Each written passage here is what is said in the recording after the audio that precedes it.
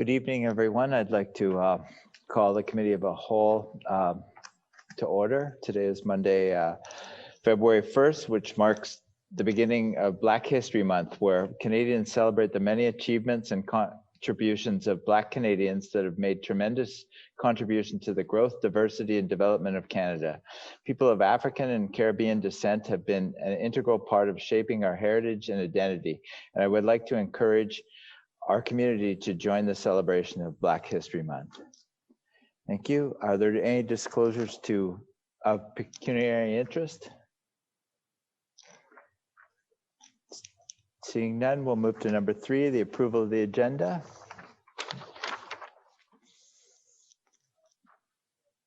Need a mover and seconder. Moved by Councillor Dunstall, second by Councillor Frake.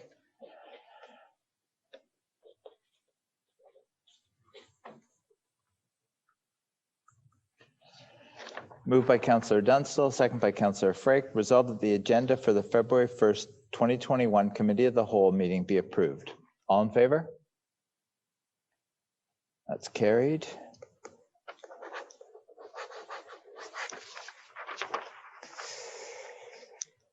We move to number 5, the development charges overview. First, we're starting with opening remarks from Brandon. Thanks, Brandon. Thank you, Mr. Mayor and members of council. So Nancy Neal from our consultant, Watson and Associates, will be providing a presentation, and she'll run through the format for the public meeting portion of the development study. So without further ado, Nancy, take it away, please. Welcome, Nancy. I think you're muted. Yes, sorry. Through you, Mr. Mayor, could you formally open the public meeting for me so that we can continue with the presentation? All right, I now formally open the public meeting. Thank you, Nancy. Thank you. Thanks. So I will take you through a presentation. If you could go to the slideshow view for us. That would be great. Thank you. And if you can just move to the next slide for me. Can I actually control this?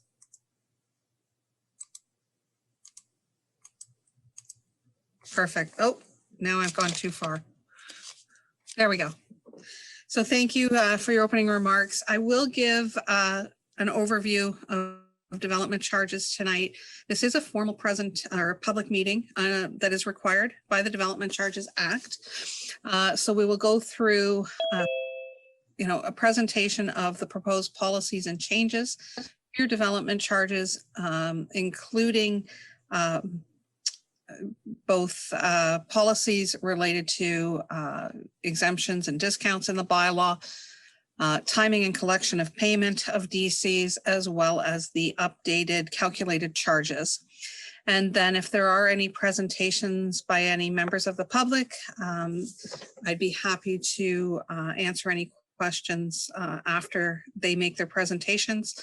And then if there's also any questions of council, again, be happy to try and answer any of those questions before we formally conclude the public meeting tonight. So the purpose of the public meeting, as I mentioned, it is a requirement of the Development Charges Act. The background study was made available in December.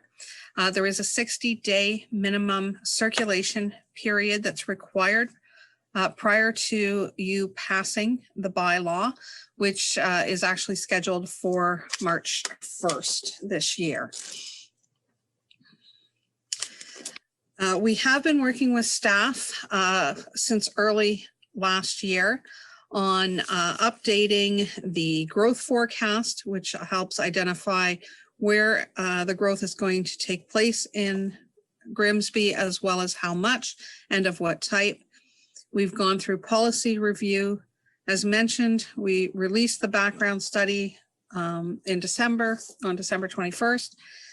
Tonight is the formal public meeting, and there will be consideration of the bylaw on March 1st. Development charges are, for those who don't know or need a little refresher, are charges that are imposed on new development to recover capital costs associated with that growth. And that is both residential and non-residential growth. And the capital costs that we include in the development charge are those that are in addition to what are typically done by the developer of the land through their subdivision or site plan agreements, which may include internal roads, water, sewer mains up to a certain size, sidewalks, streetlights, etc. So these are really the broader based projects that are included in that benefit more than just one development. Municipalities are empowered to impose these charges under the Development Charges Act versus other Municipal Act charges that are an option. So there is rules that if you can charge something for growth under the Development Charges Act, that is the way that the province prefers we do it. Development charges have been around for a very long time. There has been various iterations of the Act over the years with many changes to the Act actually taking place in the last 4 years. So prior to the first Development Charges Act in 1989, these types of capital recoveries were through the Planning Act. And for those of us old enough, we'll remember they were lot levies, and the charge was imposed at the time a lot was created. Since 1989, we have had a piece of development charge legislation that dictates how we calculate the charges, when charges are imposed, and allow municipalities to provide any kind of exemptions for certain classes or types of developments that they wish to promote in the municipality. Since the first act, there was a major update in 1999, and then it really didn't change until January of 2016, based on amendments through Bill 73 at that time. And then in May of 2019, the province introduced Bill 108, which actually included the recommendation to for a lot of changes, pretty major changes. There was stakeholder consultation with the province, the development community, municipalities, and companies like ourselves through 2019 and into 2020.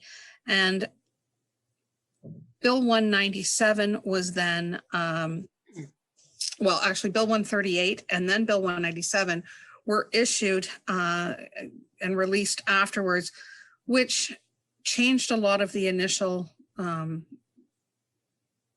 rules that they were imposing under Bill 108. In the end, some of the parts of Bill 108 and 197 were proclaimed and became effective January 1st of 2020.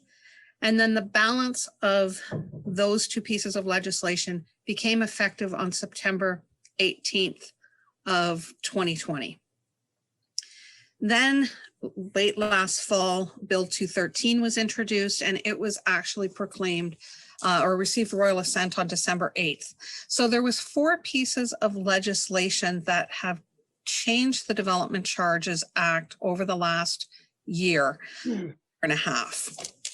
And some of those changes, well, all of those changes we've embraced in the development charge calculations and the draft bylaw that's before you.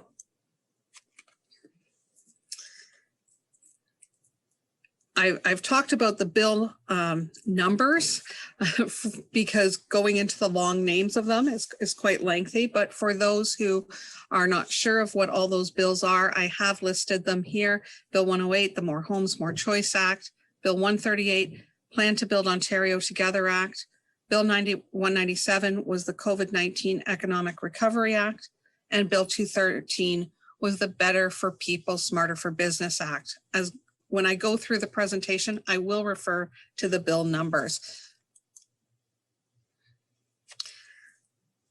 One of the major changes that have taken place is with Bill 197 is prior to this, the Development Charges Act allowed municipalities to collect for any services that they provided where there was a growth-related need, except for, and then there was a list of services that were considered ineligible.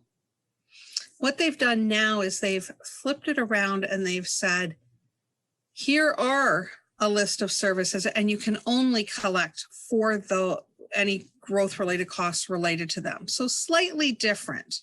And there's certainly services that municipalities in the past have been collecting for that are now deemed ineligible. For example, parking services. There are transition rules, and we'll get to that because you have been collecting for parking, municipal parking services. So we'll get to speaking to how that change affects yourselves. One of the other changes that took place and became effective last year was regarding the timing of payment and the timing of calculation of the development charge. Previously, your development charge was calculated and payable at the time of your building permit issuance. Now, for certain types of developments, rental housing and institutional developments, the development charges are actually paid in 6 equal annual installments, with the first installment due on the date of occupancy, and then every year thereafter on the anniversary of that occupancy date. For nonprofit housing developments, the installment payments are actually in 21 equal annual installments, again, with the first one due at the time of occupancy of the first unit, and then every year thereafter for another 20 years. In addition to that, the development charges are where they were typically calculated at building permit issuance. There's been a change there. So if a development application for a zoning amendment or a site plan comes forward, the development charge rate that is in effect at the date of that site plan or zoning bylaw amendment application is frozen. And it's frozen from that date until 2 years after the approval of that application. So there's a time between the application and the approval of it. And from that approval date, you have 2 more years to get your building permit issued, and you would pay the rate in effect at the time of the application. So that actually, means a lot more administrative tracking for the municipalities, but it also provides the development community with a better understanding of what their rates will be at the time that they have to pay them. The Act has included a clause that you can charge interest on either the installment and or the DC freeze, as long as you have a policy in place to do so. With Bill 197, as I mentioned, that list of eligible services changed. The other area was that it allowed municipalities to create a class of service. And that allowed municipalities to combine services. So you may have a class of service, for example, for some municipalities, think of a single tier that has fire, police, and ambulance. They could have an emergency services class of service that would include all 3 of those. For yourselves, growth studies is a class of service. And public works, fleet, and facilities is typically the other service that is classified so that because it actually deals with more than one eligible DC service. So because your public works is responding to roads, sewer backups, storm drainage issues, water main breaks, maybe even parks development or maintenance and operation. We combine that into a class of service because it actually benefits multiple eligible DC services. Prior to Bill 197, there was a mandatory deduction of 10% that we had to make for any service other than water, wastewater, roads, storm, fire, and police. So your parks and recreation, your library, your services had to have a 10% mandatory deduction, and those costs then had to be funded from other town revenues. That has now been removed, and so the updated calculations include the full cost of the projects without that deduction this time around. As well, in the past, for those what we considered softer services that had that 10% deduction, you were also limited to a 10-year planning horizon. So with those harder services, the water, wastewater, roads, etc., you could look at any planning horizon. And as long as you had identified the growth and the capital needs to service that growth, you could include the calculations in the DC. But for those softer services, you could not go out past 10 years worth of capital needs and growth for it. So that's a subtle change which has allowed municipalities, if they have the capital and growth identified, to go out a longer period of time. The only service that they didn't extend that for was transit services for those that have transit in their development charge. High-level overview of the steps we have to follow. We first look at the and identify the amount, type, and location of the growth in the town. We then, in speaking with staff and reviewing master plans and other documents, identify the servicing needs that are required for that growth, and then that translates into a capital cost or a list of capital projects that are required to meet those needs. So the need may be that we need more indoor recreation space.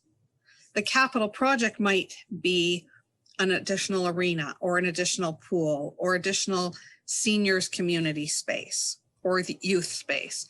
So there's a slight difference between number 2 and 3. We then have to deduct any known grant subsidies or other contributions. We always have to turn our minds to whether or not the projects will benefit the existing community as well, or the existing development. So if you're replacing a facility that's 5,000 square feet with a 10,000 square foot facility, then the first 5,000 square feet is definitely a benefit to the existing community because it's a replacement of what's already there. As well, we have to do these historic service standard calculations. So the Act says that we cannot charge in the future any more than what you have provided on average over the last 10 years. And we go through a mathematical calculation, and that sets an upper limit on what can be included in the development charge for each service. If your capital needs exceed that, we cannot include that in the calculations, even though you may need to actually spend more. And then, of course, because you've had development charges in the past, for each of the services, you have reserve funds, and we always have to rationalize the balances in those reserve funds at the end of each year.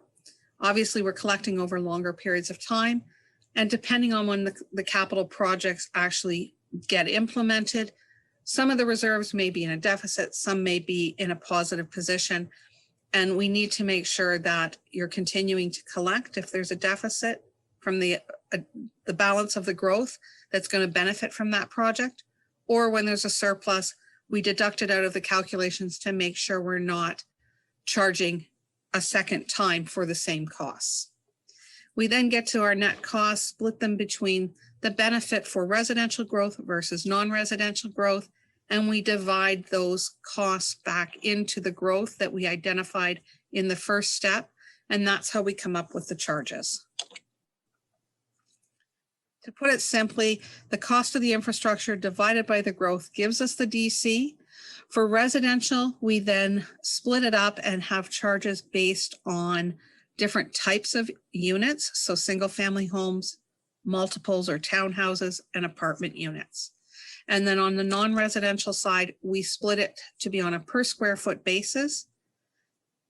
You can differentiate those charges, which you do, into industrial versus non-industrial charges as well. There's a direct relationship between the cost of servicing growth and how to fund it. If you do not impose it as much as you can through the development charge, then obviously you have to fund those capital projects when they come up through rates, taxes, other reserves, or other sources that you may have. I did mention that local service policy, which is that defines what the developers are required to do at their cost with, and those projects don't go into the development charge. Back with the change with Bill 73 in 2016, there was an additional clause put in the act about no additional levies, which prohibited municipalities from imposing any kind of additional payment or requiring construction of a service that wasn't authorized under the Development Charges Act. Because of that, we have ensured and worked with staff to make sure that the local service policy that is in the background study as an appendix clearly identifies what costs are those local costs to the developer versus what costs will go into the development charge study and calculations. The growth forecast that we're looking at, we have kept some of the services on a 10-year basis, even though we didn't have to with the changes in the act. And that was because it was 10 years worth of capital that staff actually had identified. For the next 10 years, we were looking at just over 3,100 additional people. That results in just over 1,600 additional units. And for non-residential, we were looking at just over 600,000 square feet of additional industrial, commercial, and institutional development.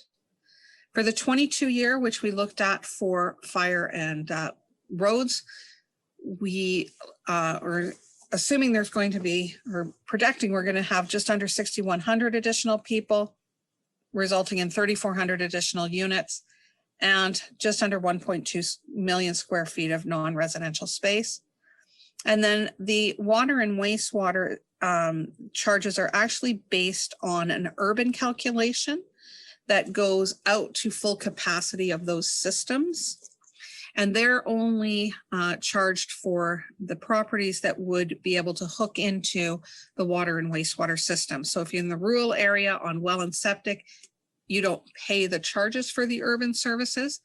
But for calculation purposes, we have looked to full build out, and that gives us almost 9,000 additional population that can be serviced. Just under 5,200 units that results in, and almost 1.8 million square feet in non-residential space. This just gives you a projection of the residential housing forecast. You can see the black columns that are on the graph are the past and what has actually been the take up of new residential permits over the last 10 years. And you're averaging just around the 250 unit a year mark. The growth forecast does assume less than that going forward based on the supply of lands that you have to grow on. So we are looking at approximately 140 to 157 units per year. And the colors on the right-hand side of the chart indicate the type of growth. So low density being singles and semis, medium density being your townhouses and row dwellings, and high densities being your apartments. And you can see as we get later out into the forecast, there's much more of an emphasis on the medium and high density and little to no low density development left. The services that we have considered are based on a townwide They are for services related to a highway, which is your roads and related, sidewalks, streetlights, traffic signals, etc. Fire protection services, parks and recreation services, and library services. In the urban area, we've also looked at water, wastewater, and stormwater services. And then, as I mentioned, there were 2 classes created. They are on a town-wide basis for public works, fleet and facilities, and growth studies. The Act does require you to provide for mandatory exemptions for certain types of developments. So for industrial building expansions, developments can grow one time up to 50% of the existing square footage without having to pay a development charge. So if you have a 100,000 square foot facility, you can grow up to 150,000 square feet without having to pay a DC. Once you exceed that, then development charges would start being applicable for the incremental additional square footage. Of course, the school boards in the region also have development charges. If they construct buildings in Grimsby, you wouldn't impose your charge on them. And if you, when you construct your facilities, they wouldn't impose their charges on you either. The balance of the majority of the balance of the exemptions mandatory are related to residential intensification. And I've highlighted in yellow the changes that have just recently taken place. So continuing with what has been there for many years, if you have an existing dwelling, you can add up to 2 additional apartments within a single family home. And as long as you're not more than doubling the size of the existing home, you don't have to pay a development charge. For any other type of residential unit, you can add 1 unit without having to pay the development charge. What was newly added last year was that now for new builds, not existing homes, but new builds, if a developer comes forward with a single family home today or a semi-detached or row dwelling, they can add at the time they're building it, that apartment unit, and they do not have to pay for that apartment unit. So that additional unit is automatically exempt now. In the past, it was only exempt when you were adding units to an existing unit. Now it's on the new builds as well. And then you can also add 1 accessory or ancillary unit that is not inside the home. So that could be a granny flat, that could be an apartment over a detached garage. Those units are also mandatorily exempt now. So when you are imposing at the time of a new build, it's the larger of the 2 units that you would impose the DC on, and it would just be for one charge, not 2. And Bill 213 is the bill that just came into effect in December.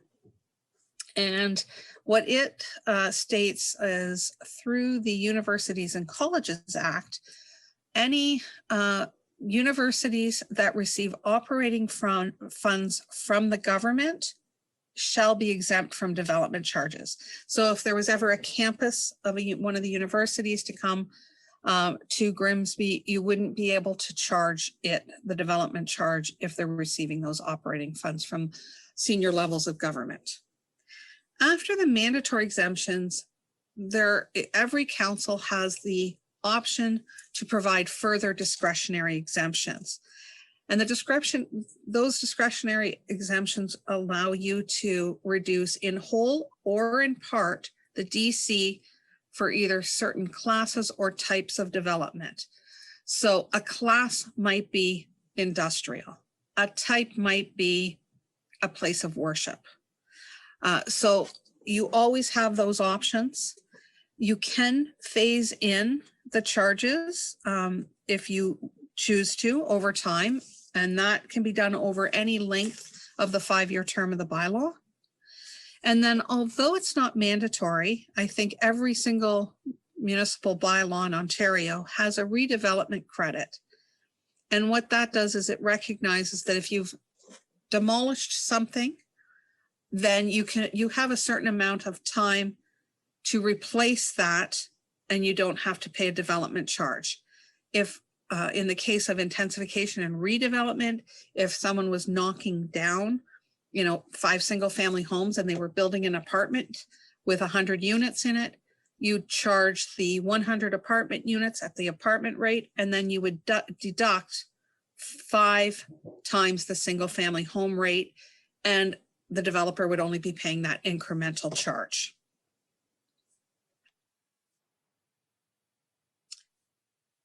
Currently, the proposed non-statutory exemptions that are in the draft bylaw include accessory structures that don't exceed 10 square meters of gross floor area, and the non-residential component of a bona fide farm, including wholesale greenhouse facilities and structures. So those are currently what is in as the recommended discretionary exemptions. As well, currently in the draft as well, and this is carried forward from your previous bylaw, that redevelopment credit, as I mentioned, there's a certain time period there's a 4-year sunset clause on it. We have this time around also included the option that for brownfield redevelopments, because we recognize and staff recognize that it takes longer to do the site remediation and get all the approvals needed before development can happen on it. Quite often, those types of developments take longer to get through all of the process before they can actually pull their building permit. So this new bylaw is recommending that an application process be put in place. And for those types of brownfield developments, they could apply to have an extension of that 4 years for an additional 3 years. So they could get a credit up to recognized for what was there prior for up to 7 years if approved. So just to give you an example, show you what the development charges are per the existing bylaw. These are in today's 2021 existing dollars. So your current charges in the urban area for a single family home is $17,702. The multiples are $11,913. And depending on the number of bedrooms in apartments, they range from just over $7,000 a unit to $10,529. Again, for non-residential, it's based on a per square foot basis. The charge is currently in the urban area, $3.73 for industrial and $8.37 per square foot for non-industrial. The calculated charges, you'll notice there's a couple of different tables here. And I'll point out the middle table is related to parking. So because parking has become an ineligible service under the changes with the Act, there is a transition period. We didn't update or recalculate the municipal parking service. However, you are still allowed to impose that charge until September 18th, 2022. So we've segregated it out, and in the draft bylaw, there's actually a new bylaw that does not include the parking service, and there's an amendment to the existing bylaw which strips out all of the other services and only leaves parking and allows that to continue until September 18th, 2022. So for the services that we have recalculated, those charges plus the parking charges for the next year and a half or year and 3 quarters, I guess, result in a new calculated charge of $17,732 for a single, $11,856 for a multiple, and then apartments range from $8,145 to $10,174. And as I say, any developments that take place after January or September 18th, 2022, the charge then drops by that middle schedule of $43 per single family home, etc. So your charge will drop next year. What that results in just as a comparison to where you are today based on the last study plus indexing, and where you are, where the calculated charge is going. You are increasing the charge slightly from 17,702 for a single family to 17,732. But again, that $43 drops off next year. So your charge will be next September, slightly less than where it is today. On the non-residential side, your industrial charge is actually proposed to drop from $3.73 a square foot currently to $2.89 a square foot. And your non-industrial charge, again, will be dropping when the new bylaw is implemented from $8.37 per square foot to $6.15 per square foot. Where that ranks you with municipalities in your area, we've provided a bit of a survey. The current calculated charge, this is based on a single or semi-detached home, is really the red arrow, and the calculated charge is the green arrow. I do want to point out that quite a few of these municipalities don't have their indexing until later in the year, so they're still the 2020 rates. Technically, a lot of them don't index till April 1st, July 1st, etc. As well, the majority of these municipalities have not undertaken an update to their DC to remove that 10% mandatory deduction that no longer has to be done, and your new calculated charge has reduced and gotten rid of that 10% deduction. So there are quite a few others that are in the process right now of updating bylaws, but currently this is where you sit in the ranking of those around you. As well, for the commercial type developments, we've shown you where the current rates are and then where the calculated rate is, and you can see that you are decreasing on the list of comparators there. And then again, with the industrial developments, we've laid out where you rank with the neighboring municipalities. The municipalities included are all of the Niagara municipalities. As well, we've included Hamilton, since you're right next to them in the survey. Going forward, again, March 1st is the date we've scheduled for you to consider and pass the new bylaw. And that ends my presentation. So I'd be happy to answer any questions that you have now, or once the delegations speak after that. Thank you very much for your presentation, Nancy. Certainly a lot of numbers in there.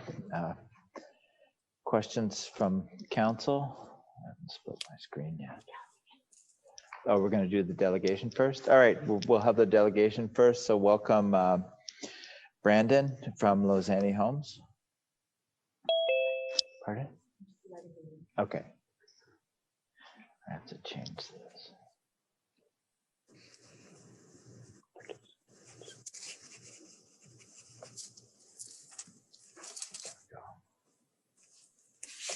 It's here now. Okay. Welcome, Brandon. How are you this evening? I'm good. How are you? Great. We're ready for your delegation now. So. Okay. Well, my name is Brandon Almeida. I'll be speaking on behalf of Lausanne Homes this evening. I'm speaking to you today to formally request consideration of committee in the town to provide language within the future DC bylaw to extend the time frame for which demolition credits can remain active on large-scale brownfield developments, and specifically the fifth wheel site.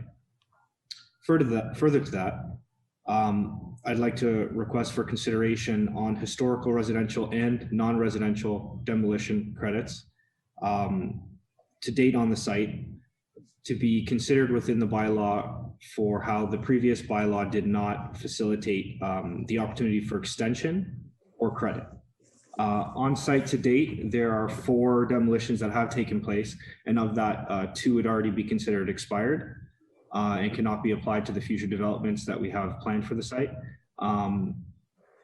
Our company has had the pleasure of working closely with staff and this council to come to the approvals that we have achieved to date for the fifth wheel site. And we'd like to ensure that some of the credits that we believe should be applicable for the future redevelopment can be realized. It was noted in one of the letters that I provided that our office has been in communication with staff from 2019 to bring this forward. And we were advised that this process would be our best opportunity to ensure that that was considered. As you know, this is a substantial brownfield development within the town of Grimsby.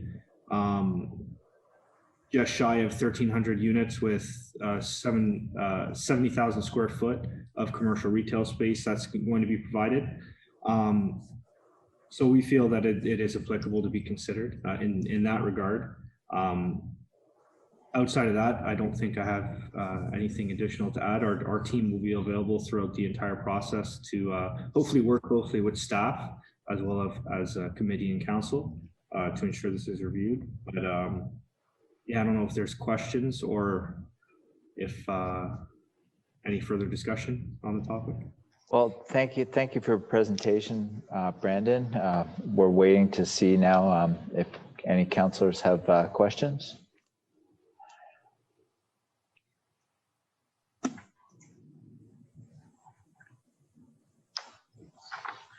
I don't see any questions from council. I'd like to thank both presenters, both Nancy and Brandon, for your presentation, Nancy, and your delegation, Brandon.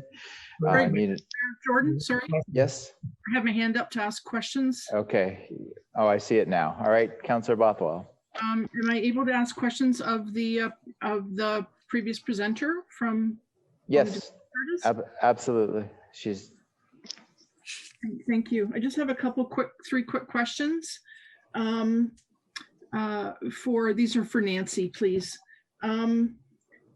The definition of cannabis production facility has been added, and it's deemed as an industrial class. I just wondered how we're aligning that with our zoning bylaw, which currently does not have a definition of cannabis production the same way that you have as industrial. Right now, we just have marijuana production facility, which is being reviewed under a cannabis study that we're waiting to come back for a public, for final public input. So how does that align with where we're going with that definition? Does it have to align with our ZBL or not? Through you, Mayor Jordan. No, they do not have to align. Wherever possible, it's great if we can get the zoning bylaw and the development charge bylaw definitions in alignment. However, as you know, zoning allows for many different types of use. With the development charge, we always look at what the built form is. And so there are times that those two definitions do vary somewhat slightly or quite a bit.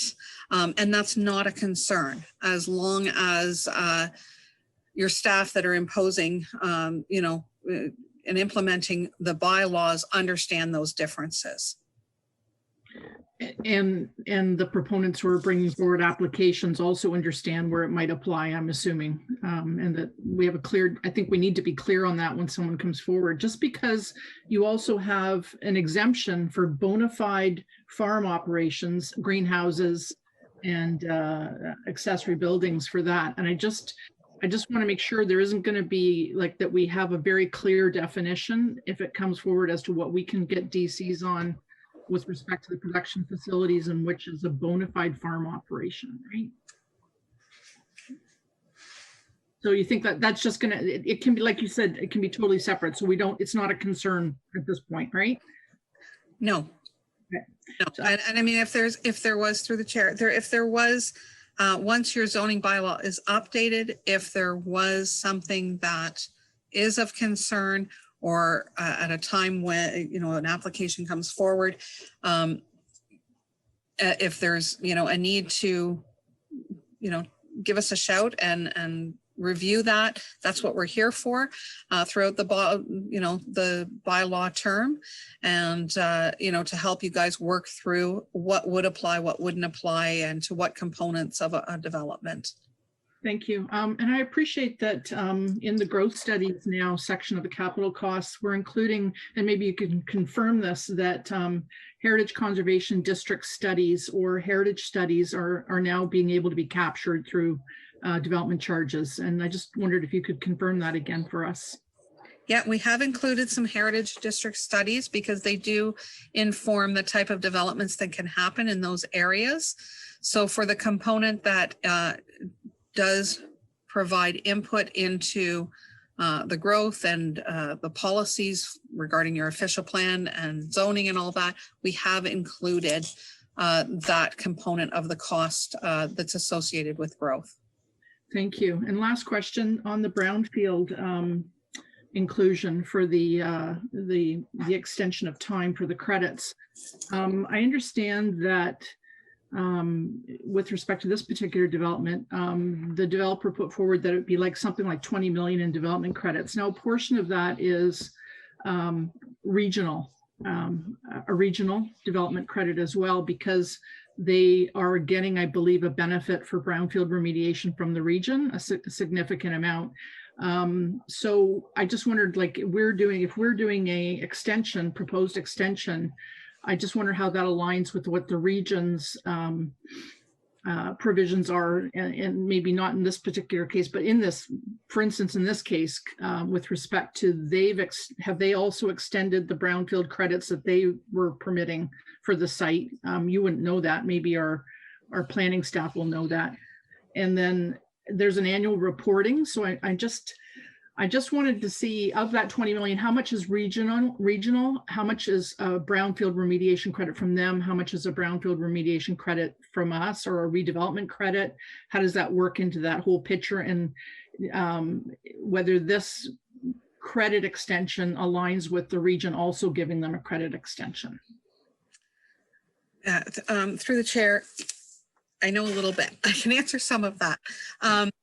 If we look at the existing bylaw, right now, there's a 4-year limit. And as Brandon was explaining in his delegation presentation there, some of the demolitions that have taken place have already gone past that 4-year. So a couple of the buildings were demolished back in 2016. So though the 4 years ran out last spring, actually, for those. The region's bylaw allows 5 years for most redevelopment credits. So for the region, those couple that have expired for the town, they would still be getting the redevelopment credit for those two components up to this spring before it runs out. The region does have an application process that you can go through to get an extension. And we looked at that when we were adding in that proposed extension into the draft bylaw going forward for an additional 3 years. So I'm not sure the 20 million exactly what the breakdown of all of that is, because some of it might also be relevant to education development charges, which have a 2-year window. I don't know what all the breakdown is. We would have to first look at what components of the 4 demolitions that have taken place, how much that is in redevelopment credits, and then determine for those couple of that have already expired, the only way to possibly allow those to continue to get credit is if you extended your 4-year initial redevelopment timeframe to 5 years for brownfield development, and then still allowed another 3 years. That would be the only way in that specific case. All 4 demolitions could potentially receive the full credit. So right now, the draft bylaw you have in front of you allows the 3-year credit, but it hasn't changed the initial time period from 4 years to 5 years for brownfield developments. But it is something that, if that is something council wishes to do, you do have up until the night you're passing the bylaw on March 5th to make any other policy refinements to that bylaw. So that is something that you can consider in the weeks to come as to whether or not you want an additional clause added in to the bylaw to extend the 4-year period to 5-year for brownfield sites with the option for the 3-year additional. Hopefully that helps. But to actually do calculations and figure out how much the 20 million might be yours, I'm guessing it based on some basic information I had from staff earlier today, it could be in the range of a couple $100,000 that would be applicable for yourselves, but I don't know for sure. I don't have the timing of when, I guess there was a single family home that was, I don't know when that demolition took place. And so I don't know if that would be applicable or not, or if it's even older than, you know, even the 5-year extension might not work for it. I'm not 100% sure on all of it yet. Thank you, Nancy. I guess that just leads into, if I can ask the clerk, if we can just do an information request so that we can have it for the next meeting, if we're going to be making any type of a decision or action on the delegation, that it provide us with the breakdown of the DCs and the credits that are currently applicable and have expired in more detail, so that we have that information before us before we consider any amendment to the bylaw. Thank you. You're welcome. Thank you. That's been noted by the clerk, Councillor Bothwell. Councillor Cadwell.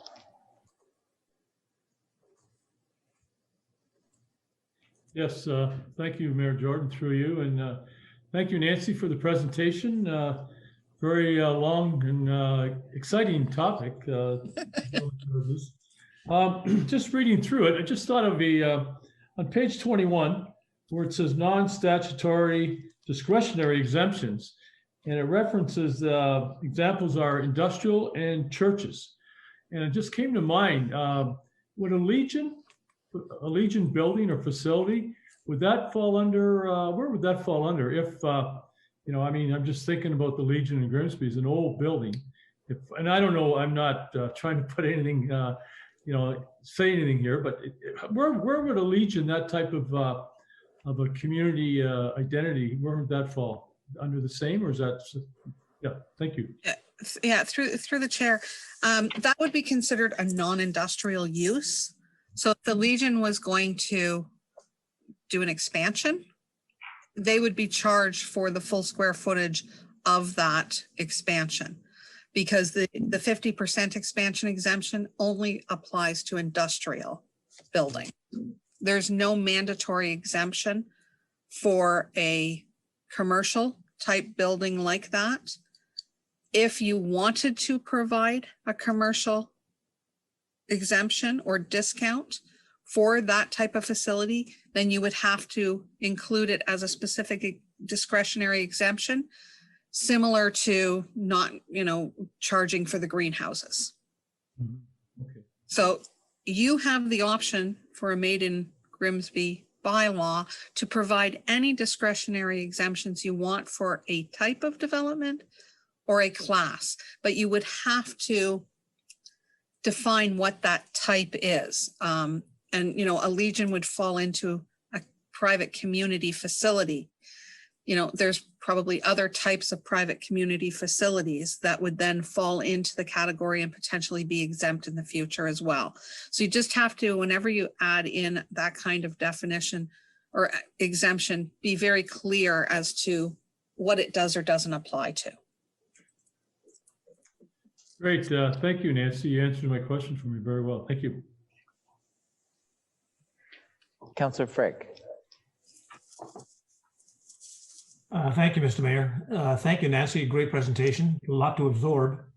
I'm sure I'm going to forget about 85% of it or more. But anyways, I just wanted to clarify a couple of things. On slide 17, under exemptions again, I just want to understand the reasoning or the logic behind why industrial building expansions are exempt up to 50%. Is there, what's the logic behind that? That exemption actually was put into the Development Charges Act back in the change in 1997. Mm-hmm. I can only guess that it was a push by the industrial community and by the province, who was trying to ensure that we weren't losing all our industry to other countries, that they wanted to promote that type of development staying here in Canada and especially in Ontario. And I can only assume that there was the political willpower behind providing for that exemption in the past. I certainly wasn't privy back in 97 to those discussions, but that's when that change took place. Makes perfect sense, and is exactly what I expected you to say, actually. And I'm glad to see that they've built in economic development into the thinking beyond the DCs. On the same slide, thanks for that answer, by the way. On the same slide, you mentioned in a little more detail what the slide says, that if a college or university wanted to expand, let's say Brock wanted to expand into Grimsby, they would be exempt development charges because they have a campus within the region already. Did I understand that correctly? Yeah, sorry, through the chair. This is the new one that just came in December. So colleges in the past, for the most part, because of their charter and that they fall under the province, almost all colleges are already exempt from development charges. Mm-hmm. Universities, though, are a bit of a mixed bag because there's certain charters that fall under the Crown. Those ones are exempt. Others do not fall under the Crown, so they haven't been exempt. So there are municipalities with universities that have been imposing development charges on those universities in the past. The universities, went to the province through this process that's been taking place in the last year and have rallied to get them to include an exemption from development charges under this new Bill 213. And the government agreed, as long as it's for universities receiving operating funds from higher levels of government. So if it was a private university, it still would not be exempt. Brock University, I believe, but I would have to confirm, I believe they do receive operating funds from the government. So if they wanted to put a campus somewhere in the town of Grimsby, it would most likely be exempt from paying a development charge. But we have to get proof of what the operating funds are that they receive to determine that. So the municipality, in fact, then would kind of absorb any of those costs related to those buildings. Yeah, whether it's mandatory or discretionary, any kind of exemption has to be funded from other sources because it chips away at what you are collecting from the growth that's been included. The only one that isn't like that is the redevelopment, because there's no incremental increase in development that's happening. It's a replacing like for like, basically. So we should probably be asking Queen's Park for some for some money if that's what happens. Because they're the ones that have passed this. Anyway, okay, thanks. One more thing. I'll have slide 15. You find it here. The growth. Yeah, your growth chart. Yeah, it doesn't grow. It doesn't grow that way. I mean, I assume that you just kind of averaged the whole thing out for the next number of years and divided it by the number of years and came up with those numbers. So I would say they're probably more lumpy than that. Yeah, the actual, especially when it's high density, can really fluctuate. Obviously, you come forward with a 20-story building, and you're going to have a bump year. What we do need to be really mindful of is how much of that growth is anticipated in the first 10 years, because some of the services are only calculated based on the 10 years worth of growth. So yes, just like the past, you can see those blip years in 2016 and 2019. That can certainly happen going forward as well. What we do want to show is what we're anticipating over the 10-year versus the longer period, and that shift between low and medium density to higher density. So as a council, as a municipality, we should be trying to be very, very accurate in some of those, some of that growth, so we can put money aside to ensure we can do the things we do. And I'm sure that Brendan has the answer for that. In terms of, we put something together for the next 5 years, I believe in it. We have a 5-year budget, don't we, for this type of thing? So we can take care of the lumps in those in that graph.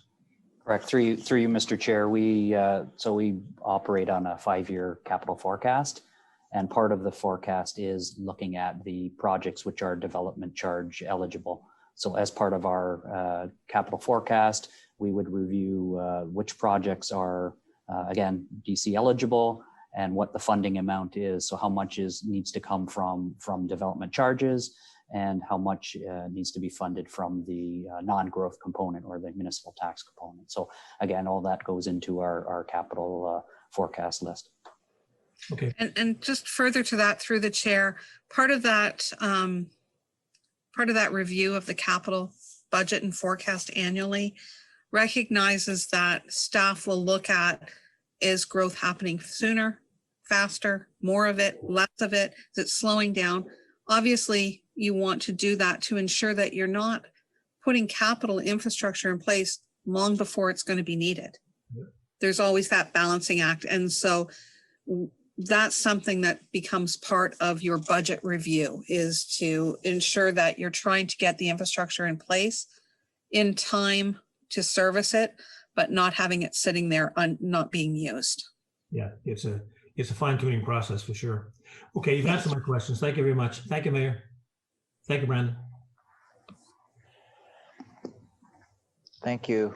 I don't see any other questions. Thank you very much, Nancy, for your presentation, and thank you very much, Brandon, as well.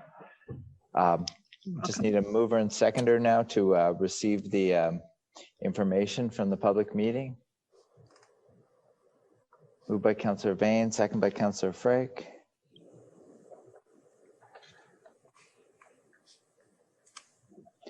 Moved by Councillor Vane, second by Councillor Frake. Resolved that the committee receive the information provided as part of the public meeting, and that a development charges bylaw in support of the 2020 development charges study prepared by Watson and Associates be brought forward for council approval on March 1st, 2021. All in favor? That's carried.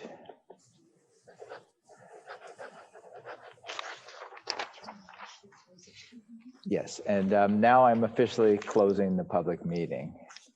Thank you very much. Good Thank you. evening.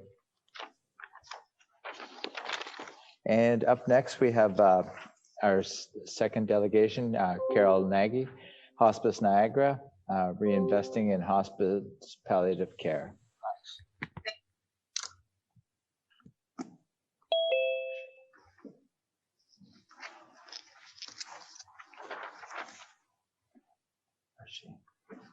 Welcome, Carol. Nice to see you.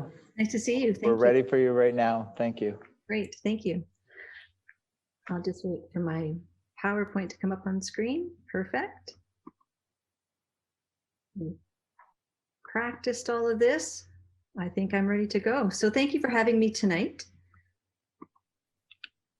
I want to talk to you about the growth in hospice care or need for hospices that we have across the entire Niagara region. I'm from Hospice Niagara. I'm the executive director. We also have a hospice, I'm sure everybody's well aware of, in Grimsby, McNally House. We're a little different from McNally and yet similar in many ways as well. McNally has 6 beds in St. Catharines on Ontario Street. We have a 10-bed residence. We also have all of the volunteer programs and community outreach programs under one roof in St. Catharines. So for example, we provide our day hospice programs for people that are living with chronic illnesses, our bereavement programs of all ages, who start as young as 5 years old and go up through to adult. And you don't have to be somebody who has used our services in the past to participate in those programs.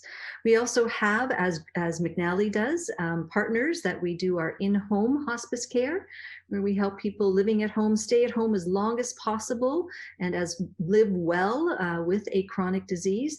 And if they would like the support to continue to stay at home when they die, we certainly are there to help them as well. And then we also house the education and consultation program for across this entire region. So our project is to fund new hospice beds, 20 new beds in Niagara that are regional beds. This came about as a result of two redevelopment program possibilities or partnerships with long-term care. So it's a unique opportunity for us to integrate our hospice care alongside these long-term care homes, and it certainly provides a more sustainable option for us. So the project will build 20 new beds in Niagara. They will certainly help preserve the West Lincoln community beds, and I know that they're also looking at expansion at McNally House at some point. What we have right now is 60% of the people from South Niagara are now using the North Niagara Hospice in St. Catharines, and we know that we're spilling over from St. Catharines and using the beds at McNally. Certainly through this pandemic, made us realize that, you know, should we have an outbreak in any one of our two hospices, we really would not be able to manage the capacity at the other site. Every year, for Hospice Niagara, for example, we're turning away about 300 people that we just don't have the capacity to serve. In building these new hospices, we'll bring 50 to 60 new healthcare jobs. These are specialized professionals that work across the healthcare system in Niagara, and it's a capital investment of $14 million that we will have to fundraise for. So what's the problem? I already talked a little bit about that.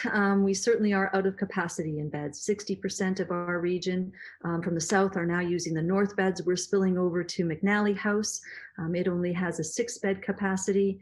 We can't serve upwards of 300 and 400 people a year. And what's happening right now in our hospital system in Niagara is really putting the pressure on hospice beds. So we know when the new St. Catharines Hospital was built, many of those people at end of life are transferred from that site and down into either Niagara Falls, Port Colborne, or Welland. While the new hospital build in Niagara Falls will not have the same capacity that the Fort Erie Hospital has for end-of-life care. And there's an unknown future right now as far as the other two hospitals, Welland and Port Colborne. So, you know, particularly Port Colborne going to an urgent care center means that those end-of-life beds will close. And there's no way to regain those beds once they close in a system. For example, Hotel du Shaver has now been designated by the province as being a rehabilitation hospital. They have 5 beds. They're able to keep their 5 beds, but they put in a plan to expand by 7, and they've been denied by the province, saying that they will be the region's rehabilitation hospital. And by their estimates, we already are 17 beds short within the next 5 years, just because they can't do that expansion. So the time to act is now for us to secure this end-of-life care that most people want and desire. So the two builds, as I said, took an opportunity to advantage long-term care redevelopment. One will be at Welland with Foyer Richelieu, which is a not-for-profit long-term care home. And the second build will be in Fort Erie with the region's Gilmore Lodge, which is redeveloping. In building alongside these two rather large long-term care homes, we're really able to advantage the economy of scale, but also to look at sharing some of the common resources. For example, the common kitchen, the common laundry, looking at how we can use IT systems across the building. How can we advantage savings in maintenance, for example, as well? This is what the province really latched onto as a model that they wanted to promote. And that's why we were able to gain support for the operations of these two builds once they're open, because they really want to see this as a test of change as they start to look at more hospice beds, particularly in smaller communities. So we all know the impact of hospice. Each year across all of our services, we're hitting about 30,000 people, and we're saving millions of dollars in acute hospital care, as well as in regular hospital care when we keep people at home longer. The average cost of a hospice bed is about $450 per day versus a hospital bed, which is $1,100 a day.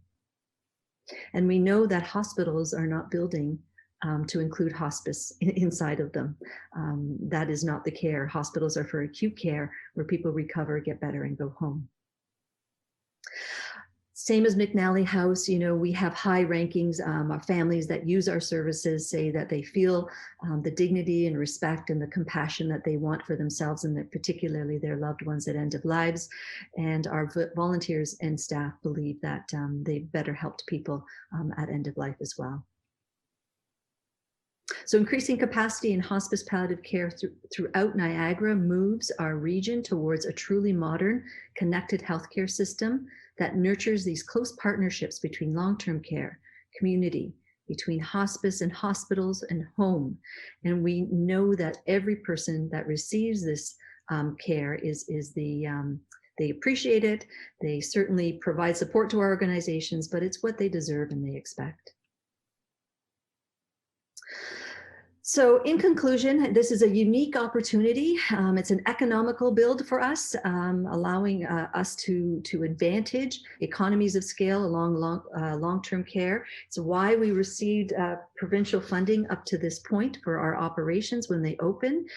And we're really asking every municipality, as the hospitals did in their model, and West Lincoln was the last hospital to get approved funding, to really go across the region and say, we need this help now.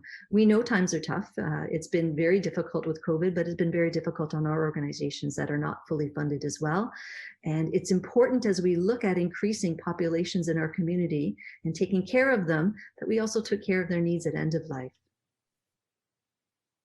So the ministry has endorsed our operational funding. They still have yet to endorse the $4 million provincial hospice capital grant policy. I hope that they continue to do that, certainly showing a united support for this across all of our municipalities will help as we advocate for that funding. And the funding formula that we're using across the entire region to keep it equitable is $4.83 per person based on your 2016 census. And so that donation for Grimsby would be $133,211. We're asking it for whichever budget year you would like. St. Catharines, using their formula, they provided funding over $600,000. Has been approved. They'll start flowing their funds in 2022 to 2026. So they've spread it over 5 years at equal amounts. And for Grimsby, if you did that same formula, each year it would be $26,642. So it's not a huge impact on the tax levy, but I appreciate that there is one as well. And that's the end of my presentation and my ask of council tonight. Thank you very much for your presentation, Carol. And I really see that there is end-of-life hospice is very underserviced in Niagara. And there is certainly a need that definitely outpaces the beds right now. Are there any questions from council?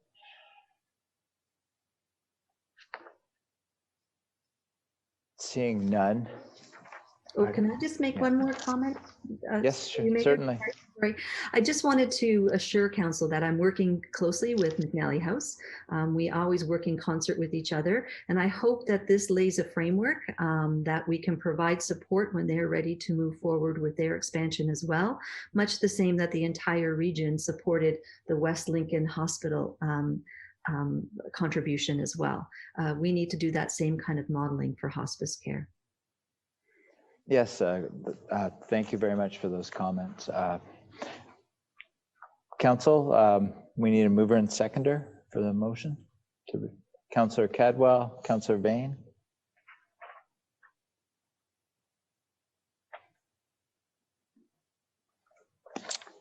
Moved by Councillor Cadwell, second by Councillor Bain. Resolved that the delegation from Carol Nagy, Hospice Niagara, be received. All in favor? That's carried. Thank you very much, Carol. Have a good evening. You too. Thank you.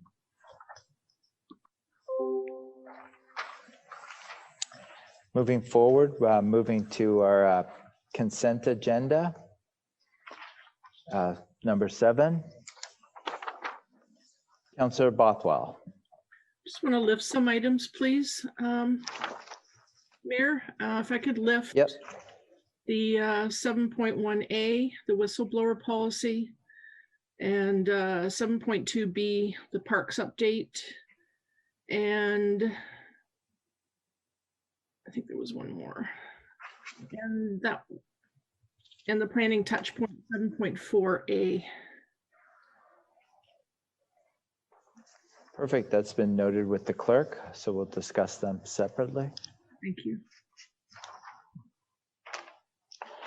So we need a mover and seconder for the rest of the consent agenda. Moved by Councillor Frake, second by Councillor Bain.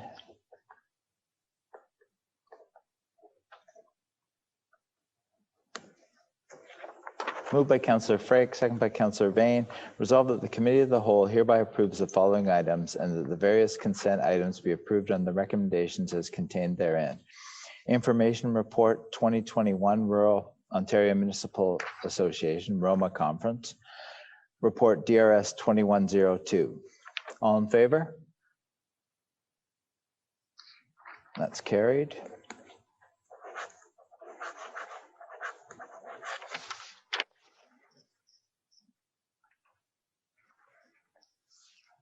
All right, so we are doing,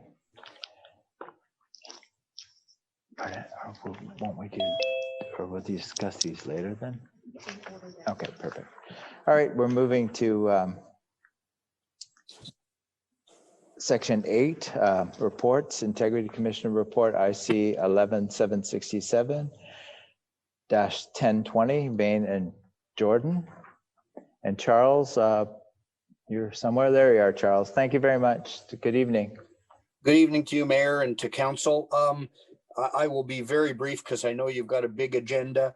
The number IC 11767-1020, Vane complaint against Jordan has been completed. It's been delivered to the clerk, and I wish to formally table it with Council. And that's my report. I think it's clear. I recommended no penalty, and I had no recommendations.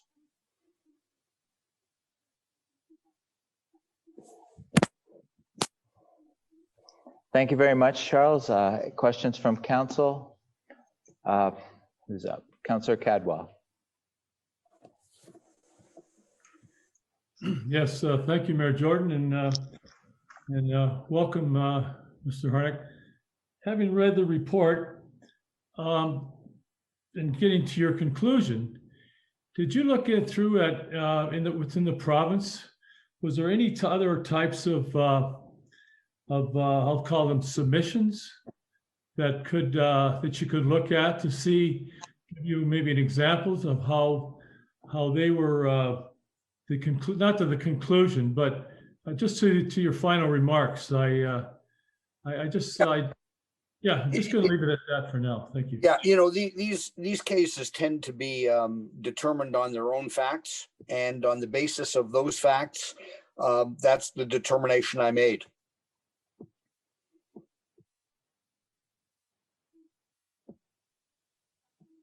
Thanks.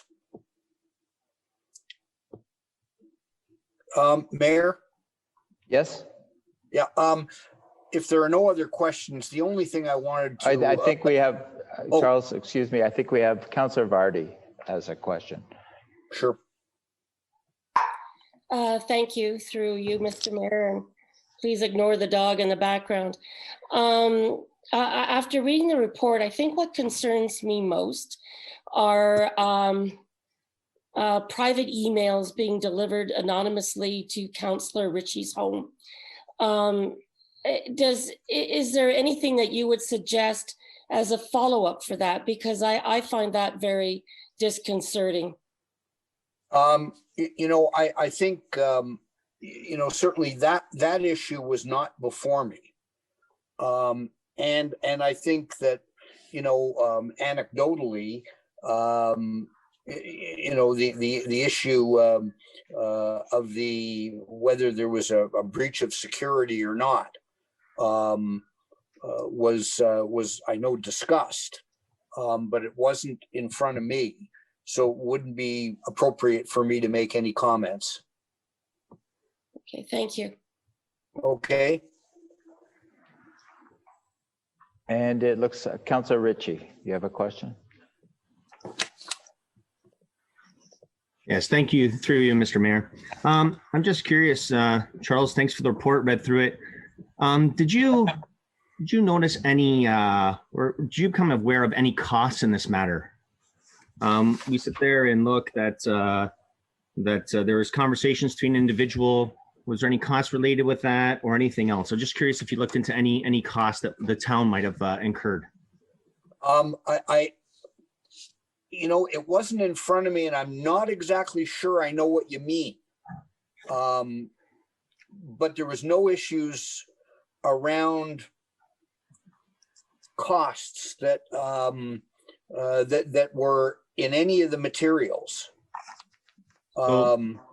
Yeah, when I look at this in the decision, you said that that the contravention was without consequence.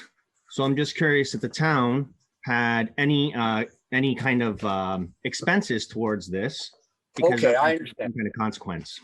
Yeah, I was looking at it in terms of consequences based on my determination of facts.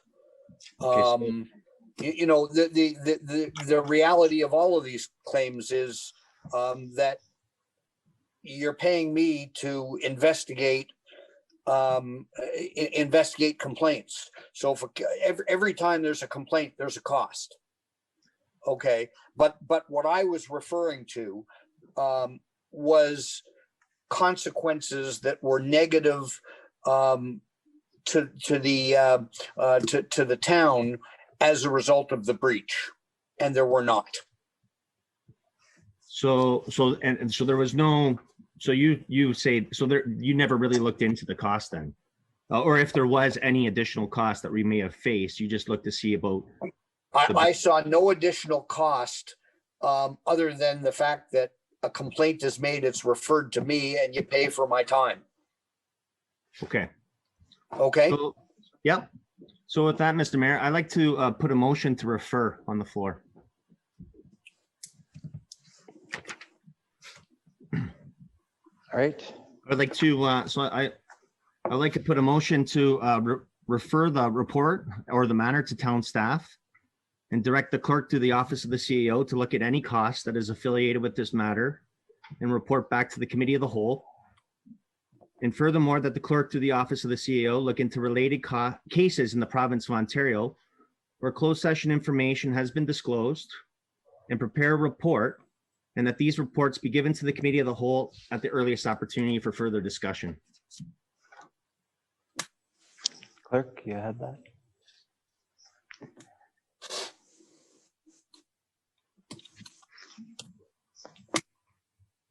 Do you have a, are you able to send that to the clerk?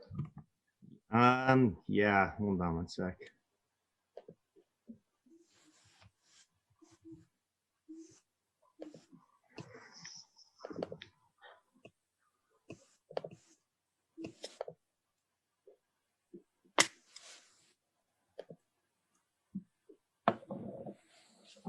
Jordan, can I just ask a question on process? Yes. The motion that's being, the referral motion asks that the clerk and CEO investigate and report on costs and related cases across the province and prepare a report. Are we circumventing our own integrity commissioner's process through this motion and his report? We're taking a different route to get information that we've already had a decision made on by the integrity commissioner? I just want to make sure if this referral is appropriate, asking the CEO and staff to investigate further related cases and precedents and prepare a report when we already have an integrity commissioner decision in front of us on it. If the clerk can maybe clarify if the motion is in order. Clerk. Through you, Mr. Mayor. I think it might be best that Charles clarifies that.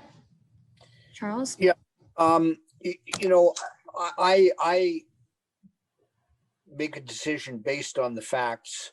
And you saw the people that that I interviewed and spoke with. And on the basis of the facts, I make a decision as to whether there's been a breach of the code. I look at what the impact of that breach was. I made a determination that it was trivial, and you know, and I recommended no penalty, nor did I make any recommendations beyond that. And you know, it's up to council. They can accept my report and my recommendations, or they can choose not to. That would be a matter that is up to council. The only thing I caution is that, you know, there are, every case is determined on the basis of its own facts, and you may find cases where someone has breached the confidentiality issues coming out of a closed session, and you know, you may see that a different penalty may have been recommended, but you know, again, it's all determinative on the facts that I found, and there may be very different facts in other cases. So no one in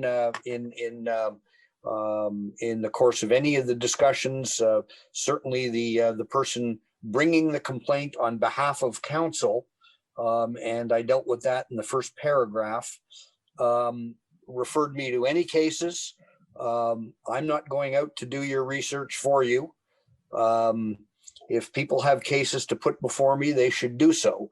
But I do caution you that every case is determined by its own facts, and you may find cases where different penalties were given. I just urge you to take a look at the difference in facts. You know, some cases may have had very negative consequences and may have been very sensitive. I think that this was not the case here, and on that basis, I made the determination it was trivial. Excuse me, I think I lost you guys. Hello? No, I still hear you. Yeah, we can still hear you. Yeah. Mr. Mayor, I sent that to the clerk. Motion to refer. All right.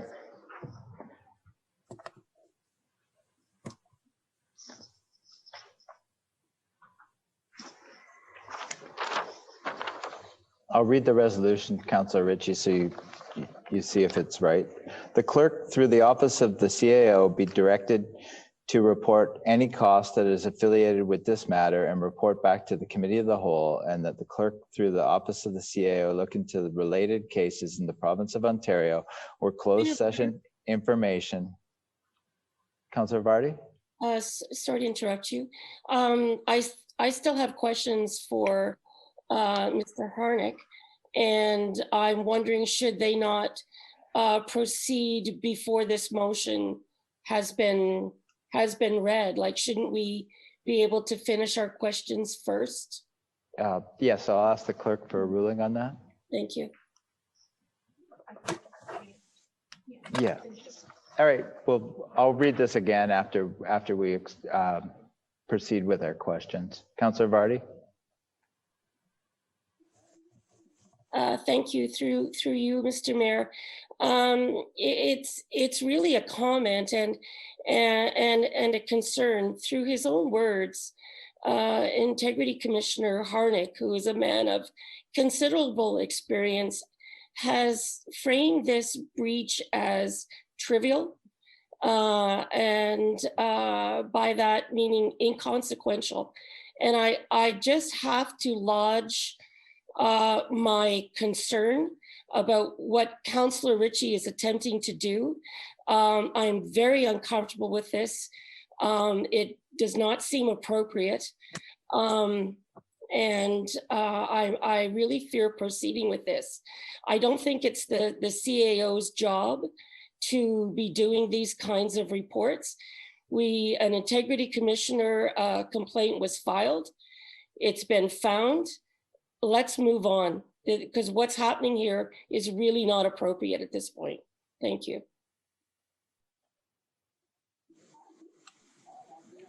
I think Councillor Sharp is next in line. Thanks, Mayor Jordan. So just wanted to follow up on that comment. I wanted to make a reference to paragraph 1 in this report. It says that the complaint dated October 2nd against the Mayor Jeff Jordan, the applicable Town of Grimsby Code of Conduct. The complaint by Councillor Randy Vane advances the complaint on behalf of the Town of Grimsby Council pursuant to a motion passed by a 5-4 vote of councillors.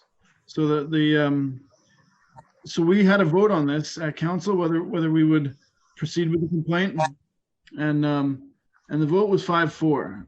And I mean, you can imagine who the 5 and the 4 was, but so I think that we're probably going to get a 5-4 vote on this too, and we're going to see that. So even when the complaint is lodged, well, first of all, there was 4 that didn't want to lodge the complaint. The complaint is found to be valid, and then if it was the will of those 4 in council, we wouldn't have even made this report. And so now the will of those 4, I think, will be not to look any further into this, right? And so it's essentially the same thing as before. And so, I mean, sometimes the newspaper writes about the Grimsby 5, right? But maybe they should write about the Grimsby 5-4. And so I want to comment that in public because we're asking for information, and what we can see is there's a split, and there certainly is a Grimsby 4, right? And they wouldn't have even investigated this at all. When we talk about transparency, we sing about transparency, and we talk about accessibility, and like all the information needs to be available. And so when we say like we want to look at the integrity commissioner, Mr. Harnick himself said he's not doing our research for us. He takes the facts that we give him. Councillor Vane lodged the complaint.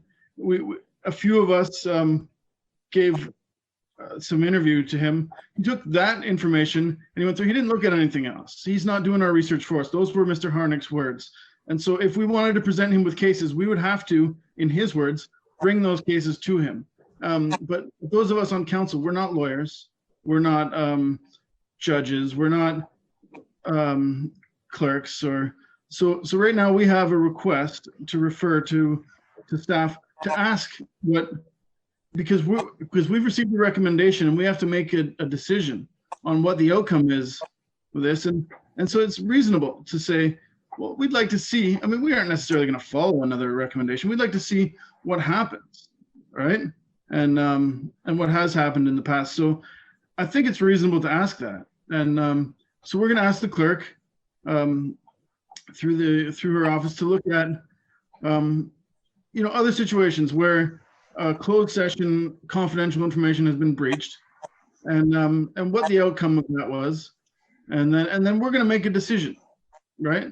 And so we're here with a recommendation that there should be no consequence, and we can look for some more information. The other part of this motion, we want to see if there was any cost. The individual who was contacted here, there may be some costs with these type of individuals when you, so we can't talk too much about it because it's in closed session. Maybe this report will come from the clerk in closed session, but the information for council is, it's pertinent. So thanks. I'll vote in favor of this. We can bring a little bit more information. It'll come back in with March or something, right? And that's great. Thanks again. Councillor Cadwell. Yes, thank you, Mayor Jordan, through you to Mr. Harnick. In your conclusion, 21.1, I further find that such contravention was trivia and without consequences. Just when I read it, the word trivia, I was really trying to understand. Can you, without getting into any of the closed session details, can you give maybe an example of trivia? Trivial, I should say. I don't know if I can give you an example of trivial. I could try and define the word for you. It's in the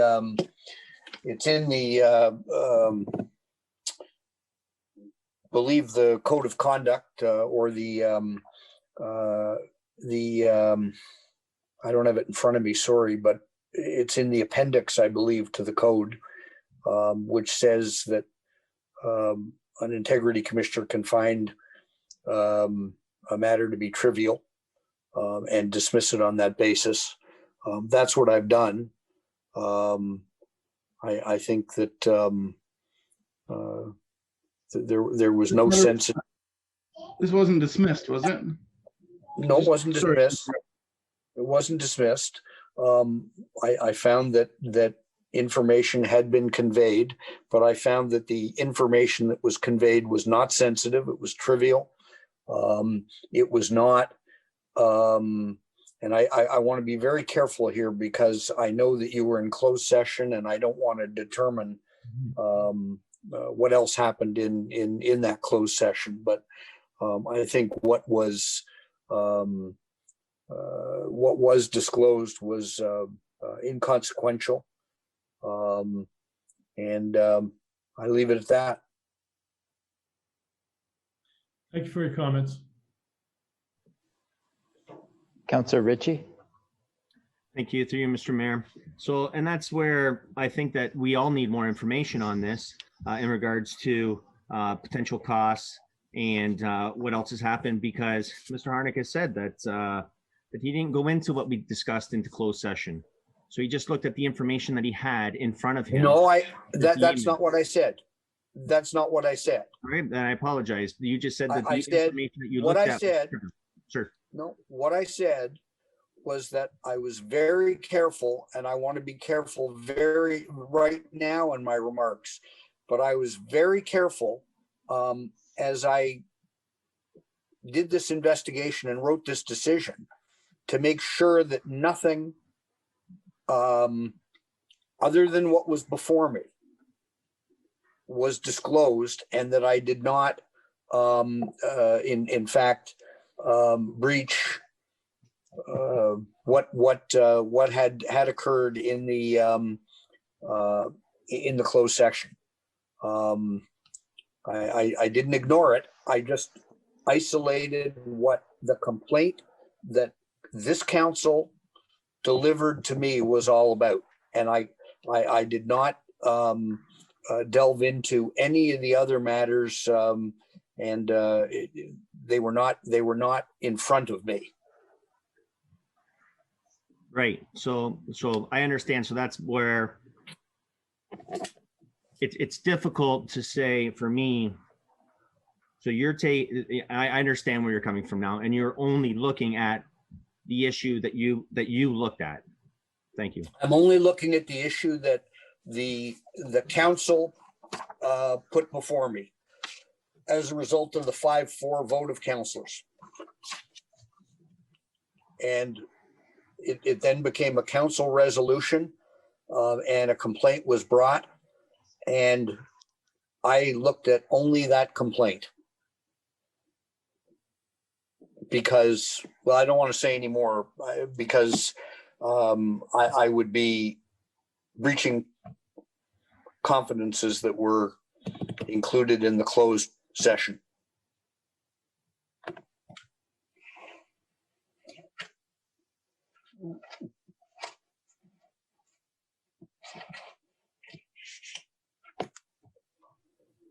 Councillor Frake.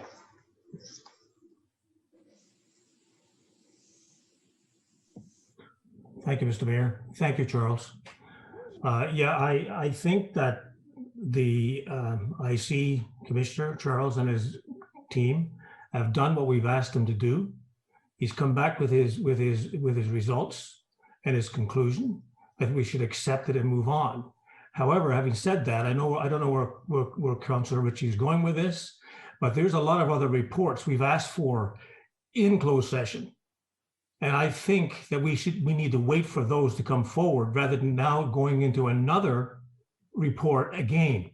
This is not doing us any favors. This is not helping this council or this town at all.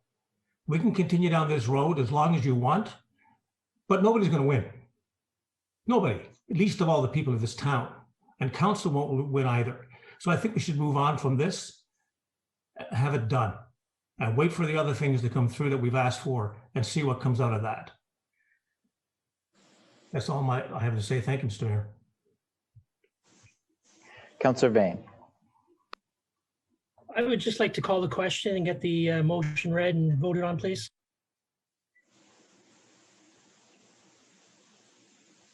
All right, the question has been called. We need a recorded vote, please. Yeah. Thank you. We have Councillor Ritchie as the mover. We need a seconder. Councillor Vane.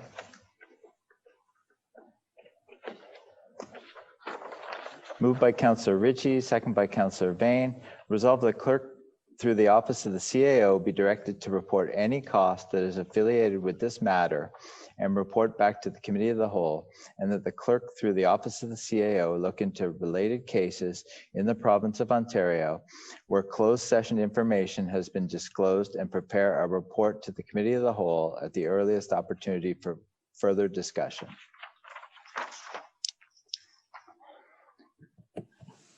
Point of clarification on the motion. Yes, Councillor Vardy? It says where closed session information was disclosed. I don't think any closed session information was disclosed, just that there was a security breach. And I think there's a distinction between the two. So can we have the motion written more appropriately? Point of order, Mr. Mayor. Mr. Harnick did find there was a violation and that information from the closed session was released. That's the finding of the IC Commissioner. That's what we're talking about. Yes, and he found that it was trivial and without consequence. I realize that. Thank you. Councillor Bothwell?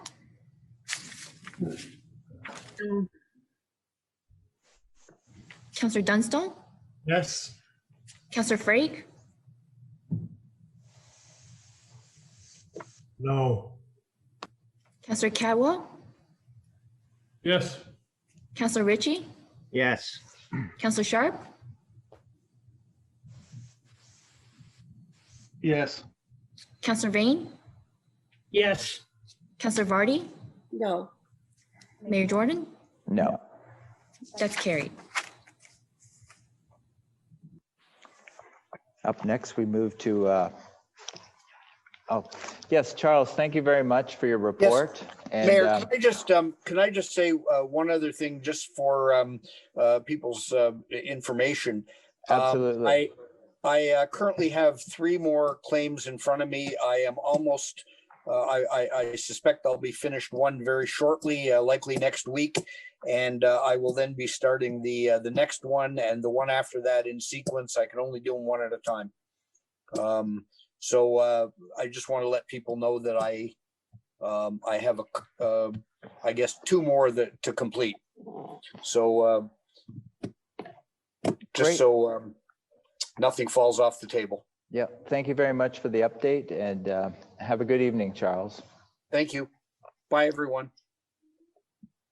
And up next, we have report 8.1B, information request whistleblower policy. Councillor Bothwell, you wanted to speak on that? Thank you, Mayor Jordan. I appreciate, I'm just going to pull it up here for a second. I appreciate our Mr. Ramos, the Manager of Human Resources report, recognizing that this whistleblower policy and request has been on the table now for about 1.5 years, asking for it to be a standalone and to address some of the gaps that we've got within it, which is to allow for third-party reporting and anonymous, and to best protect all of our staff at the town. And I'm finding that the delays, and I understand that there's pressures with COVID and everything, but it's a matter of just lifting the whistleblower section and adding a paragraph or two. With a lot of municipalities have already done this. So when we're talking about looking and researching how other municipalities have dealt with it, it's pretty clear. There's enough examples out there as to how they've incorporated third-party reporting and the ability to do that. So I'm a little at a loss as to why it's taken a year and a half to put these extra paragraphs in. But more than that, I'm very concerned that we've let it go this long, where we've left such a gap that we're not protecting our town staff. We're not giving them an opportunity to speak out. And in fact, in his report, he talks about a lot of the priorities for human resources right now are on employee relations issues, supporting workplace health, safety, and wellness to ensure operational continuity, and looking at protecting our staff. And if anything, providing for that wording to allow for any town staff person to report and feel comfortable reporting through a process that involves a third party is so important. Because now, if there were an allegation against either the Director of Human Resources or the CAO, they have nowhere to go, and they haven't had anywhere to go for 1.5 years.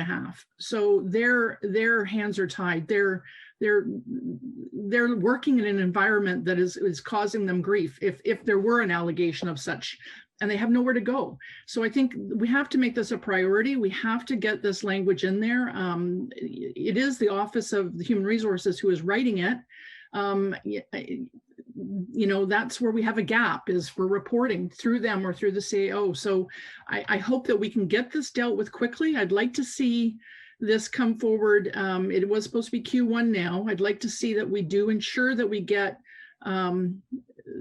the report back for the March 1st meeting. I just have no more that I can say other than I'm just disappointed that we've gone this long without providing that protection for our staff. And now we're looking at March, beginning of March, and I hope no longer than that. So that's just my comments. Thank you.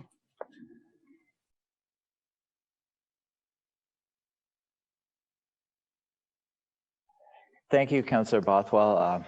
I guess that staff direction would be noted, that to get it back for March 1st. Councillor Vardy. Yes, through you, Mr. Mayor. Can we ask for a commitment now that it'll be back for March 1st? Or do I need to pass a notice of motion that it be brought back March 1st? Through you, Mayor. Through you, Mayor. We have the budget all the month. Thank you. And we're targeting March. I'm not committing to March 1st. There is already a whistleblower policy in effect, and we want to do the proper benchmarking for you, because we are seeing some of the smaller municipalities don't allow for anonymous, because as you're seeing in the bigger municipalities, there's a higher cost. So we're just trying to be sure that council has all the information. We're going to try our best for March 1st, but we had said Q1, and that's what I can commit to based on all the work we have this month. Still with wave 2 and the budget process finalizing, but we're going to give it our best shot. All right. As a follow-up through you, Mr. Mayor, I think in the time it took to write the briefing note, we could have redone the paragraphs. So I really don't understand why it's taking so long. We're not talking about anonymous complaints. We're talking about an alternative to CAO and HR, so that staff feel a certain level of comfort should those complaints either be directed at HR or the CAO, and we've not provided that opportunity. So given that this is not a major piece of work and it is a priority, I don't understand why we can't have a commitment for March 1st. That's, 30 days away. And it's already been a year and a half. Thank you. Well, pardon? Oh, Harry, CAO. Thank you, Mayor. Again, it was last year when we did put a whistleblower policy in place. So it wasn't a year and a half. And secondly, it's not as simple as a couple paragraphs. The minute you involve a third party, we have to provide that information to council, what that'll cost. So it's not as simple as a couple paragraphs. We're doing some benchmarking. We'll try our absolute best, but I will commit to the Q1 and we'll try to get it earlier if we can. Thank you, CAO. I don't see any further questions. Just need a mover and seconder to receive the information request.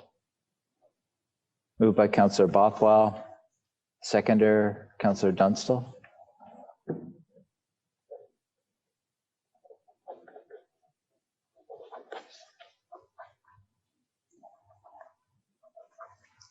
Moved by Councillor Bothwell, second by Councillor Dunstall. Resolved that the information request dated February 1st, 2021 be received.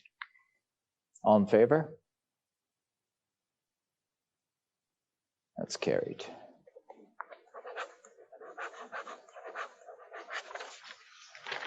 Oh, Councillor Cadwell?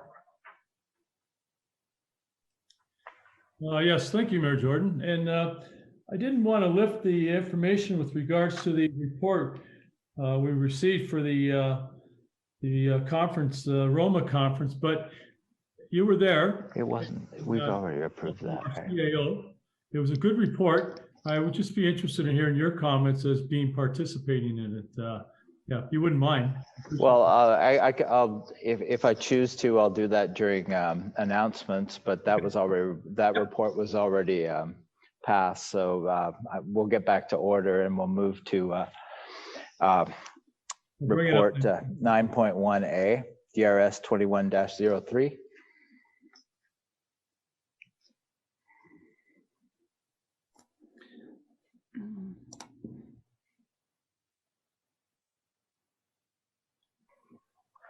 Go ahead, Sarah.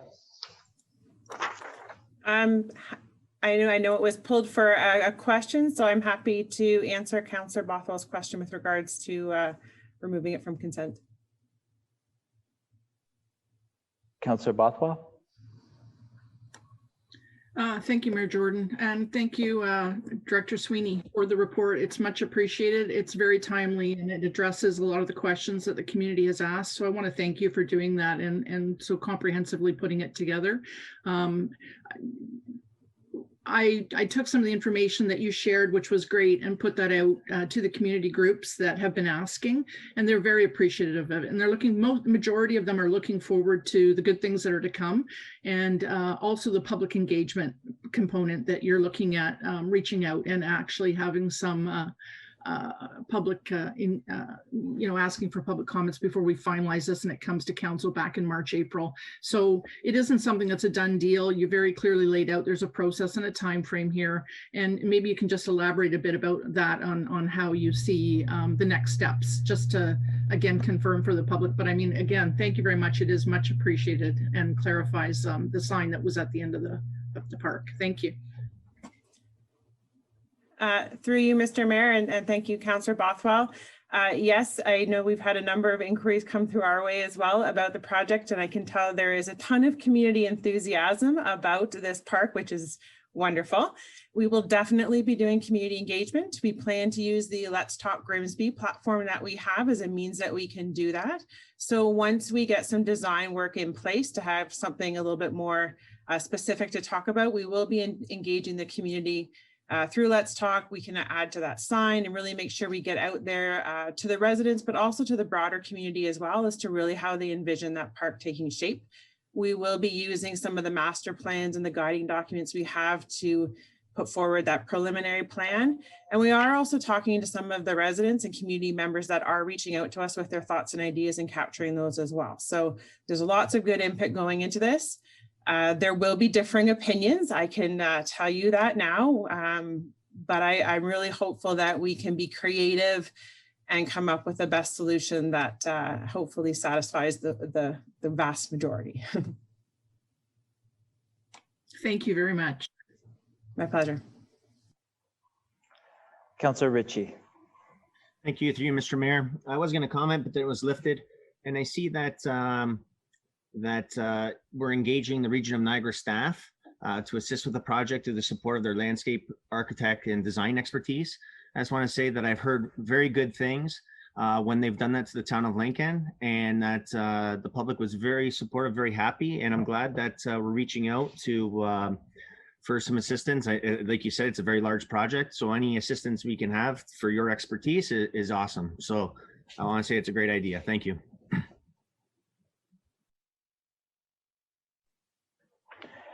And again, thank you very much for your report, Sarah. Seeing no further questions, we'll receive it now. I need a mover and seconder. Moved by Councillor Ritchie, second by Councillor Frake.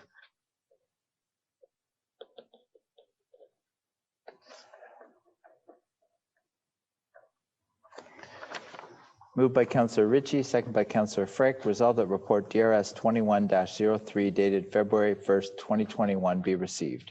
All in favor? That's carried.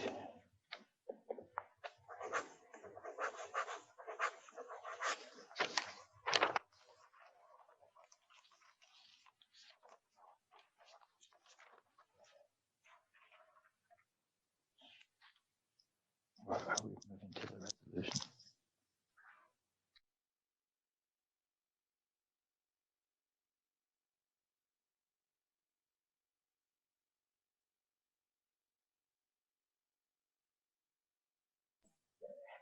Up next, we have the Carolinian tree planting resolution. Was a notice of motion from Councillor Vardy last week. Had a number of emails from a number of different people very much in support of this. Who's going to speak on it? Councillor Vardy, you ready to speak on this? Yes, I am, but I thought Dorothy lifted the planning touch point, which was before this on the agenda, no? Well, because it's lifted, it moves to 11.2C, where it would normally go in the agenda. Okay, I just didn't want to skip over it. Yeah, it goes back in order, so.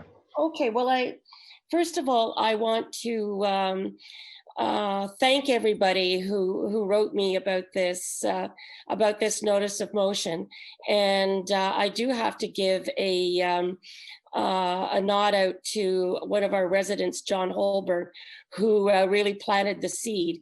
And I just thought there was so much that we could do with this that would be so positive. And I'm even looking at our, I'm not sure if people know, but our tree program, if you wish to donate a tree, is tax deductible even. So, you know, I think we've got some of the basics already. The Carolinian species of trees as well as shrubbery, they are native to this area. So they're naturally a good fit, and, you know, will do well here. And it's something that's really special to this very small area of ours. So I'm hoping that, I know this is going to be referred back to staff, but I've just received overwhelming support from people in the community about this. And I really think it's something worthwhile that we can do and plan for the future, and start to really bill ourselves as the Carolinian capital of Canada. Thank you. Councillor Sharp. Thanks, Mayor Jordan, and thanks, Councillor Vardy, for bringing this motion to council. So I support the tree planting, the Carolinian native species, but no but. I support it. And I've also talked to John Holborn, and we have some things in common. He was one of the original Friends of the 40. He's much older than I am, and I'm currently got involved with the Friends of the 40. We've been cleaning up the creek, and we've been doing some things around the 40 Mile Creek, trying to keep it clean and keep it natural. And it's a lot of fun. It's a little bit of exercise, and get outside. My kids love it, and it's good for the community. It's something I would encourage people to contact me, and if they want to get involved. And so I think that this is a good step for us to take. I have only one concern, is that and I would hope that we could include an exemption for community gardens for the purpose of fruit trees. I've talked to a lot of the people that they contacted, well, all of council. I think they copied everyone, but one of the things I like is planting apple trees. I have planted 4 at my house and 10 at my sister's house and 4 at my friend's house. And I also plant raspberries and strawberries, and I make jam, and I want to make the apple trees take a little longer to mature, but I'm going to make apple cider, and I'm going to make apple sauce, and they're just fun things to do. And so we have a couple community gardens around town, and there's potential for more community gardens around town. And I get these great deals. You buy like bare root, already 2-3-year-old apple trees for like $20. You got to plant them in pairs, but like you can put 2 small apple trees at a community garden, and then 3 to 5 years, like you're talking a real significant amount of fruit. And there's tons of cool stuff you can do through if you're doing like homesteading type of canning and preserving, or it's the possibilities are something that we don't want to eliminate. So if we could if staff could just make a note, if this is going to get referred back, and if council could just hear me out, that I would like to exempt community gardens for the purpose of fruit trees or bushes or shrubs. Or that's all that I wanted to say. Thanks. Great job. Councillor Cadwell. Yeah, thanks, Mayor Jordan, and I will definitely be supporting Councillor Vardy's motion here. I think it's a great idea. It's very good for Grimsby.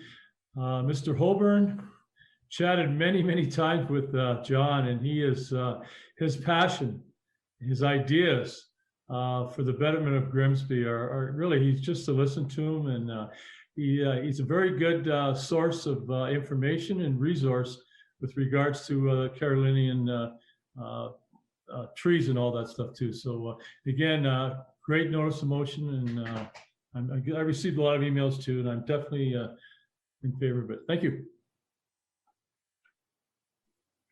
Councillor Ritchie. Thank you, through you, Mr. Mayor. Yes, I talked to John Holborn many times as well, and I'm sure he's watching and looking at us right now, and fully support this. I also wanted to, Councillor Cadwell and I had an opportunity to meet with him over the summer on some other issues.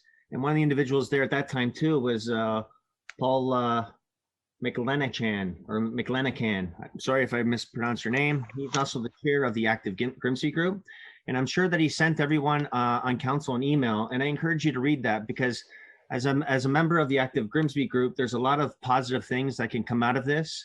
And not just that, as you can see, he's also active in the Bruce Trail, and there's a lot of positives that'll come out of this. So thanks for bringing this forward, Councillor Vardy, and 100% I'll be supporting this. Thank you.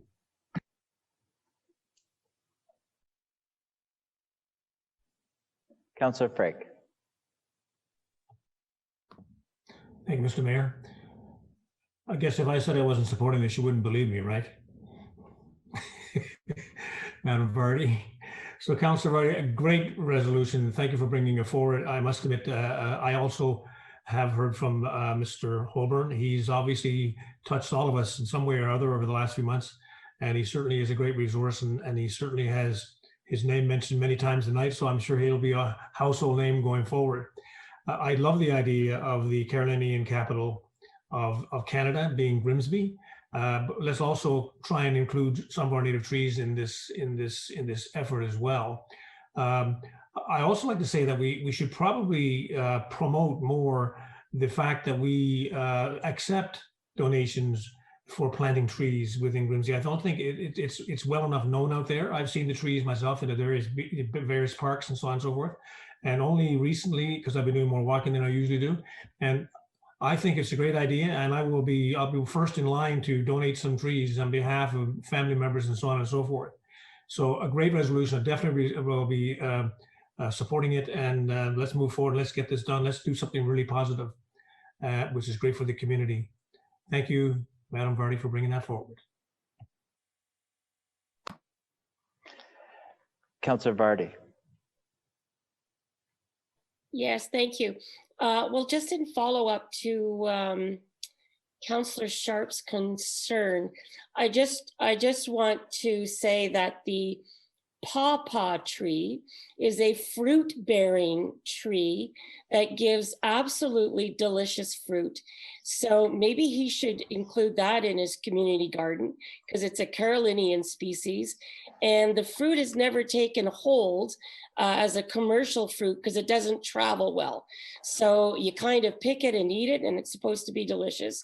And I plan on planting a pawpaw on my property sometime soon.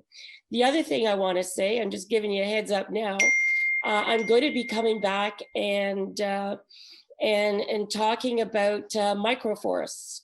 So heads up on that, and thank you all for your support of this motion, which I think is great and fun. Thanks. And just in addition to the pawpaw, it's actually, the fruit actually tastes kind of like a cross between a strawberry and a kiwi, if you've ever had it. Councillor Sharp. Yeah, thanks, Mayor Jordan. If we're talking about pawpaw, I do know, and they are native to this area, but they have a texture of banana, and they have that flavor like strawberry and kiwi, as Mayor Jordan said. The only problem, because I've planted some trees at my own house, but so you don't know if they're male or female until they flower. And it takes a few years for them to flower. So you have to plant a bunch of pawpaws to, well, you don't have to, but if you do plant a bunch of pawpaws, if you plant one or two, you might get two males and you won't get any fruit. So you plant, I guess, more than you need, and then you prune them out. But it takes like 3 years or more to find out the sex of the tree.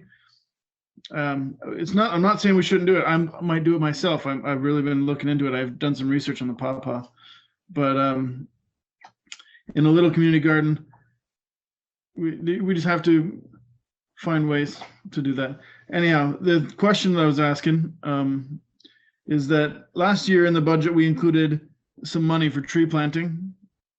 And I presume that was over and above our public works tree planting budget for like street trees, but I don't know if we used any of that money this year. And I don't know if it maybe got reallocated during the whole COVID kerfuffle, but since it was an increase, there would be also that amount this year. I think it was $34,000. Do we have any of that left from last year? And do we have any ideas what we're going to do this year? This would be to staff. Brandon? Yeah, through you, Mr. Mayor. So we did, I brought a report forward and a couple of reports forward in the fall with respect to the tree planting. I think we had earmarked 375 trees, if it sounds right to me. And majority of those trees, if not all of them, have now been planted over the course of the late in the fall and into the first part of this year as well. So we are bringing additional trees forward or as part of our budget deliberation this year as well. And it looks like Sarah may want to add something to that too. Hopefully that answers your question. Just before Sarah comes in, if Were those street trees like on people's property or at the town property? There's a combination. Sorry, there was a combination of both. Majority of them were on Parks properties, which Sarah can speak to, and then there were, I think, 100 or so that were on the road allowances. Okay, thanks. I can just add a comment. We planted a bunch as well in parks, as was said. Not all of the budget quite, just due to some timing issues, but we did use quite a bit of it. But I think there is also a lot of opportunity to really work with some community partners to do some plantings. We've got 2 calls actually in already for that sort of thing. And also maybe working with our community gardeners and some of that as well. So leveraging our dollars, but also using some partnership possibilities. And funny story, and Sarah Sweeney will know about this. We were planting some trees in the park by Aspen.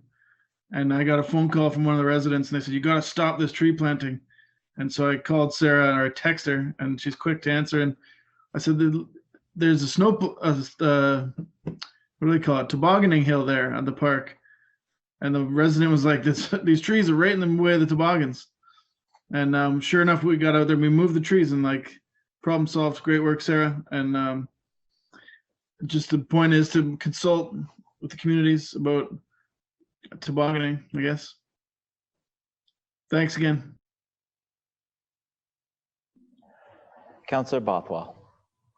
Thank you, Mayor Jordan. I just wanted to quickly just add that I received some comments from the Grimsby Beach folks as well. And because of the huge tree canopy they have there, I think it's great to work with them as they're undergoing their current study as well to look at this component as it rolls out that Councillor Vardy's put forward in consultation with that study. As well, the Grimsby Green Advisory Committee, there's a lot of really passionate people on that are hoping to be involved in these types of things. And I think it was one of our key priorities when we met for, I think, 1 time or 2 times before COVID. I would really hope that we can see our advisory committees get back, and this is another example where when this report comes back, to help implement what Councillor Vardy's vision is, and with the community's input and with the Parks and Rec people as well. I think utilizing those volunteers and the Grimsby Green Committee is important in how we end up implementing this down the road. So looking forward to that as being a member of that committee. I noticed that the motion tonight is to that staff be directed to provide a report to committee on these initiatives, and I'm hopeful that will come back. And I know everybody's busy right now. There is no when you want it back by, but then once the report comes back, then we will have that opportunity to do a final vote, I guess, on what the recommendations are in that report. Is that the intent, Councillor Vardy? Through you, Mr. Mayor. Yes, I was asked by the town to make that change to ask for a staff report. So I agreed to do that. I value staff's input. And I just hope that perhaps we could get a commitment for this to come back in time for some consideration for our tree planting. Thanks. Thank you, Councillor Vardy. Is there anything else or not? All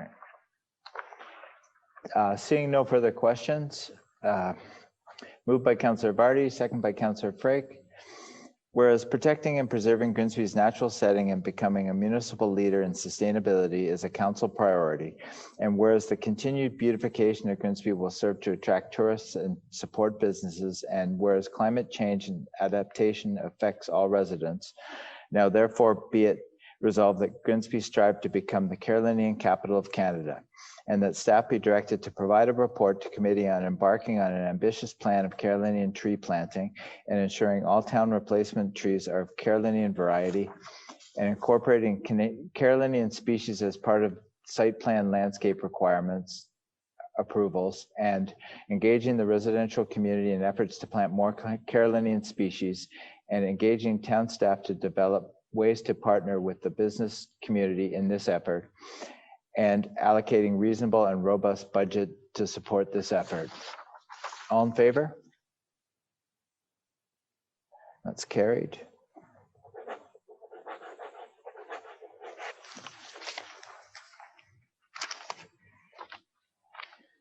next we move to report 11.2A, report PA 2103, site plan application, 575 Main Street West, Ender Life Care Home Limited.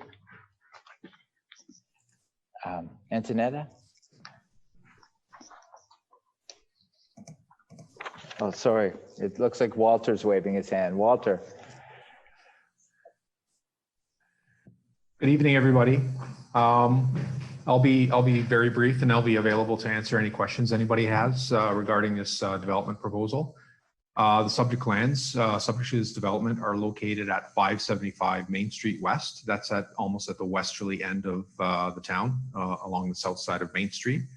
The proposed development consists of demolishing 5 buildings from the former Palace Motel site and replacing them with a single 2-story retirement residence. The unit types within the retirement residence consists of 7 studio suites, 3 1-bedroom suites, 24 2-bedroom suites, and 10 accessible suites for a total of 44 units. The application was made by Elder Life Care Home, also known as Trinity Retirement Residences, which also include 34 parking spaces. The subject site is located within the Niagara Escarpment Commission's area of development control. That means that the site is not subject to our zoning bylaw and the provisions of our zoning bylaw. So instead, any development within this area requires a development permit from the Niagara Escarpment Commission in place of requiring to conform to our zoning bylaw. A development permit was conditionally approved by the Niagara Escarpment Commission, subject to, among other things, the applicant obtaining site plan approval from the town. The proposed building is an L-shaped design with the primary entrance along the northerly leg of the building facing west, and it's accentuated by a canopy.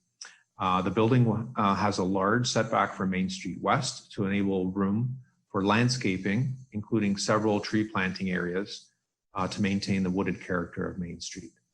The subject site has residential development to the rear. As such, adequate screening, as you see on the site plan, is required and is proposed to be provided between the rear yards of the existing residences and the proposed development. And along this area, a 6-foot-high privacy board fence is also proposed along this rear lot line with deciduous trees to provide screening between the abutting rear yards and the proposed development. Again, although the site is outside of the town's zoning jurisdiction, I want to note that the proposed number of parking spaces exceeds that which is required by our zoning bylaw for retirement homes. We did receive comments from all of our internal departments, Grimsby Power, the region, the Niagara Escarpment Commission, and our accessibility consultant. All the requirements of the various agencies and departments have been satisfied, with the exception of a couple from our Public Works Department regarding the provision of a pedestrian barricade at the end of a sidewalk, and the requirement for the applicant to obtain an encroachment permit from the region for work that is proposed within the region's right-of-way along Main Street. So in conclusion, planning staff recommend that the application be approved, subject to these 2 conditions. And I'll be happy to answer any questions anybody has. Thank you for your report, Walter. Councillor Sharp. Thanks, Mayor Jordan. To Walter, can you tell me roughly or briefly what is the difference between the last application and this? So this place they applied, it must have been 2017 or before I was on council. They applied for some kind of development permit, and the past council of the day commented on it. Can you tell me what's changed? Yes, the previous application, it's very close. There are a lot of changes to the grading. The original application, instead of L-shaped building, it was sort of like a modified L, where the corner of the L was notched off, so it was sort of rounded off at the corner. And at the corner there was also, I believe, a sunken patio area that was accessible from the basement. The number of parking spaces, the number of units is relatively close, and otherwise there aren't very many other changes other than those two that I mentioned. Okay. Do we know, so it was only like, it was retirement living, it was not a care home. Do we know if it's still that? Yeah, I believe it's one where care will be provided on site. Oh, so now it is a care home there. People are going to be there to take care of people? It'll be available. Okay, thanks.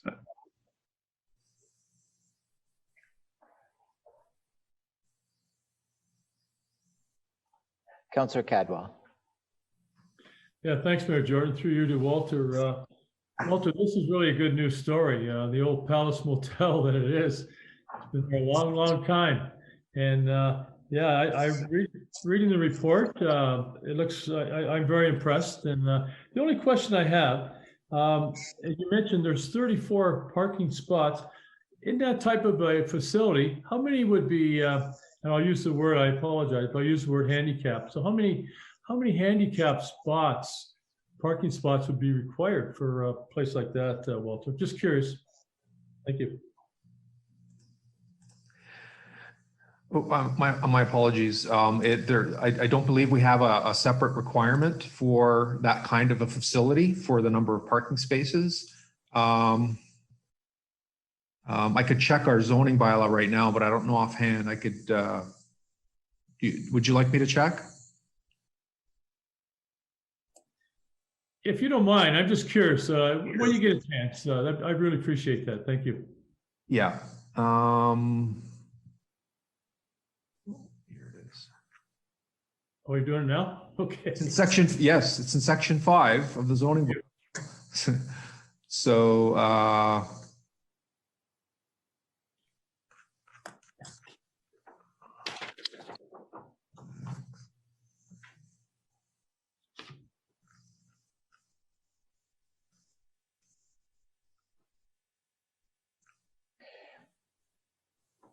Well, Walter's looking up for that. yeah, maybe another question. Here it is. Yeah, Council. Oh, you got it? Yeah, I got it. Yeah. Okay. All right. Yeah, there are no special provisions for these types of facilities. It's all based on parking having to be provided at a rate of 1 space for every 20 parking spaces. Oh. Accessible space for every 20 parking spaces. Well, that's great. Thank you, Walter. Again, in the old days. Sorry for the delay. Thank you. And yeah, and great service, Walter. In the old days, wouldn't have got this information this fast. Thank you.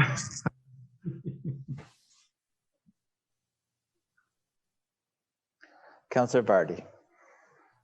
Thank you, through you, Mr. Mayor. Walter, I'm just a little bit confused. Is this long-term care or is this a senior's residence with some services?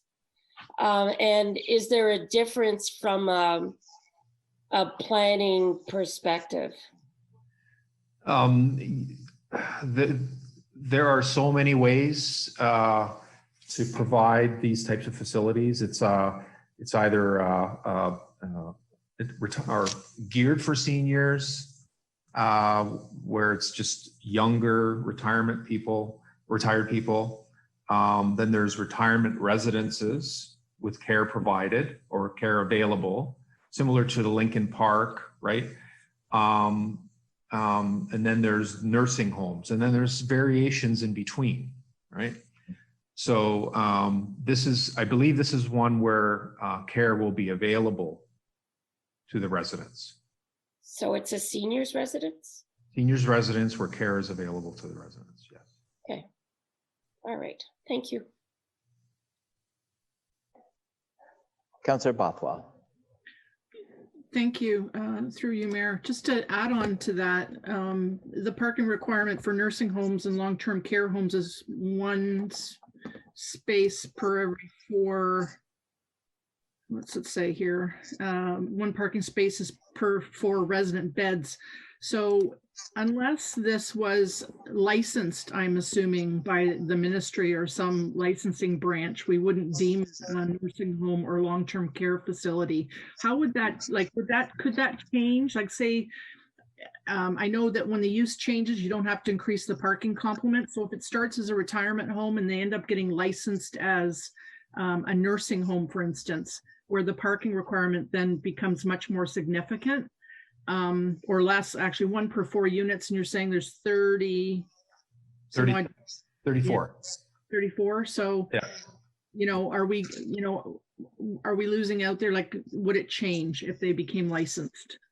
If the in the eyes of our zoning bylaw, if the use changes, then in order to fully comply with the zoning bylaw, they would have to meet the requirements of the zoning bylaw. And the good thing about this site is that if more parking is required, there is a lot of room on the site to provide more parking. So a big chunk of the site currently, as proposed, is being proposed for landscaping, like the front yard as an example, which is significant.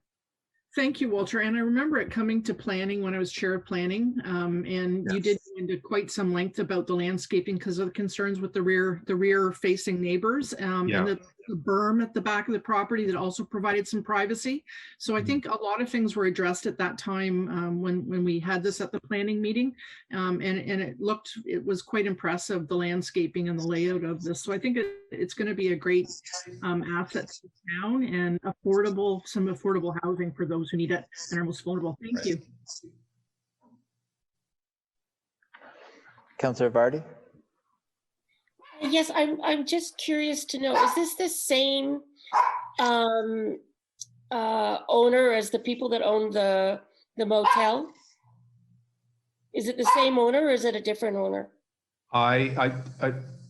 Correct me if I'm wrong, but I believe they have acquired the property, but it's not the same owner as operated the motel facility.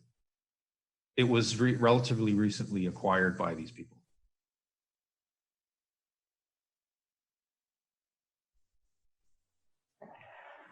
Seeing no further questions, need a mover and seconder. Thank you for your presentation, Walter. Moved by Councillor Frake, second by Councillor Ritchie.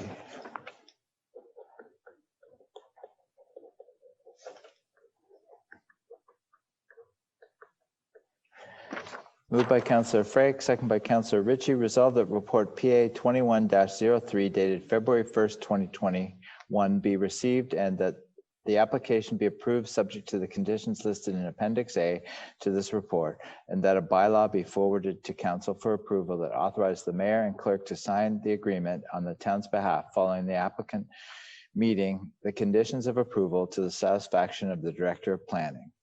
All in favor? That's carried.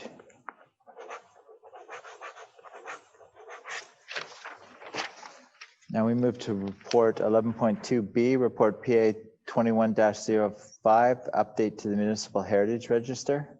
Is Bianca here? Pardon? Antonetta, welcome. Yes, thank you. Through you, Mr. Mayor.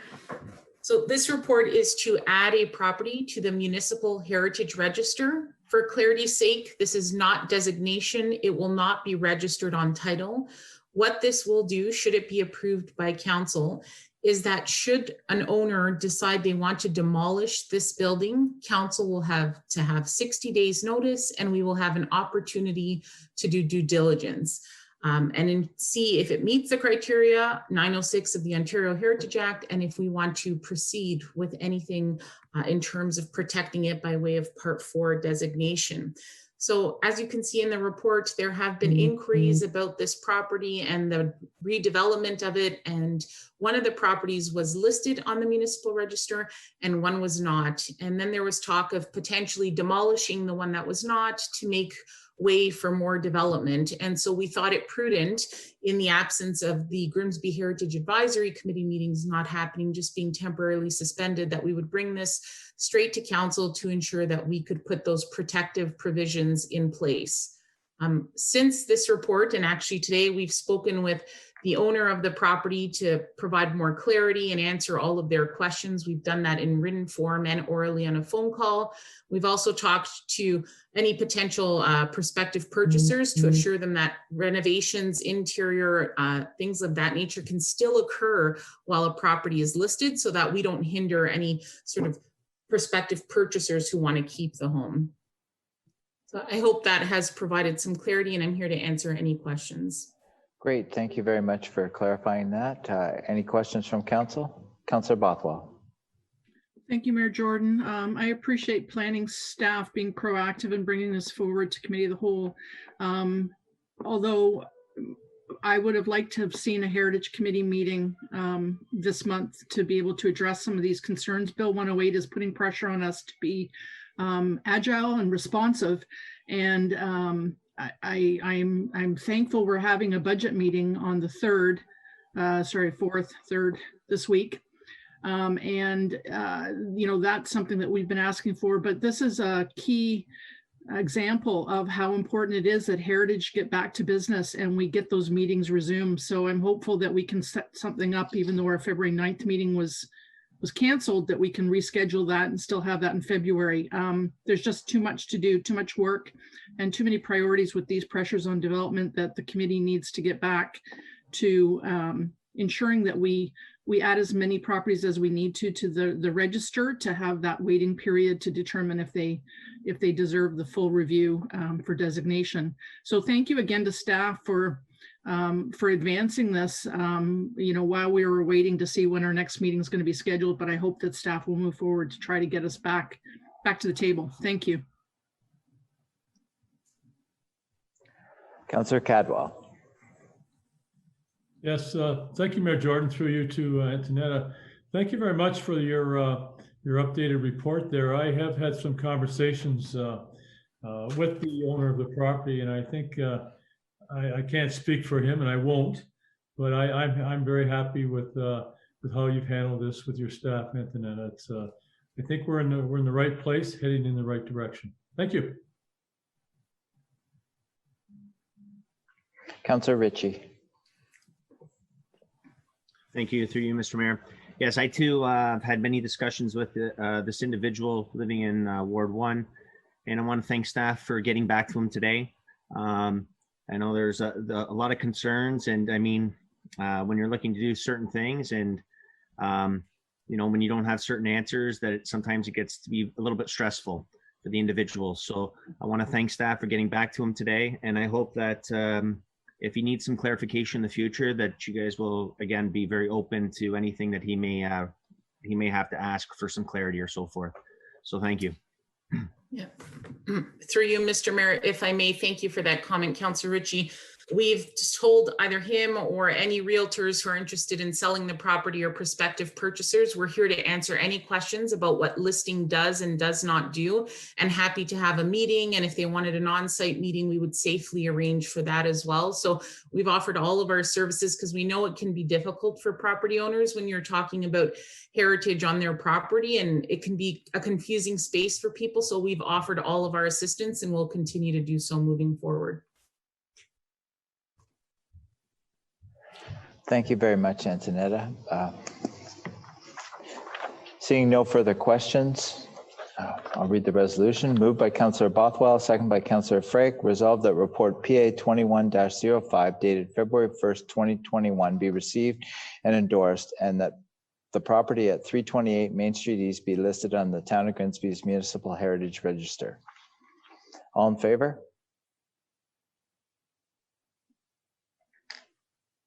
Councillor Sharp, I didn't see your hand. Okay, opposed? Oh, that's carried.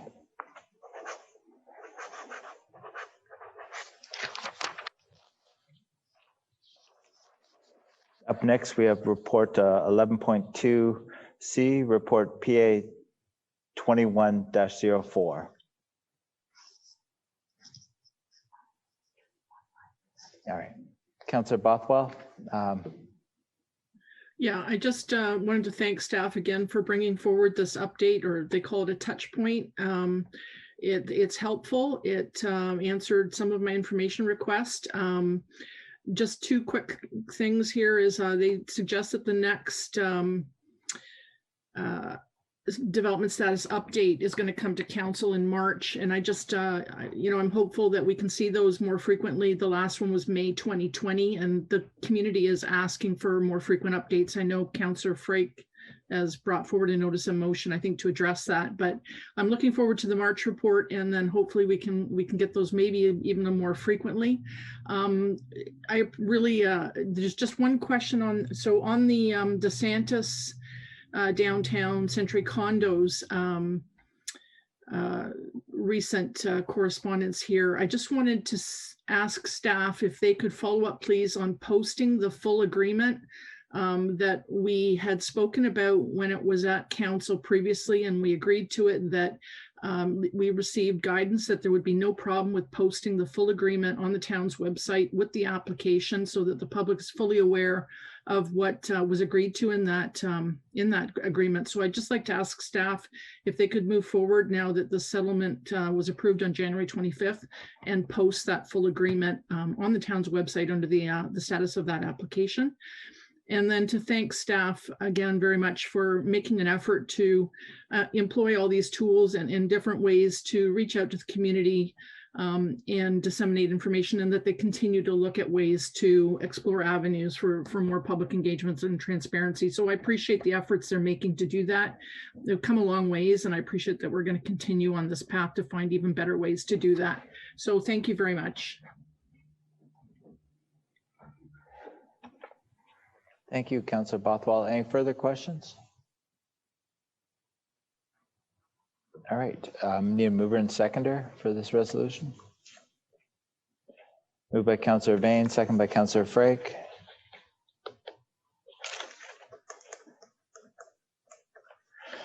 Moved by Councillor Vane, second by Councillor Frake. Resolved that report PA 21-04 dated February 1st, 2021 be received. All in favor?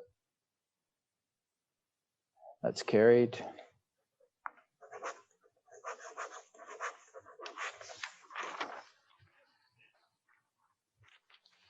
Up next, we move to section 12, notice of motions. I have a notice of motion, introduction date February 1st, 2021. Development status activity reports requested by Councillor Frake. Whereas currently Grimsby development reports are submitted on a quarterly basis, giving council only 4 opportunities per year to review, address planning and development activities.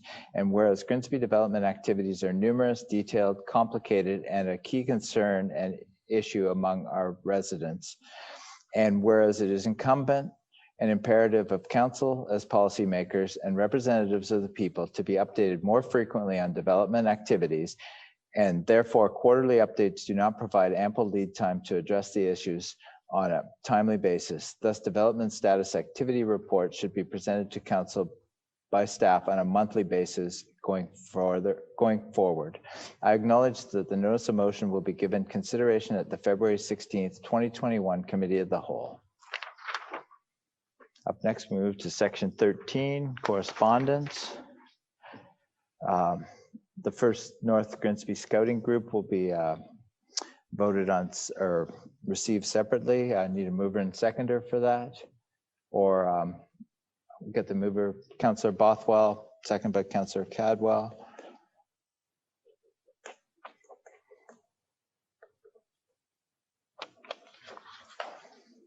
Councillor Bothwell, comment? Thank you, Mayor Jordan. I just want to lift the Ministry of Municipal Affairs and Housing second intake under Municipal Modernization Program. Correspondence, please. Yeah, we'll do that. We'll do that after we vote on this one. That's so noted. Moved by Councillor Bothwell, second by Councillor Cadwell. Resolved that the correspondence under Administration and Finance with reference to Scout Guide flag raising 2021 be received, and that the town of Grimsby recognize February 21st to 27th as Scout Guide Week, and that Scouts Canada flag be raised at Town Hall during this week.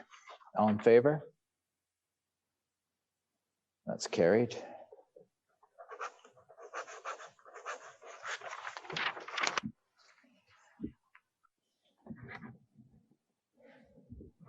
Councillor Cadwell, sorry, you had your hand up as well. Yes, thank you, Mayor Jordan. I'd just like to lift two under correspondence, just for clarification. Region of Niagara's 2021 interim levy dates and amounts. If we could have, just look for some clarification on a question on that. Thank you. All right, the clerk will lift that.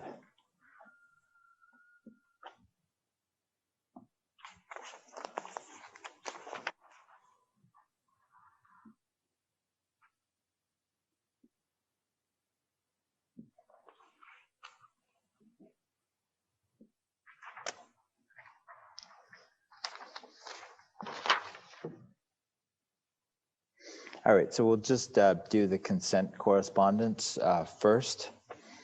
I need a mover and seconder for that. Councillor Dunstall, Councillor Vane.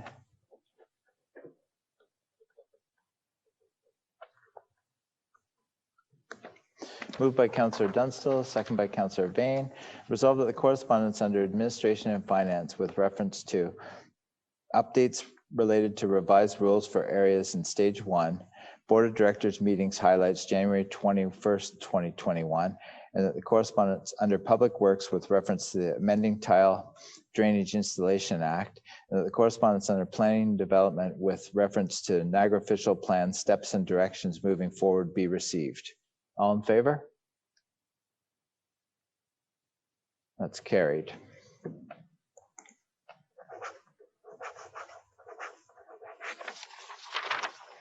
All right, we'll go to the lifted correspondence. All right.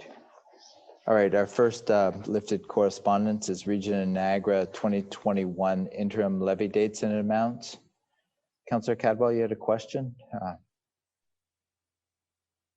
Yes, thank you, Mayor Jordan. And maybe I don't see anybody from Treasury here, but maybe our Mr. Schlank could just give me a little help here. Just reading where it says financial considerations, the interim levy amounts to be requested from local area municipalities totals approximately 196 million general levy, 19 million waste management, for a total of 215 million. And I'm just curious, I understand it, like just how we do it too, for our tax levies for our first to ask for taxes from the residents. I just, what would Grimsby's portion be of that? Just haven't read that, and it said it comes from totals of all the municipalities. And I'm just curious, I mean, Mr. Slang, I don't need an answer tonight, but if maybe Stephen or yourself could get back, I just curious to how much, you know, what our portion would be of that. That's all. Through you, Mayor, to Councillor Cadwell, we'll get you that answer. I don't want to, I think I know the rough estimates, but I want to get you the exact amounts. Okay. Thanks very much.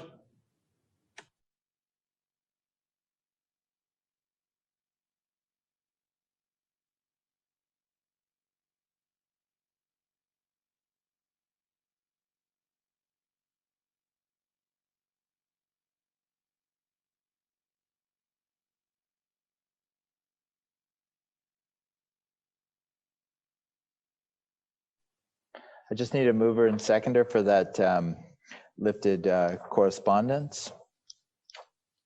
Councillor Cadwell and seconder.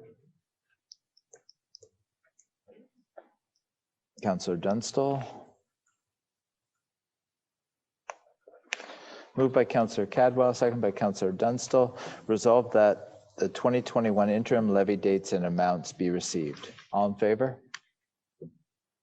It's carried.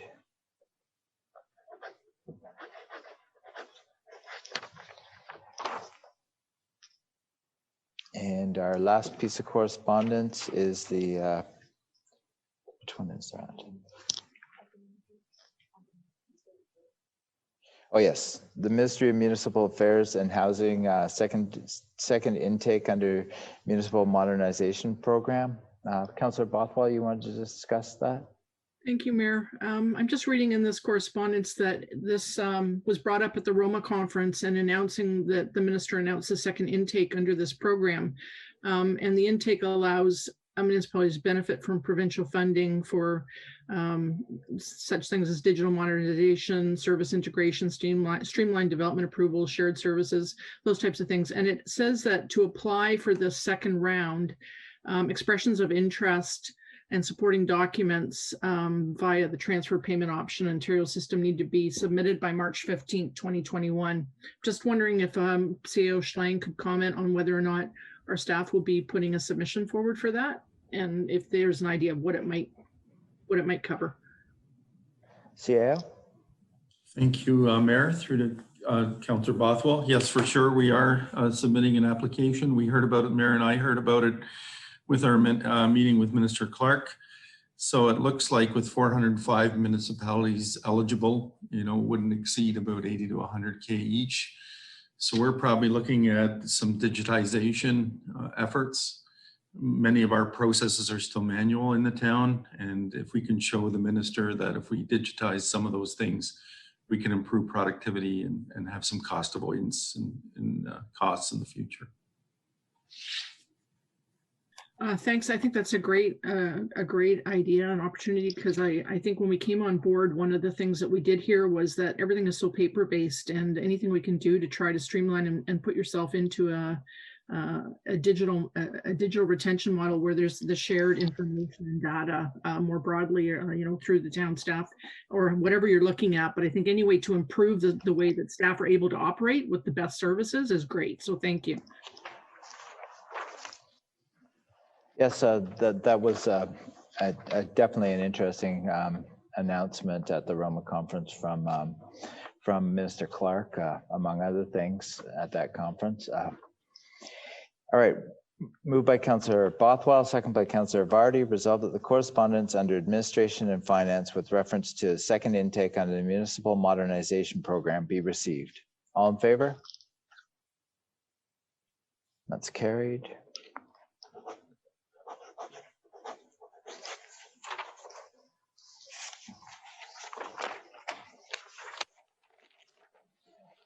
Is Matt here? All right. Yes, we're waiting for our next delegation, which is Matt Robinson. And we're going to take a 10-minute break right now while we're waiting for him. So it's 8:17 now. We'll be back at 8:30. Thank you.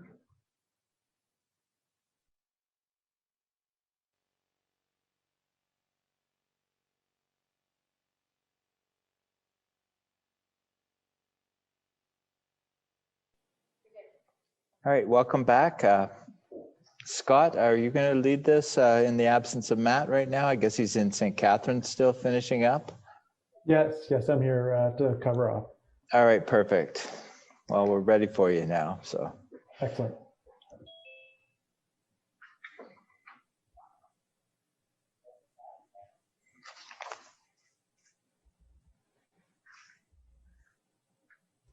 All right, welcome back.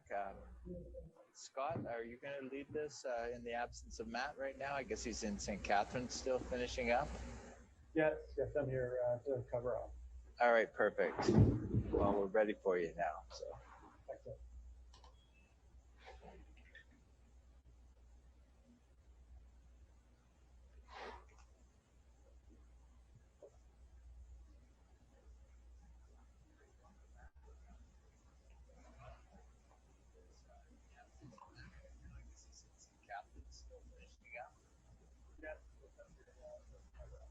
All right, perfect.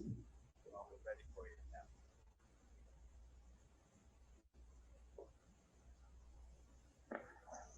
Yes, Scott, we're ready for your delegation, your presentation on the transit study.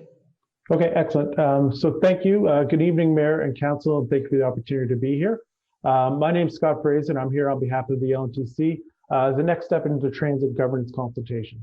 I ask colleagues to indulge as I present tonight. I'll be about 15 minutes delivering the presentation. I know you've had a long evening already, but with me are the members of the are members of the project team, as well as our study consultants. I'm sorry, I'm getting a bit of feedback. Is that just on my end? Thank you.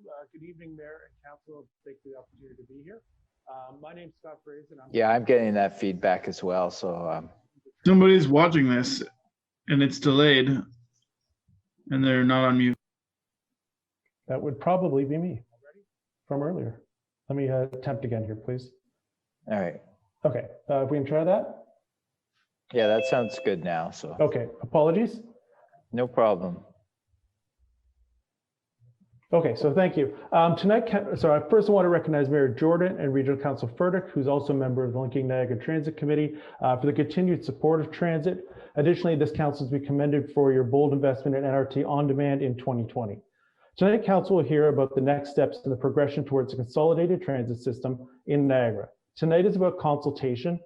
This is council's chance to provide the project team and LNTC with feedback on the governance model. The governance model is our focus in this next step.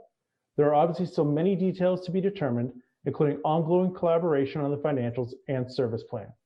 The LNTC is not asking council to make any final decisions tonight.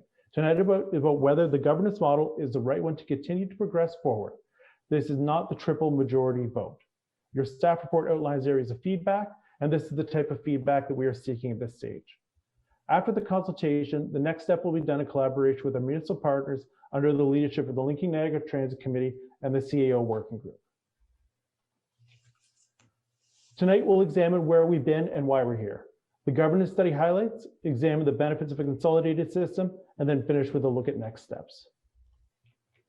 When we were last before council in 2017, the triple majority vote, was sought for the region to operate transit. Including then was an endorsement of principle to move forward with transit consolidation. Tonight is about taking those next steps. Noted in your staff report, the LNTC was established after that unanimous triple majority process. It's established to direct operational harmonization and develop transit governance recommendation. With LNTC supporting the commission model in principle, we're now requesting municipal input into those recommendations.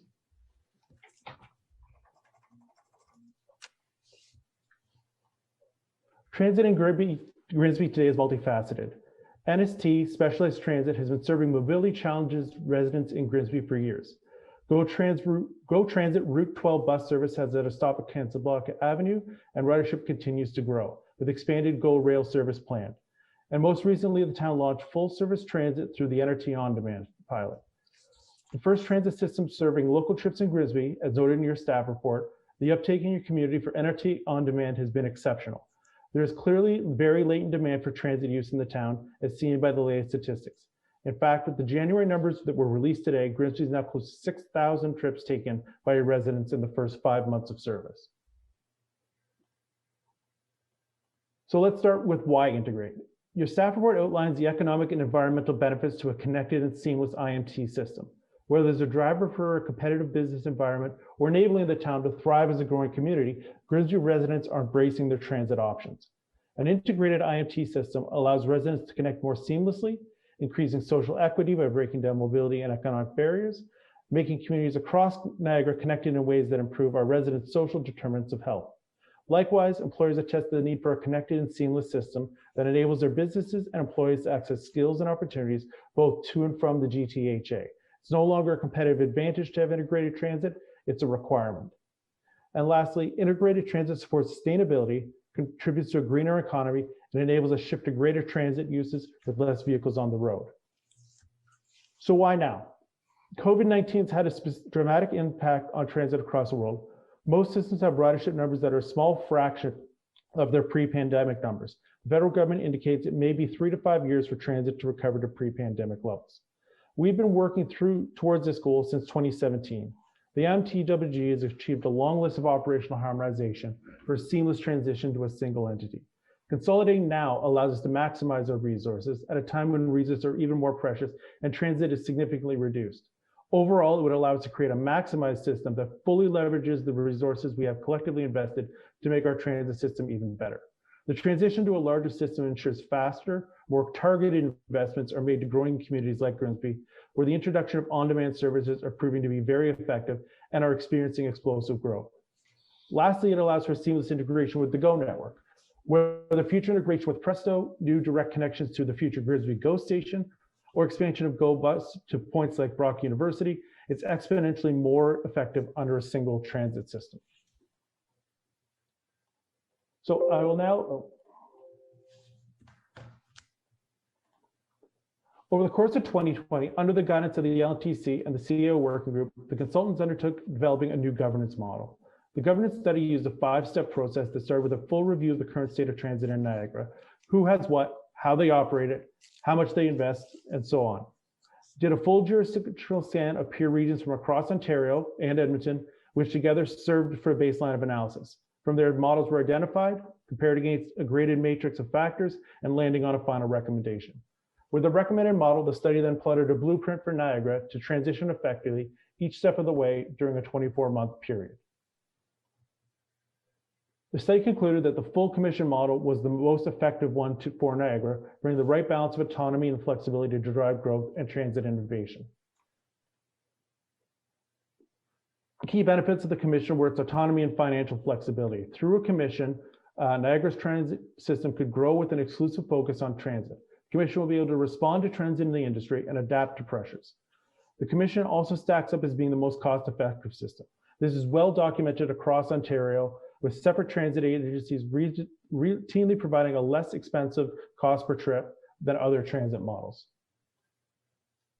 The commission, which is legally referred to as a municipal services board, is recommended to have a 9-member board with 5 voting members from regional council and 4 skills-based members of the public.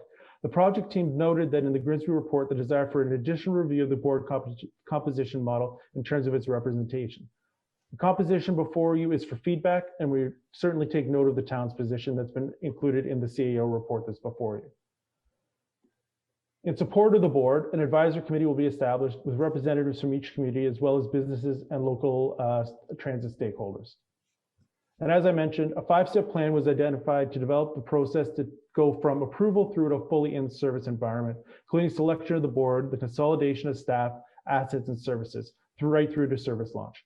This process from start through to a service transfer to the new entity is mapped out in significant detail in the study's transition plan, with the proposed opening day of the new commission being September 2022.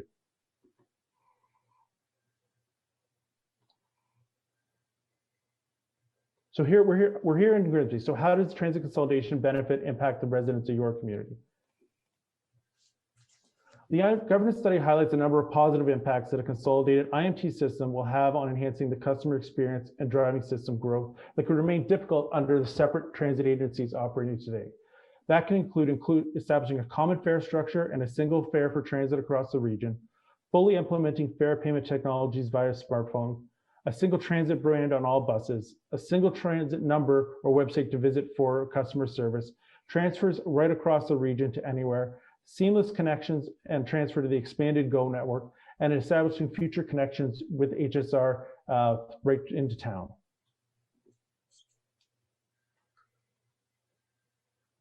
So what does this mean in terms of tangibles? NRT on demand is the biggest. The early ridership numbers in Grimsby are particularly impressive. It's clear your residents have a need for and a desire to use transit. It's not large buses traveling down their streets empty. This is transit at their fingertips, at the end of their driveway when you want it, and will only improve over time and require the resources to do so.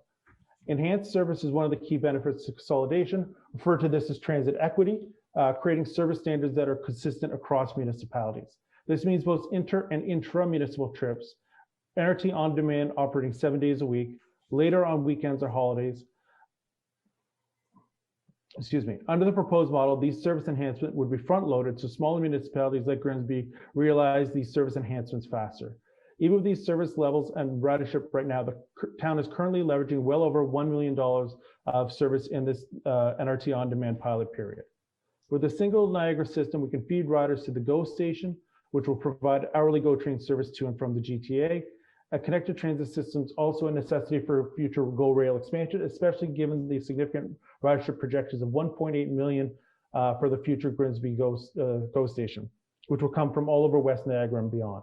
And lastly, enhanced services through a single transit entity will foster future connections with the HSR into Hamilton. So to deliver on these benefits, it requires a financial strategy. I've heard a lot of feedback on the proposed financial model so far, and we clearly understand the need for more discussion, more work, and that more details need to be fleshed out. The next phase of work will examine this feedback, explore our options, and advance further discussion with key municipal staff and decision makers. At present, the proposed financial model will see the move to a single regional levy as the governance study recommends based on findings in other jurisdictions. This would mean municipal levies would no longer pay for transit by 2027. The upload duration that's currently proposed varies by municipality. Smaller municipalities like Grimsby upload to the local levy entirely in year 1, while larger ones such as St. Catharines occur over 5 years. The governance study concludes the existing service levels would be maintained for a period of 5 years, and that's a minimum level of service commensurate to where everyone is at today. The upload starts with funding transition costs via regional levy, and it ramps up as municipal transit budgets are transferred to the region.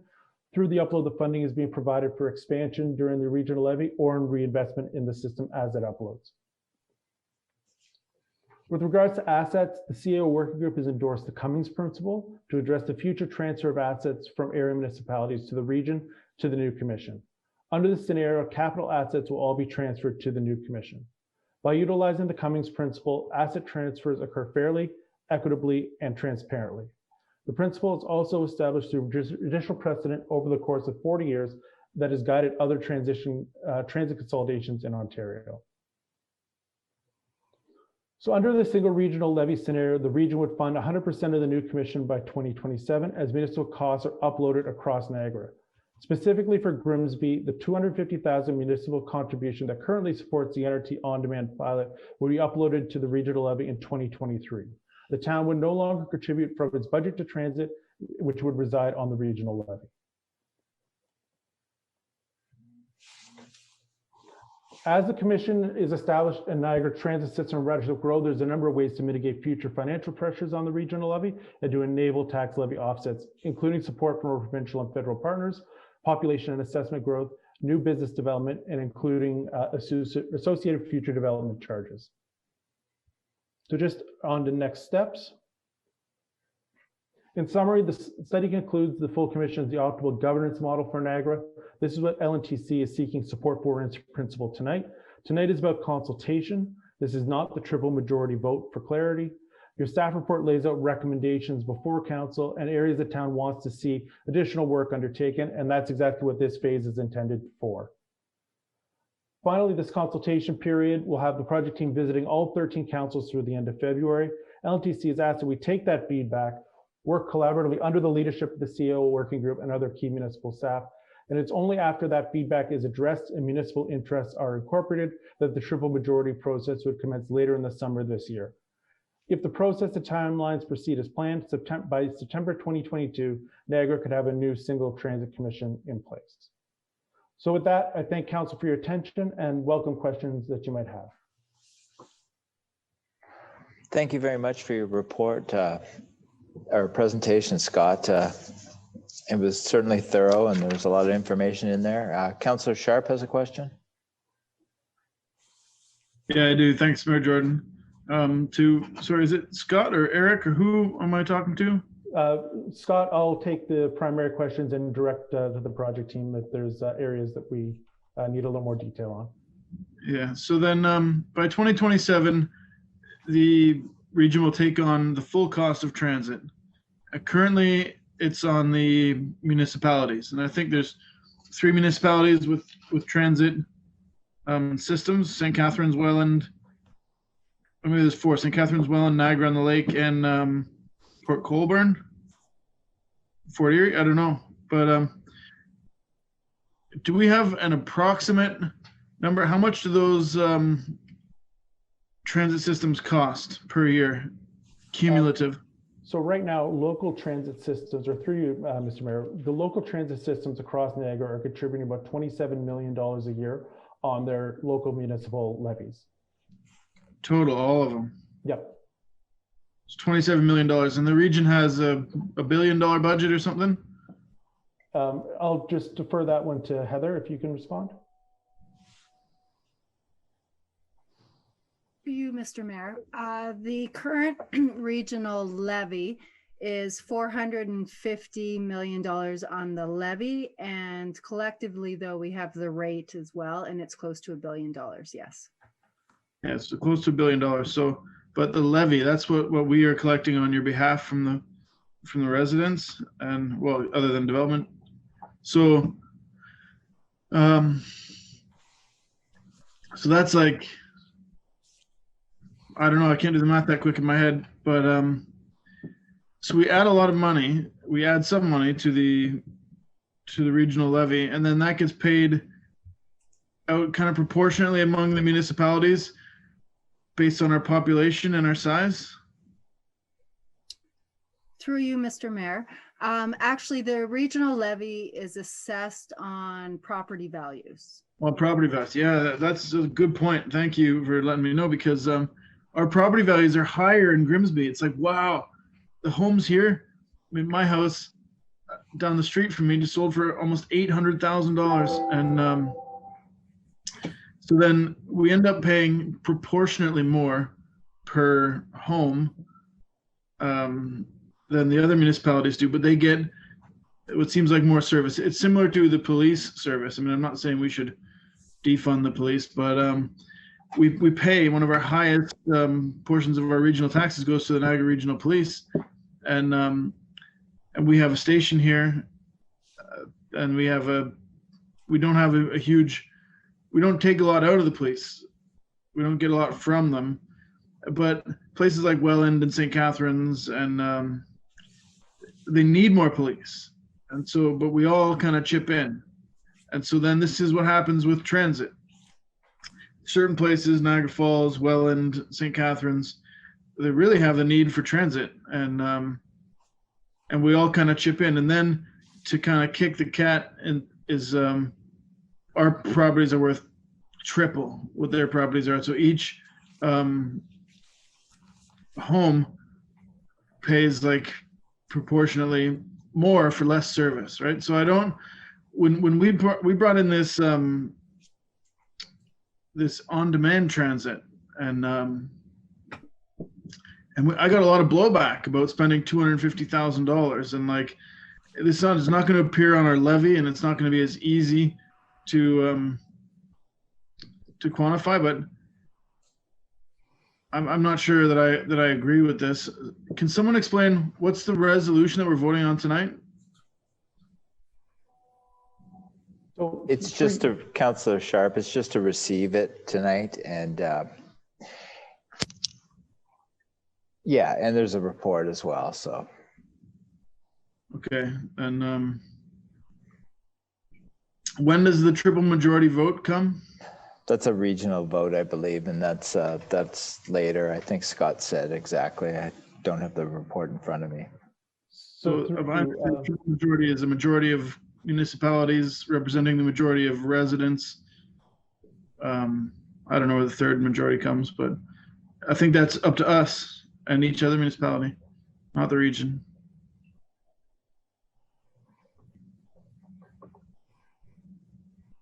Sorry, Scott, can you explain that? Yeah, maybe? Absolutely. So through you, Mr. Mayor. So what we're seeking tonight is feedback on what's been presented in terms of a governance and financial model. And the CA report that is before you outlines a series of recommendations that looks at supporting in principle, but have identified a number of areas where additional work or where additional detail may be required before we come back for a triple majority.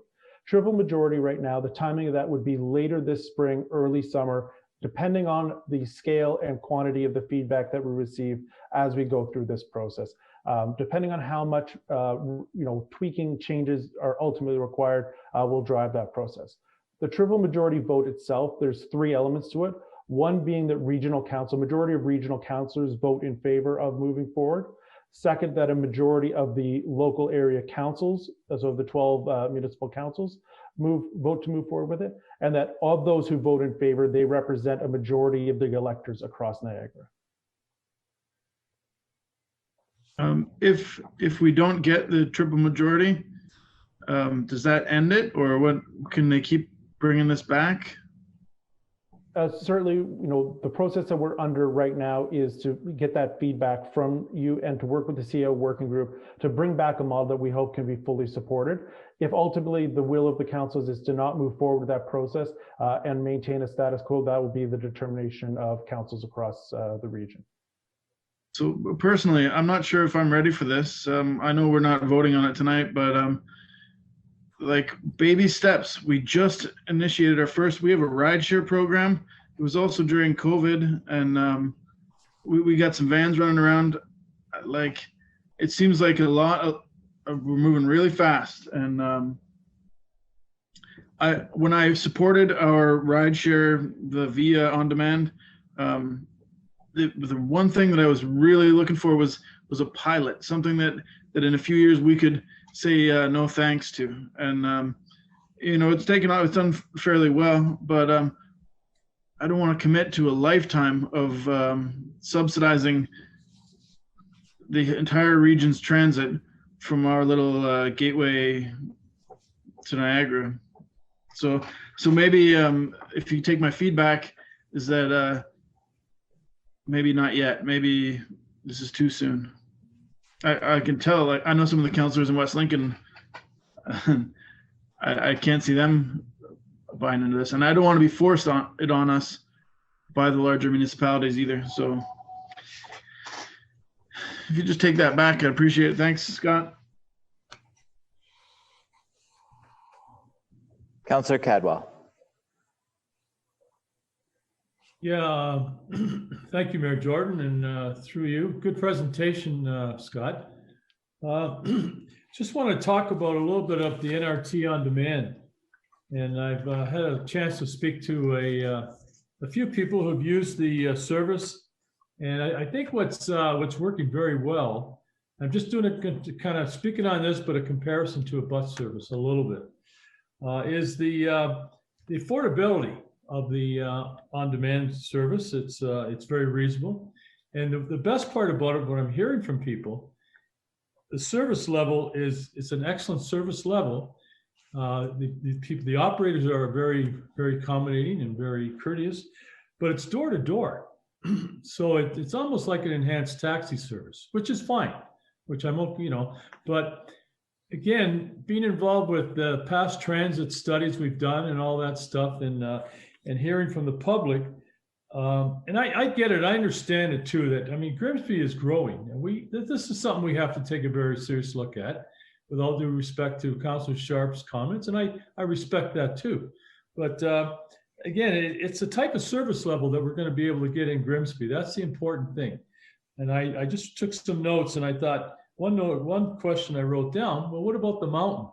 The good people who live on Grimsby Mountain, are they going to have any access to a bus maybe going along Ridge Road? I don't know. Anyway, Scott, it's good presentation, good food for thought.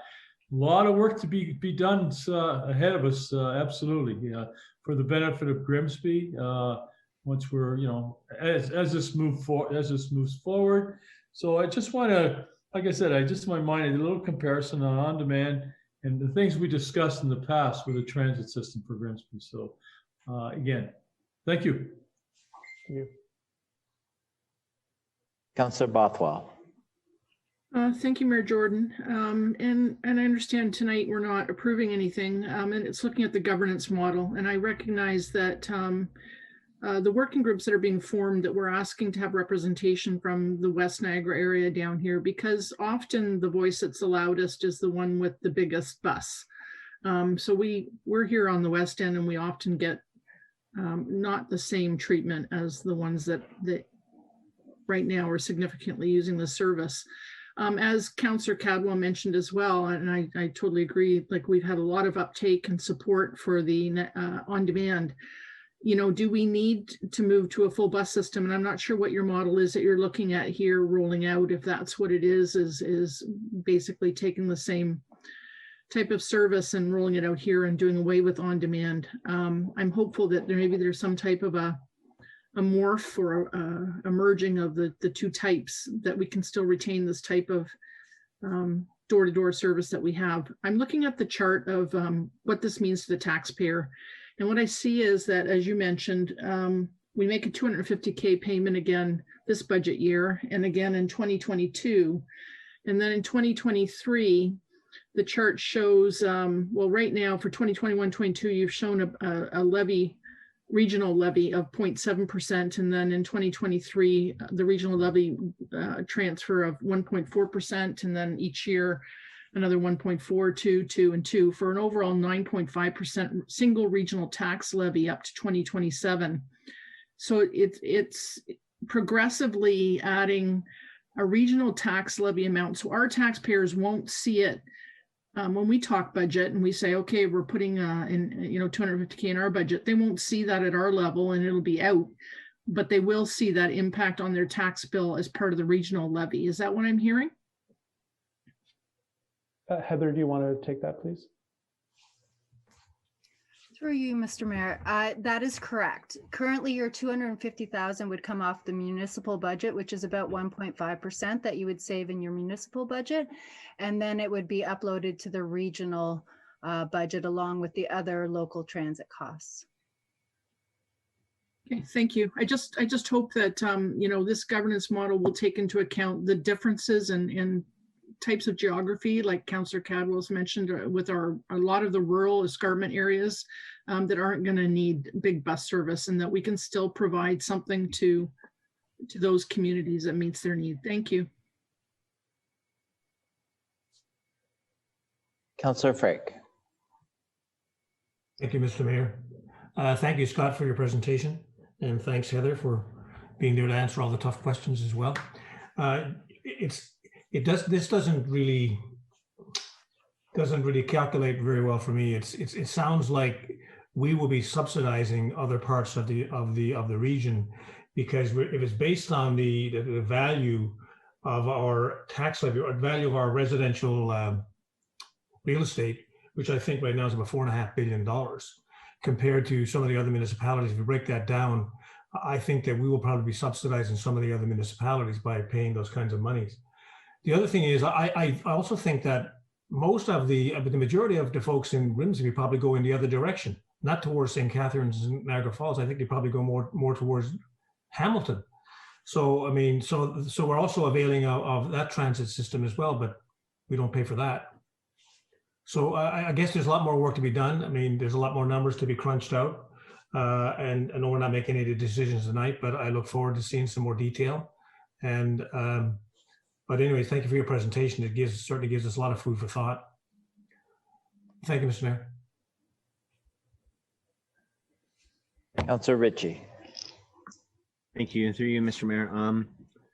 I guess my question is that we're paying $250,000 a year right now for the NRT, and how much are we being subsidized for that? Because I don't think the cost of the NRT is $250,000. So when I look at other municipalities that sign on a little bit later than us, I mean, like Niagara-on-the-Lake is almost $500,000 for there, and I think they're offered the same NRT service. So as we do this little trial phase, how much are we being subsidized? Because I would expect eventually that we might be on the hook for the entire cost of that. And I think that's something that we also need to look at and take into consideration when we're looking at the potential of cost if we were to go to one transit system, looking at costs like that. So I'm just curious if you know that, or if not, if you might be able to include that in the future, because I think that is something that we also need to be made aware of, that our cost eventually will not be $250,000 every year for this NRT service. So I was just curious if you know how much we're being subsidized right now by the region, or are we? If you guys can answer that. Certainly, through you, Mr. Mayor. Actually, so the municipal contribution is $250,000. Now, because we spend about $14 million on Niagara Regional Transit, that puts $1.4 million to the resident taxpayer within Grimsby. I think we need to look at this a little bit more holistically, because we're looking at transit right now, but transit connects to GO. So when we look at the GO station being built and the movements towards Hamilton, that is also facilitated towards from the new GO station, which the region is also paying for. So through the taxpayer. So Grimsby pays for 8% of every regional levy. So every regional dollar, 8% goes to Grimsby. Right now, Niagara West on demand is $2.4 million. Thank you. So just without doing any numbers there, we're being pretty heavily subsidized right now with the NRT on demand. So thank you. Councillor Dunstall. Thank you, Your Worship, through you to the presenters. We're looking at a single, what's the words here? I just had it a minute ago. Let me find it again.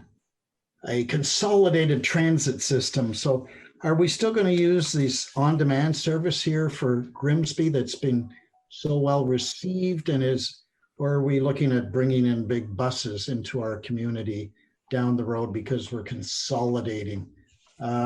And because this has been as successful as it has, I kind of like what Councillor Sharp has suggested. We've taken some baby steps. Let's not try and run too fast. I think, maybe we should be looking at it over another year or two before we see how it works, because we're in the middle of a pandemic too. And I mean, once we come out of this pandemic, the whole world's going to change again. So it's really hard to know how successful it will be going down the road. So because we're in the middle of a pandemic too, I hate making decisions right at this point in time. Can you give me an idea about this consolidated transit? What are you suggesting here? A variety of transit systems all working as one, or is it one transit system for all of Niagara? So through you, Mr. Mayor, and thank you for the question.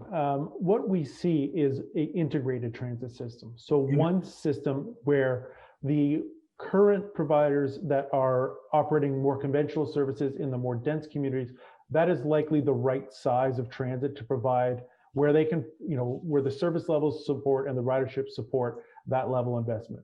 What we also want to do is make sure that in communities like Grimsby, an appropriate level of transit to provide a similar level of service is being provided. When I talked about transit equity, what that really is about is making sure that all residents of Niagara have access to transit and that have access to the level of transit that gives them an equitable ability to move around the region. So for Grimsby, I think there's seen a lot of growth in terms of the on-demand pilot.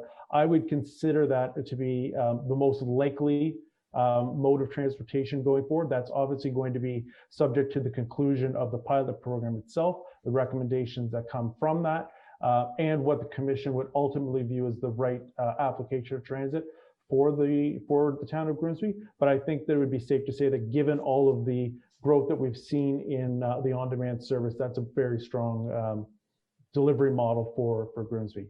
I'd also just reference, you talked about the pandemic. I also spent some time talking about COVID and why now. I think I would just also mention that growth has happened during the pandemic and during elements of shutdown. I think that, we talked about the federal government has projected that there may be a bit of a time period before we see transit levels return to pre-pandemic levels, but I would view the opportunity for even more growth in the future as our collective lives get back to normal to be very, very strong.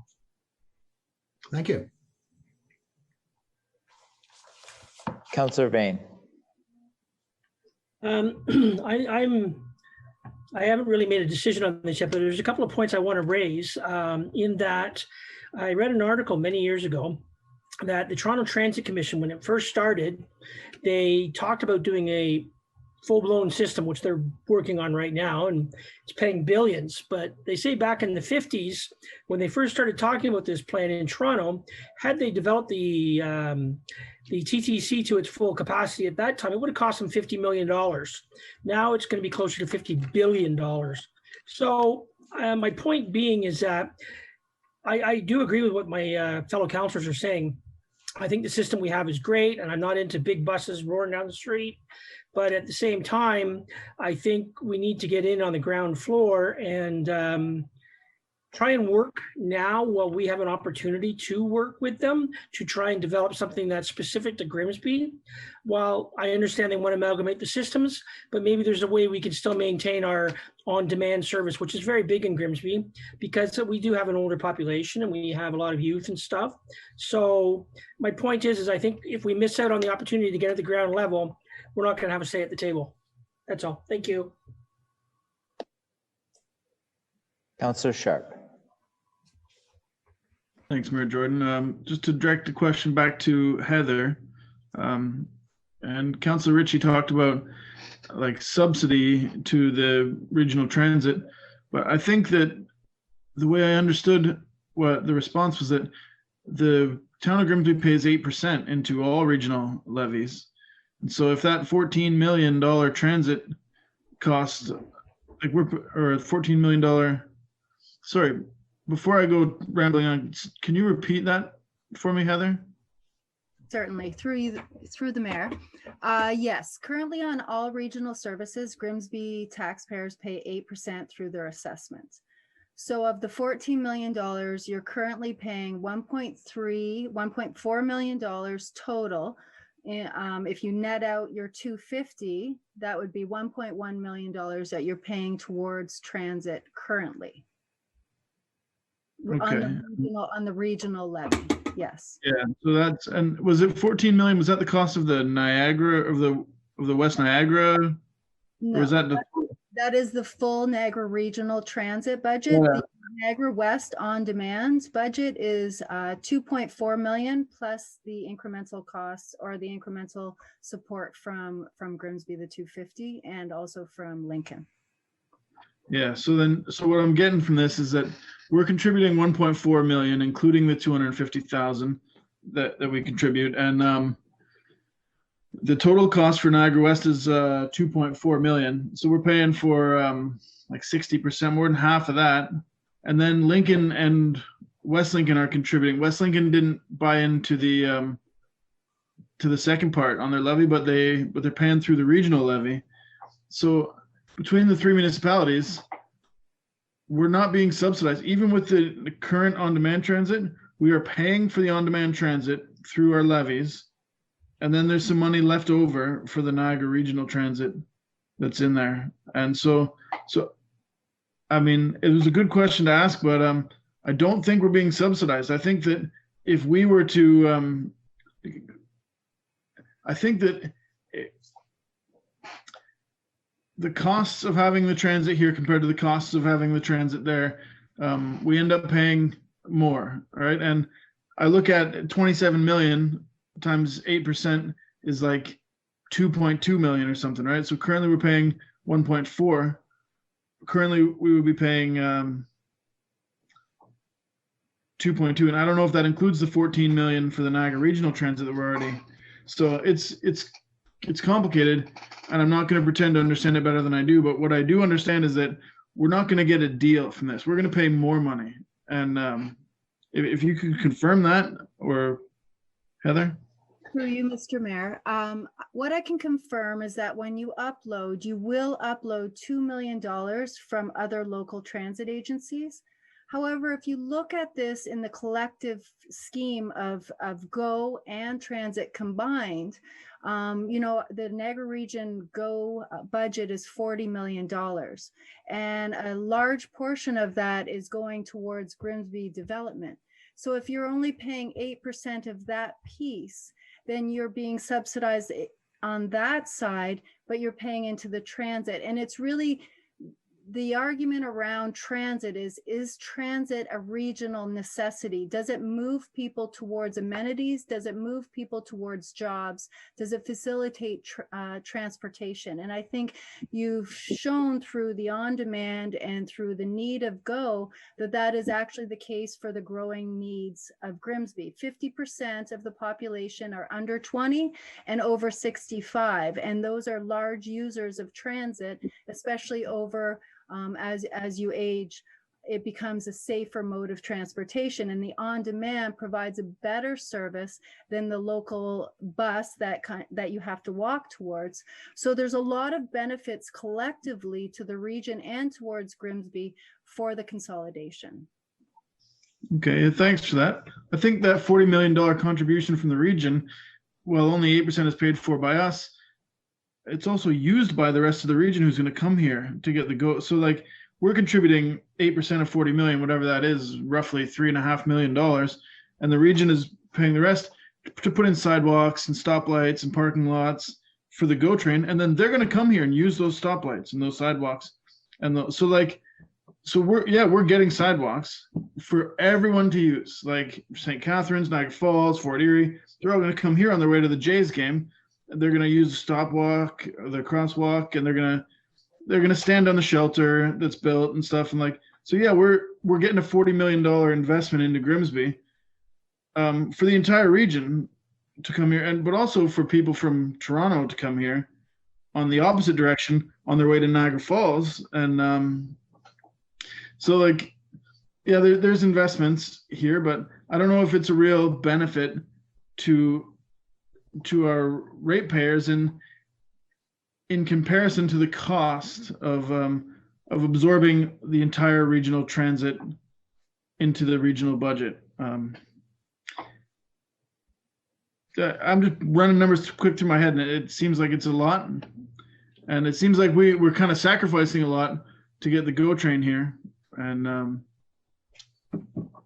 so through you, Mr. Mayor, one element that we've heard consistently through our engagement with the local area municipalities are concerns around the financial model. And what's before you through your CAO's report is feedback that additional work is kind of required on the financial model to flesh out some of these details and to adjust where necessary. So it's something that we've heard a number of times as we go through this engagement, and certainly something that's very high on our radar as we continue to look at this.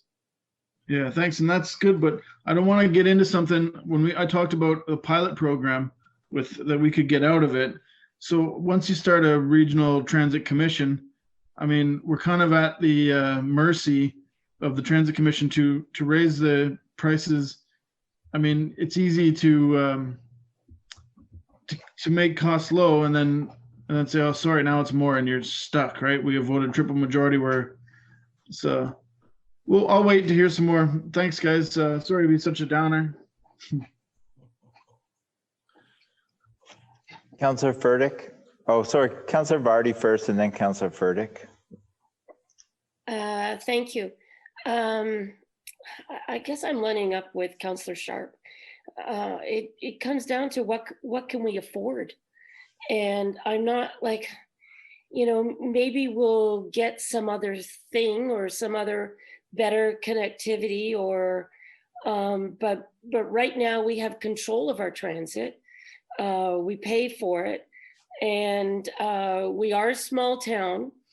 Even when we grow, we're not going to get that much bigger because there isn't a place for us to really grow to. So like I'm inclined to wait this one out until we have a real better sense of what we're giving up to join in and what it's going to cost us to join in. Like right now we control our pilot in terms of whether we have it or not. We have a commission. We've lost that control. It's no longer our decision, and it becomes for this greater good. And I worry that smaller towns will be forsaken for the larger cities. So at this point, I'm really reticent to join in this. Thank you. Councillor Furtick. Thanks, Mr. Mayor, for letting me have the opportunity to speak. And I want to thank Heather and Scott both. I think you have to listen really to what Scott had said is that the purpose of this tonight is to get feedback from council. And it's very important that you get the feedback. If you're not happy with escalating costs, or you're not happy with the GO train, or you have to express this, please, in writing, of course, and I'm sure the CAO will help you along in taking your points of interest, and what they're looking for, the region is looking for, is your feedback. The beginning of this feedback is creating a transportation commission.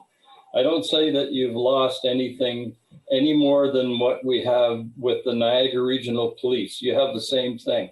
You have a regional Niagara police system. You have a regional EMS system. that you're also paying for, believe it or not, in your regional taxes. So it's not all one-sided. And I agree that we've got a long way to go yet to make sure that you know, if we're going to have to pay additional monies, we certainly need additional services. And this is, but I ask you please through the CAO to make those issues available to him so that you can respond. Don't forget, I believe Scott said that the triple majority that they're looking at, I believe is late spring, summertime. Is that correct, Scott? Through you, Mr. Mayor, yes, that's correct. That's this year. So you don't have a whole lot, of time. I have to know where you stand. I have to know where council, and so does Mayor Jordan. We have to know where we got to take this. I don't want you to think that I'm, well, first of all, let's look at the GO Transit. The GO Transit, the region has put up $30 million for the GO Transit and the GO Bus station in Grimsby. They're also putting up another $10 to $12 million to restructure Casablanca and all of the intersections on the service road and whatnot. So it's not like the region has not investing in Grimsby, because they're spending over $40 million today. You know, within the next couple of years, this is all going to be done. So don't feel that, you know, you're getting something that you're entitled to. Yes, you are. But remember that the GO Transit, transportation is very important in order to move people. And as Heather said, to move people, to take them to university, to wherever. Transit, if you don't have transit, you're not going to have this intermingling of people. I have to say that I'm very cautious as to what is proceeding. I'm watching it very closely, but I need your feedback, and so does Mayor Jordan. One other point is that these costs, by the way, were, it's all related on assessment growth. How would you like to be living in Niagara and the Lake and look at their assessment growth? Compared to Grimsby, we're not even close to what the assessment values are in Niagara on the Lake. So their population is less, and they're going to end up paying more than we are because it's based on assessment. So look at what you're getting even now. For maybe that's part of your proposal in saying, we like the system we have. This is what we want to stay with. That's fine. But you got to express that opinion, and you have to give it to the CAO and have them make sure that it's put on through it. So I just want you to know that we're watching and we're trying to help as much as we can. And by the way, I'd like to thank Reg Freg for being on the LNT, even though it hasn't been very active lately. But having said that, this process that the region is beginning is a step process. And I thank Scott and Heather for bringing it forward and presenting it to you. So thank you, Mayor, for letting me speak tonight. Thank you, Councillor Furtick. And Councillor Sharp, you've already spoken twice on this, and you will have another chance to speak on it after the CAO's report. And just a little bit more on this. Can you just read the resolution? Yeah. Yeah. I will read the resolution in a second. Just want to thank both Scott and Heather for your report, and I understand what the region's trying to do here. The region's trying to have a regional centered integrated transit that treats everyone in the region, gives them the opportunity to transit, and the model for transit may be different. A lot like the way the hospitals are. Everyone has an opportunity for the healthcare, and everyone should be treated equal for healthcare. But that doesn't mean every hospital is going to be the same throughout Niagara. And I think that what sums this out is this: the region's going to, and this task force is going to look at what is the best model for each section of the region, and to do that so everyone in the region benefits. And we are going to benefit with the GO station, with that coming in, and with the building that's done on Casablanca and the GO station. And that is going to benefit everyone in Grimsby who chooses to use the GO station. And maybe someone won't, but it will benefit them anyway, because it's going to take traffic off the road. So I understand what the region's trying to do here, and I look forward to learning a lot more about it over the next few months. So again, thank you, Todd, Scott and Heather, for your report. So I'll read the resolution. Need a mover and seconder. Moved by Councillor Vane, second by Councillor Dunstall.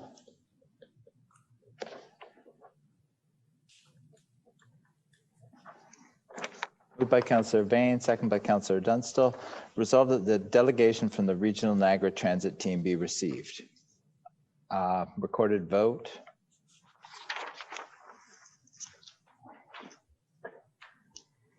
Councillor Bothwell? Yes. Councillor Dunstall? Yes. Councillor Frake? Yes. Councillor Cadwell? This is just for receiving it, right? Yes. It's still yes, thank you. Yeah, okay. Councillor Cadwell? Yes. Councillor Ritchie? Yes. Councillor Sharp? Yes. Councillor Vane? Yes. Councillor Vardy? Yes. Mayor Jordan? Yes. That's carried. Up next, we have number 15, Administration and Finance Report, a report CIO 21-03, Niagara Transit Government. CIO Schlang. Thank you, Mayor and Council. A lot has been said about this. That's already in the body of the report. I just wanted to re-emphasize the point that what Mayor Jordan, a couple of you brought up, that the transit on demand is working well in Grimsby, and that would be a bare minimum of what we'd want to maintain, if not improved service, if we're going towards this model. So it's working well, and we want to see improved service if we're going to this model. And we want some demonstrated principles that the region would validate that with us, that we would get what we have and even better to serve the residents of Grimsby. We also feel there's a lot of feedback on the financial model, needs a lot more work. So this report would send the region back that model needs a lot more focus on small municipalities like us not seeing such a big hit on the regional levy, and that feedback will be given to the team. And also in the governance model, if you notice, there's two members that would be outside of the big three, and we would want to request that Niagara West be part of that governance model, someone from Grimsby or Lincoln or both that have demonstrated the growth areas of transit. So we'd want that. Probably we should add timing. A couple of you said maybe the timing's not right, so that should be given back. But if you look at the benefit of having an integrated commission, it is really positive for the environment, for the economy, and for the quality of residents in Niagara. So this report is just meant to complement the work that the region's done, and have council vote on this if possible. Thank you, CIO Schlang. Any questions from council? Councillor Vardy. Thank you. I just want to make this point, and I hope I'm not, beating a dead horse here, but there's a benefit to driving an Escalade over a VW, but not if you can't afford the Escalade. So it's just to bring that point home. We can talk about benefits, but when it comes to paying the bill, what can we afford?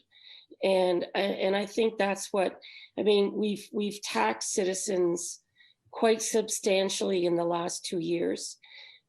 This year has been a really difficult year for many of our residents. And I just can't support going forward with anything that gets us in deeper financially until we actually know what kind of financial footing we're on and what the whole thing's going to cost. Thanks. Councillor Sharp. Thanks, Mayor Jordan. So I'm talking online to one of the councillors in West Lincoln, and he said that they voted this down 6-1. And, you know, like for the same reasons why Councillor Vardy is saying, is that it's like we're buying something that we can't afford. We're getting this, the expansion of Casablanca Boulevard. It's like they're making 5 lanes. Like you could play full court basketball from curb to curb, but they're, you know, I have that's my ward.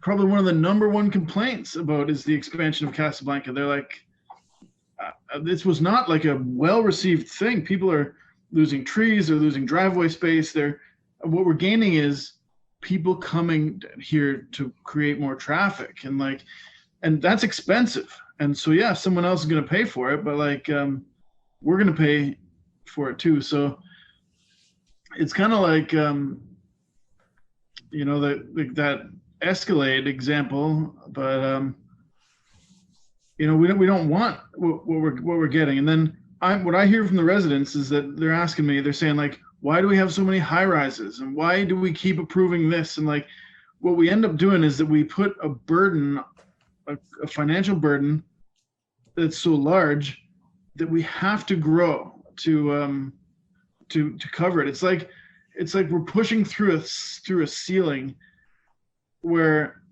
things become so expensive if we don't like double or triple our population. So if the residents say like, hey, councillor, I'd really like you to support smaller, responsible development, and it's like, well, would you like me to raise taxes? Like, because it's the option that we get. Either we bring in a lot more people to pay for these things, or the cost just goes up, and we end up getting things that we don't need. I don't need. I'm not saying that.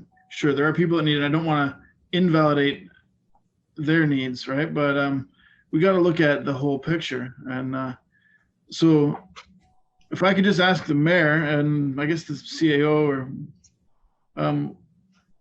the conclusion of this report says, while staff are supportive of the full commission model, they have provided commentary on these things. So if we pass this, are we saying that council is supportive of this? CAO Schlang. Again, this is a non-binding in principle support to continue the efforts to look at a full commission, but it's non-binding in principle. We've got a lot of work to do still, but recognizing the importance of transit in the region in Grimsby, supporting this in principle, as long as all the other work is done and the financials are revisited for sure. Yeah, so we're supporting it. We're saying that we don't want to commit to it, but we support the full commission transit model, provided that you do like some looking into these things for us, that we get a member. But I don't support it, right? And like maybe one day this will be something that's viable, but we're giving the keys over to the region to run a transit program, like in St. Catharines and Niagara Falls, and like they're gonna have great service. You're gonna be able to get to the casino from Grimsby, but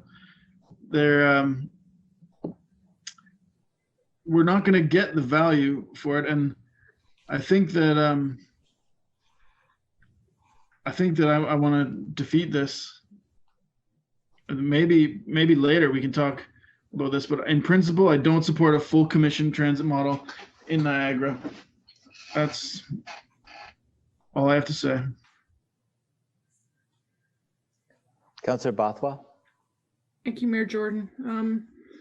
I struggle with, I did read through as much of this as I could. These reports are quite extensive, and I know that the committees that met at the region, I'm sure went into much greater depth about the various options in addition to the full commission model. I don't see them here easily. I don't understand what other options were brought forward that are even under consideration. It looks like this is the only one that we're being presented with, and there aren't a lot of other options as to what they might look like, other than one paragraph in here says the strategy was developed in consultation with area treasurers and CAOs, considered variations between municipal transit grants, etc.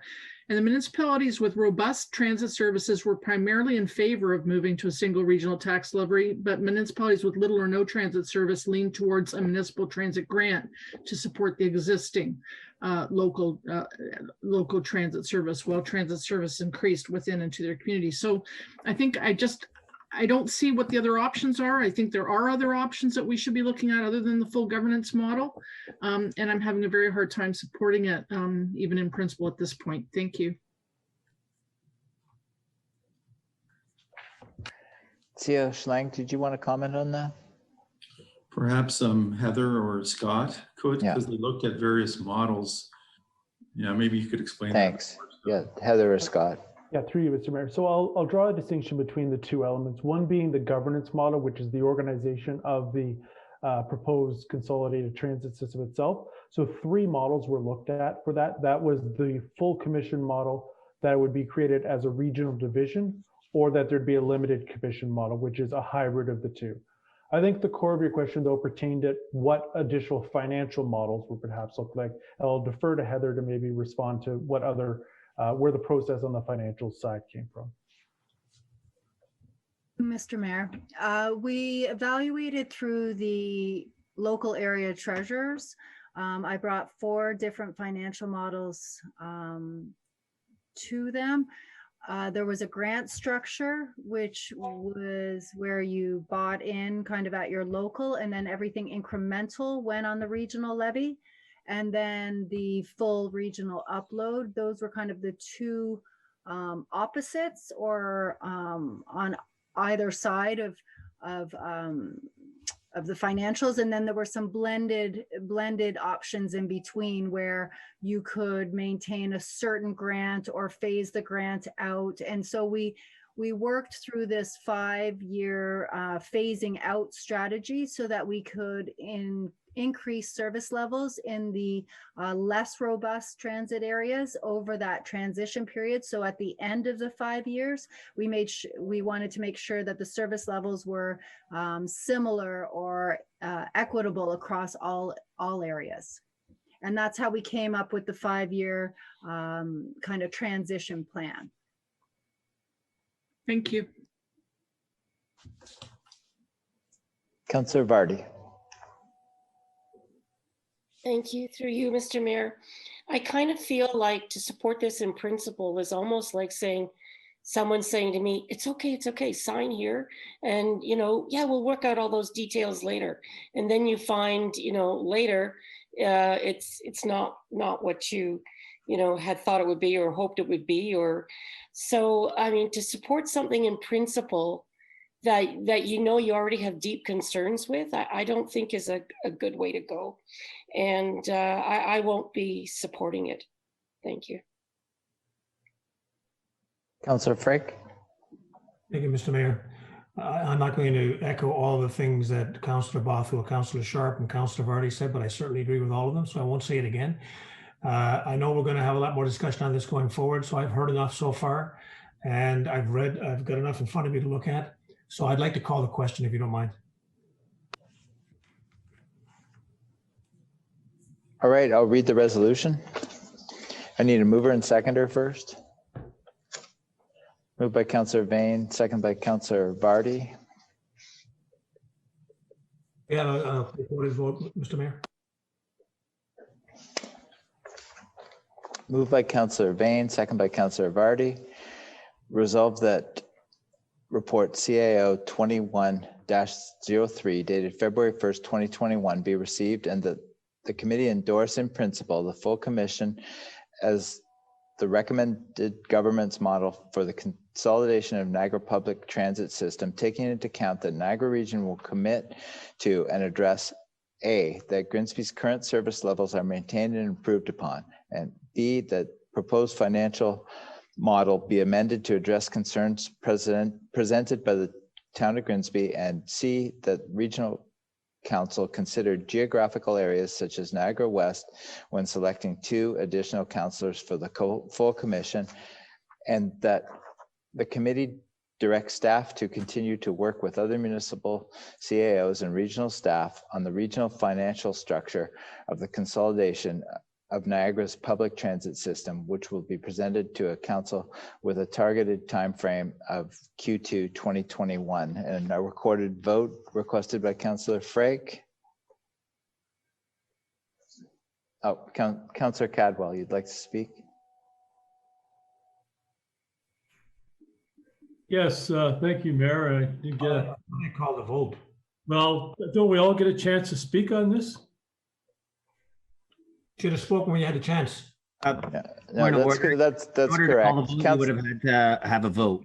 Yes. So that's in our rules. So Yeah, I think I agree. I agree completely. Not everyone had spoken on it. I read the resolution. Councillor Cadwell, you're welcome to speak. Thank you. I was just following the line in the order and waiting to get in, and then the question was brought. Just want a clarification.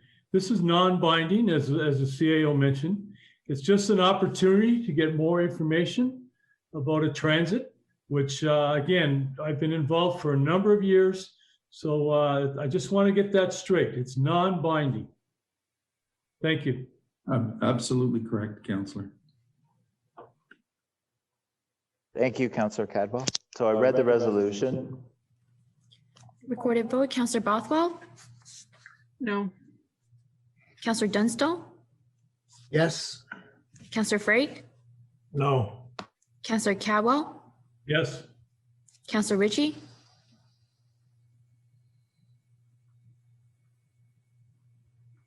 yes.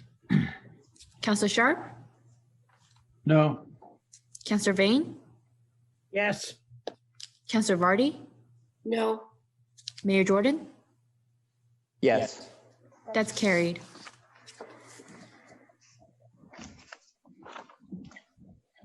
Thank you very much, Scott and Heather. Have a good evening. And now we're moving to number 16, our next meeting. Next meeting of the Committee of the Whole is scheduled for February 16th, 2021 at 6:30 p.m. And it'll be available through electronic participation. We will take a short break when we return for the council meeting for tonight. See you in at 9:50.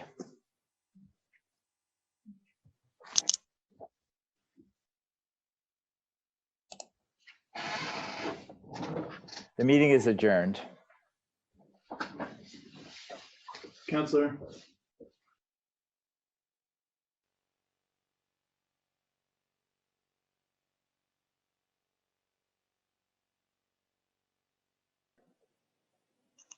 I'd like to call the council meeting of Monday, February 1st, 2021 to order.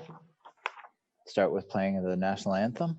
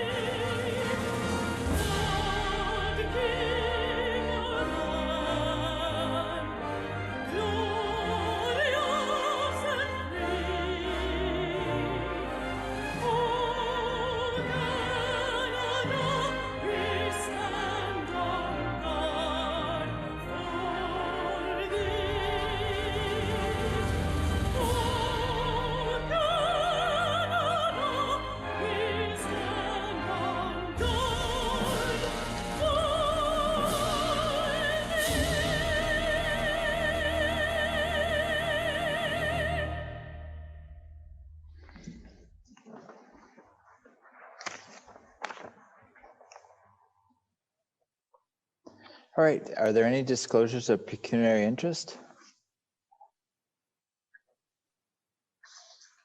Seeing none, move to number 4, approval of agenda. I need a mover and seconder. Moved by Councillor Vane, second by Councillor Cadwell.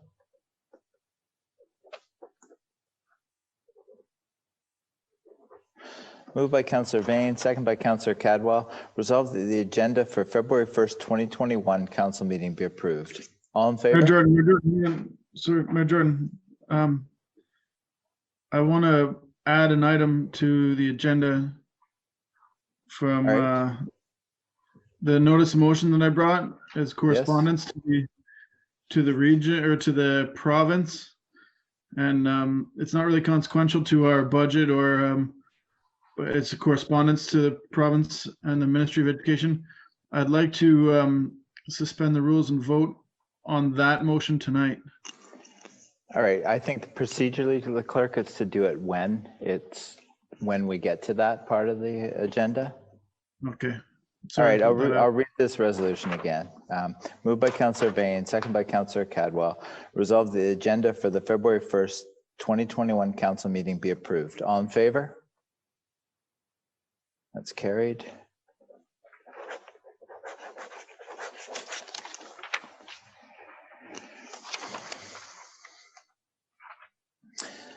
Move. Oh, where's the other one? There we go. Got the wrong agenda. Move to number 5, approval of previous minutes. Need a mover and seconder. Councillor Vane, second by Councillor Cadwell. Point of order. The agenda for the February 1st, 2020. I'm getting point of feed again. Order. Point of order. That's carried. Point of order, and I know it's not a point of order; it's a point of something else. But Councillor Vardy. The audio is overlapping. Yeah, someone's watching it on a screen that's on, I think, or. We're getting some type of back feed. Approval of previous minutes. Need a mover and seconder. Where's that coming from? Okay, I think we cleaned it up now, the back feed. So we need a mover and seconder for the approval of the minutes. Councillor Dunstall, Councillor Vane.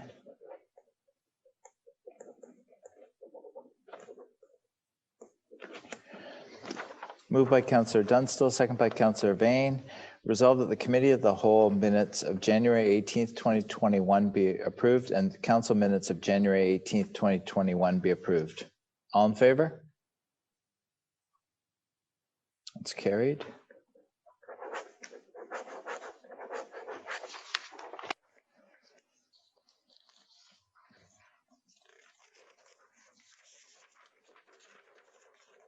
Now we move to Councillor Sharp's notice of motion.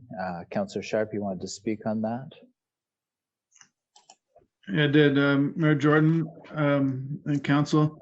So this notice of motion, I want to vote on it tonight. I want to suspend the rules so that we can hear this and discuss this tonight.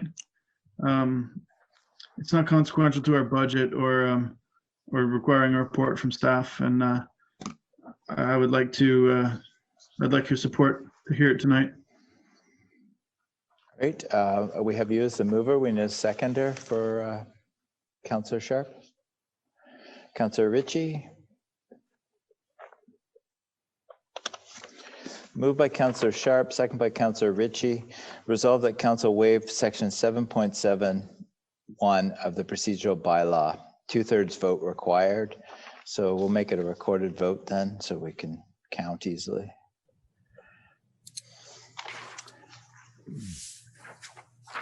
Councillor Bothwell? Oh, sorry, Councillor Cadwell. Yes? No.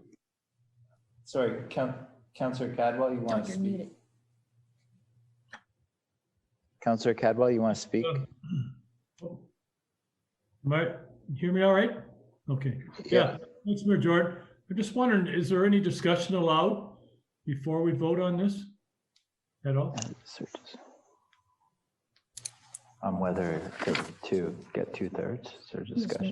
Yeah, Discussion. sure, you're free to discuss on it. The Oh, clerk's discussion rule. after we get the 2/3. After we get the 2/3. Oh, okay, yeah, so procedurally, we need to vote for the 2/3 before we, Okay. or it just moves back. It becomes if the 2/3 doesn't go through, then I read it as a notice of motions. Okay. Okay. Thanks, Mayor. Yeah. Thank you. Councillor Bothwell? No. Councillor Dunstall? Yes. Councillor Frake? Yes. Councillor Catwell? No. Councillor Ritchie? Yes. Councillor Sharp? Yes. Councillor Vane?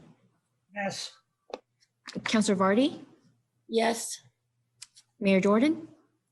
Yes. That's carried. All right, now I'll read the resolution.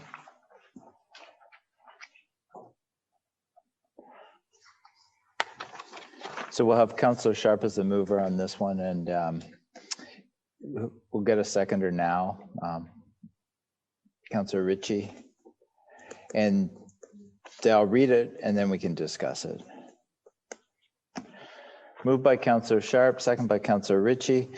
Whereas the District School Board of Niagara, DSBN, undertook an accommodation review which resulted in the recommendation to close Grimsby Secondary School and amalgamate Grimsby, Beamsville, and South Lincoln Secondary Schools into one new school on King Street in Beamsville. And whereas during the accommodation review, the renovation costs to upgrade the existing high schools were projected at Grimsby 19 million, Beamsville 26 million, South Lincoln 7 million, total of 52 million. And whereas the environmental remediation work on the property proposed for the new high school has already gone $12 million over budget to a total of $17 million. Now therefore be it resolved that the town of Grimsby requests the province to investigate the $12 million cost overruns on the environmental work at the proposed new high school property, and further request the Provincial and DSBN to investigate alternatives that could keep the high schools open with the established communities downtown core by upgrading the existing schools in Grimsby and Beamsville to attract and retain more students and by offering more course selection. And this was CC'd to Premier Doug Ford, Sam Oosterhoff, Stephen Lecce, District School Board of Niagara, Elizabeth Clausen, Doug Newton, Town of Lincoln, Township of West Lincoln. So discussion? Councillor Sharp? So I'll make a quick comment, but I'd like to wait till last. So if I just quickly comment, I'd like to hear what my fellow councilors think about the costs, like they're spending on this school and the cost overruns to build the school out in the East End. I got a bunch of stuff written down, but I just want to hear what my colleagues think first, and then I'd like to speak. All right, we'll move forward. Councillor Vardy. Thank you. Well, I think the horse might have left the barn on this one. Despite that, I personally feel that schools are a huge part of a community. And in principle, I don't favor regional schools. I think what you gain, you lose by kind of gutting the schools out of the community. And so I will be supporting Councillor Sharp's motion. Thank you.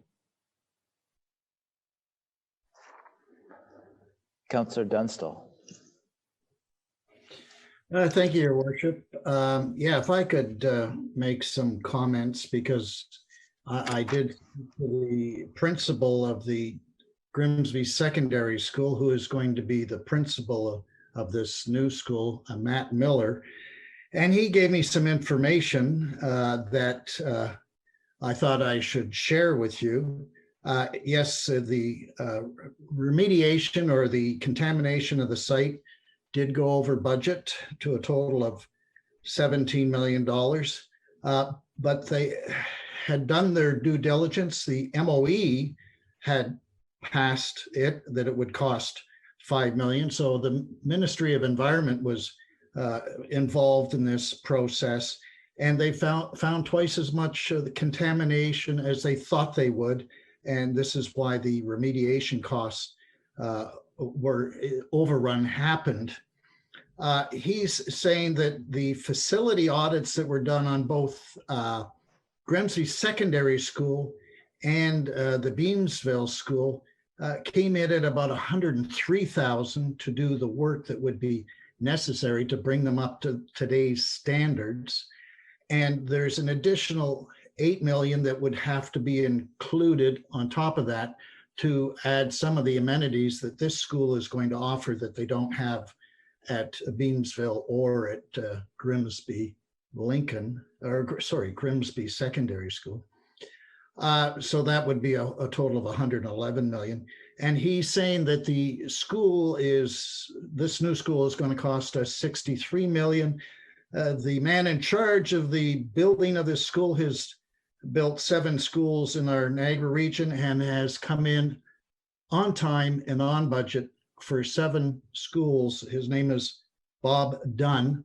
And so he's assured me by telling me this, that this school is on budget and on time and will be open for September 2022.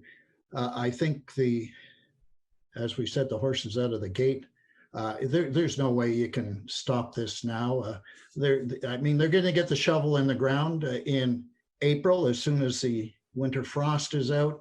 I'm sure there's been contracts signed. There's materials that have been ordered.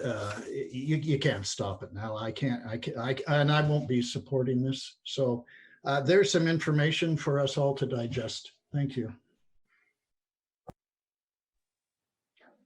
Councillor Cadwell. Yes, thank you, Mayor Jordan. Well, the reason I voted against it because I need more time to get some information, and I know we'll be. I have been doing some research and have been getting some information, but I think there's a lot. You need some time to absorb, and again to get as much information as possible. By delaying the build of the new school, that'll add at least a 10% overall, a 10% increase in costing to build the new school. I've got some concerns with the soil mediation overrun there. It's and I did have a chat with Mr. Miller too on that, and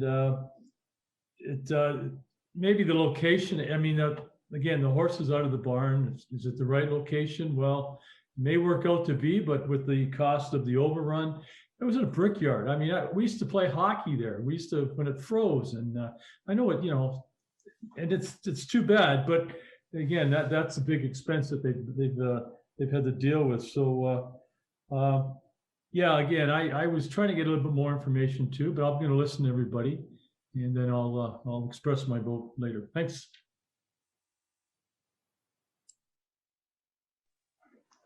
Councillor Bothwell. Thank you, Mayor Jordan.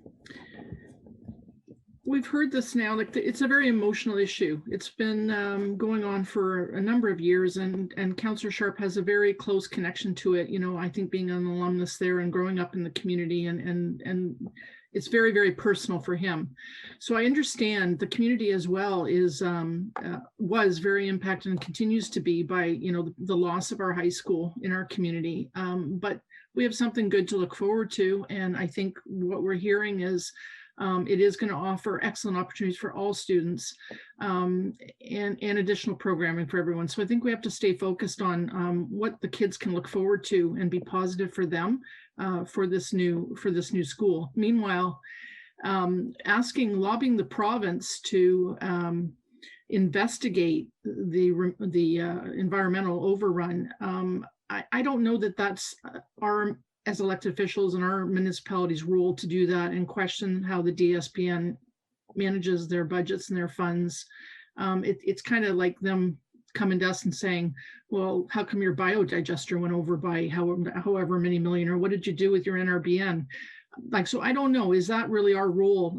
The media is out there, the public is out there saying that they're concerned about this. I think there's avenues for people to look at that further, but there's reassurances that they're working within the budgets that they have established there. They have their framework that they went through. The ARC committee went through in 2017, although the decision was not what we wanted. That process completed and finished. We have one school that's currently closed and two more that, they are going to close. So to now try to ask the province then to investigate alternatives to keep the high schools open, there's an RFP, as Councillor Dunstall said, the shovels are going to be in the ground in the spring. I can't see the result of this motion affecting anything positively other than creating perhaps more grief. And I'm having a hard time supporting it because I don't see where we would go and what the end result would be that would be positive or that we would get anything out of it as a municipality asking to investigate another elected body. Thank you. Councillor Ritchie. Thank you, through you, Mr. Mayor.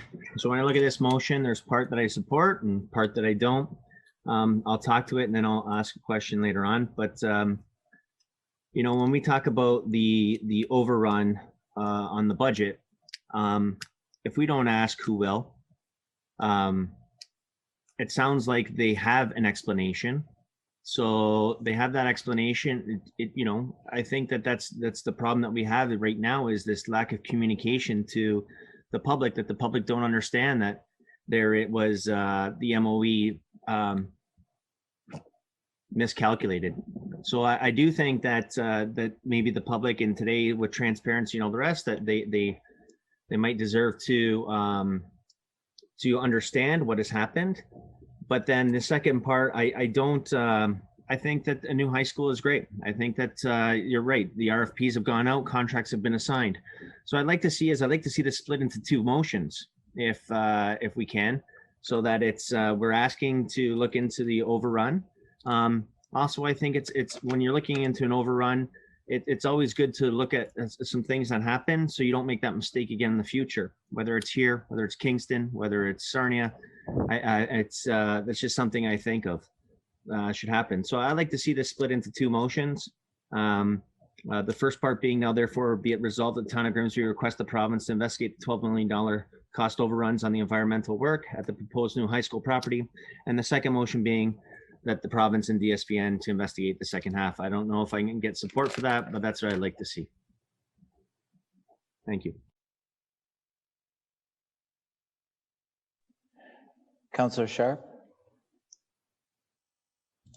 Yeah, thank you, Mayor Jordan. Just as far as I understand the procedure, Councillor Ritchie, is that you can split a motion anytime. So I'm okay to split it into two. There's kind of two concepts there, so we don't want to vote on them at one time. I understand that. So I've been doing some looking into this. I've also talked to the principal at Grimsby Secondary School, and but I look into construction cost pricing. So first of all, the cost overrun on the environmental work, like they budgeted $5 million, and they got that approved by the Ministry of Environment, which apparently makes it okay. But it didn't just go a little bit over. It went 3.5 times over. Like, they were not like, oh, it went to 6-7 million.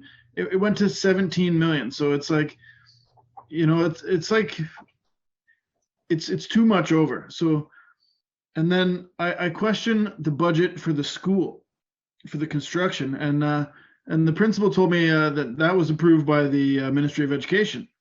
But the last budget was approved by the Ministry of Environment, and it went 3.5 times over budget. And I'm not saying the school will go 3.5 times over, but what I'm saying is the ministries might not necessarily be double checking it. What they're doing is that they're approving that the school board has made a budget. And there may not be, maybe they're approving that the school board has enough money to pay for what they've budgeted. But if it costs twice as much, they're not checking necessarily. So I went to look at Altus Group. It's a construction cost guide they create every year. And in 2020, they say that in Eastern Canada, construction of a high school is between $215 and $285 a square foot. And That's in the GTA. And so the principal at GSS told me that the new school is going to be 188,455 square feet. And at the low end of that, $215 a square foot, it's 40.5 million. And at the high end, it's 53.7 million. So if you put it down on the average, right in the middle of that, you're talking 47.1 million, which is $4.1 million more than what they're budgeting for. But that's in 2020 cost. 2020 was last year. It's 2021 now, right? And I'm an estimator. So like I do this kind of stuff for a living, but every year around January, you get price escalations. Your suppliers come to you and they tell you like, this has gone up by 3%, this has gone up by 6%, this has gone up by 8%. There's been major price escalations every year, but especially this year. And but even to disregard that, if we look at that, there's an average of 3% price escalation per year. By 2022, this cost will go from $215 to $285 up to $228 to $302 a square foot. You multiply that out by the size of the school, we're talking 43 million on the low end, 57 million on the high end, and about $50 million to build a 188,455 square foot school in the average, right? And so that is $17 million over the $43 million budget. That's a lot over budget in 2022 dollars. I mean, presuming that Altus Group is correct, they're a well-known and established company that does price guides every year. So I also looked at the Fort Erie, the Greater Fort Erie Secondary School, and it was occupied in 2017, and it is 116,600 square feet, and it was budgeted $25.5 million. You do the math, that's $218 a square foot is what they spent on the Fort Erie, Greater Fort Erie Secondary School. I do the 3% calculation out to 2020, that's 5 years, and it lands me at $253 per square foot, which lands me at $47.8 million for the construction costs. It's almost $5 million over the budget. And these costs, when you talk about the range between 215 to 285, like some schools are less expensive and some schools are more expensive. And this school is going to have a quad gym and an AstroTurf field. It's going to have a greenhouse. It's going to have a culinary program. It's going to have a cosmetology program. This is like a high-end school. This is why people, I'm going to be honest, there's a lot of people against this. There are people that are in favor of this. It's going to be a really state-of-the-art school. So that brings me back to the Greater Fort Erie Secondary School. Their $25.5 million budget, they issued it out for an architect to give them a proposal. And the proposal came back. I know someone who works in that architect's office, and the proposal came back so high that they had to redesign the school to meet that budget. And they did, I think, meet that budget. I don't know for sure, but what happens is then the board comes back to you and says, we either have to pay more or we have to take things out. And so while we have some support for the school, for the features that we're going to get, I wonder if we lose that support if we have to take any of those features out. And I wonder if we just leave them in and try and get by if we get back charged and if we end up paying more. So I know this is confusing. This stuff all makes sense to me because I do this a lot, but I think the school is going to cost more than $43 million. I think they've already spent $20 million on, and I know this is the end of my time, so let me wrap it up. I think we're talking $70 million, and there's benefit to having the school in our community. And so I just appreciate your support. I'm okay to split the motion, Mayor Jordan, right down the middle. Councillor Vane. I fully support what Councillor Sharp's saying, but I also have to admit I do agree with Councillor Bothwell and Councillor Vardy. I think the horse has more than left the barn. I think the horse is halfway across the planet. I look back at there was an election where the party in power kiboshed a gas plant just to save a seat. That was the allegation at the time. Anyways, my point being is it cost them billions of dollars to get out of those contracts. And I'm wondering that if we were to, and I do support local schools, I think they're fantastic. I went to one and I think they're great. But I'm wondering if it would cost us more in the long run to get rid of this at this point, even if we could. So that's all I have to say. But I do support your motion. I think it's a good idea if we could keep the local school, but I honestly don't believe, I think it's too far gone. But just my opinion. I'll vote for it.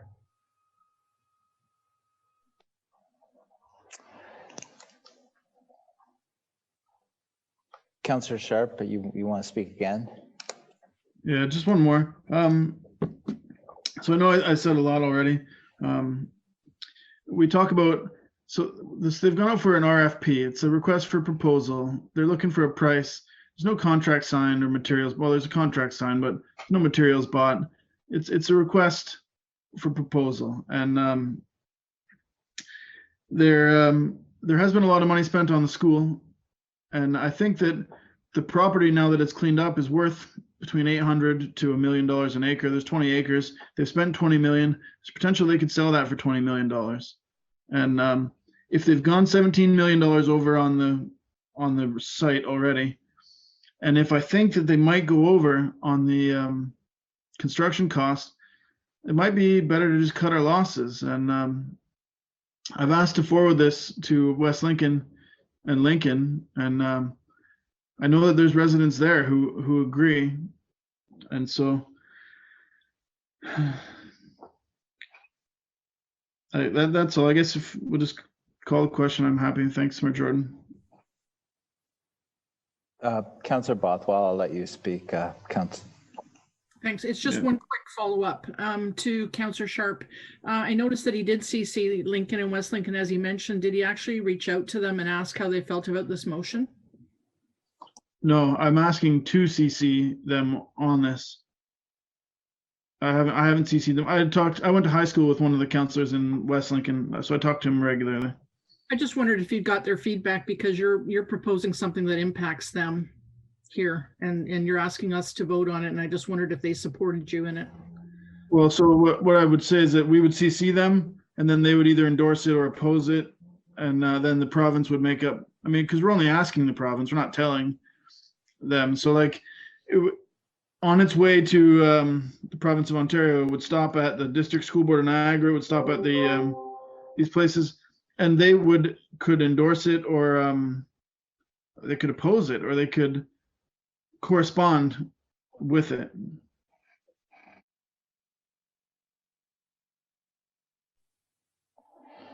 Okay, seeing no further questions, I think I'd like to make a little bit of a comment. First off, the tax roll is divided into three portions: the region, the town, and education. Education is its own portion.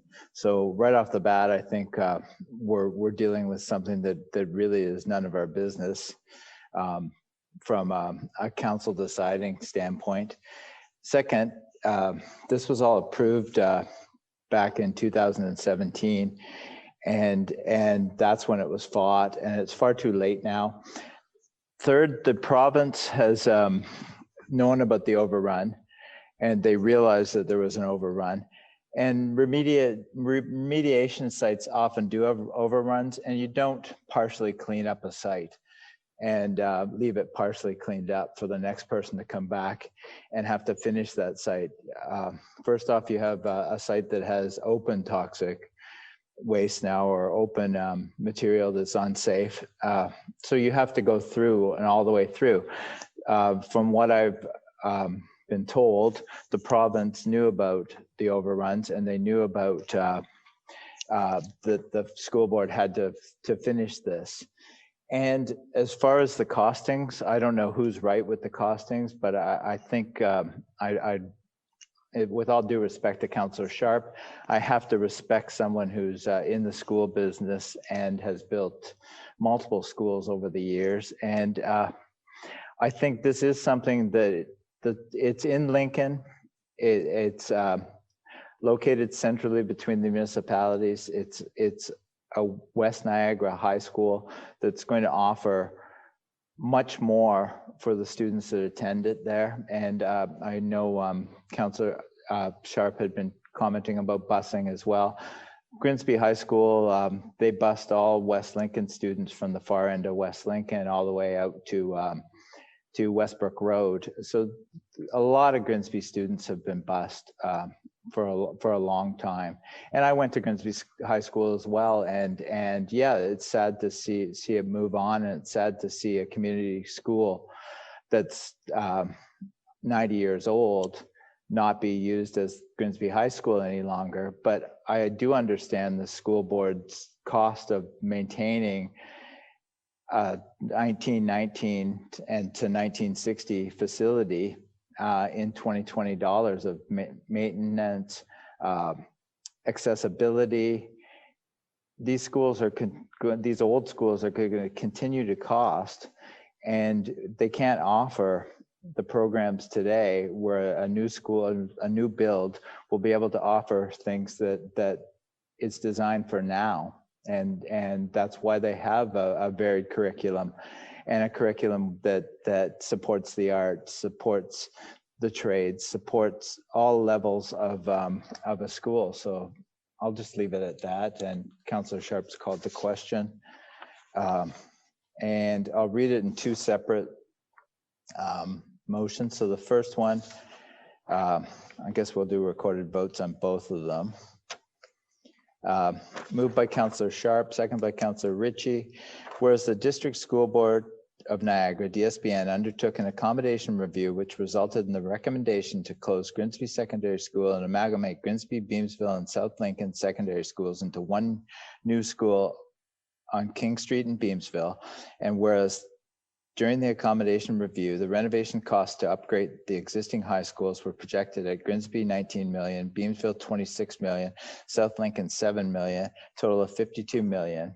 And whereas the environmental remediation work on the property proposed for the new high school has already gone $12 million over budget to a total of $17 million. Now, therefore, be it resolved that the town of Grimsby requests the province to investigate the $12 million cost overruns on the environmental work at the proposed new high school property. Councillor Bothwell? No. Councillor Dunstone? No. Councillor Frake? No. Councillor Cadwell? No. Councillor Ritchie? Yes. Councillor Sharp? Yes. Councillor Vane? Yes. Councillor Vardy? Yes. Mayor Jordan? No. That's defeated.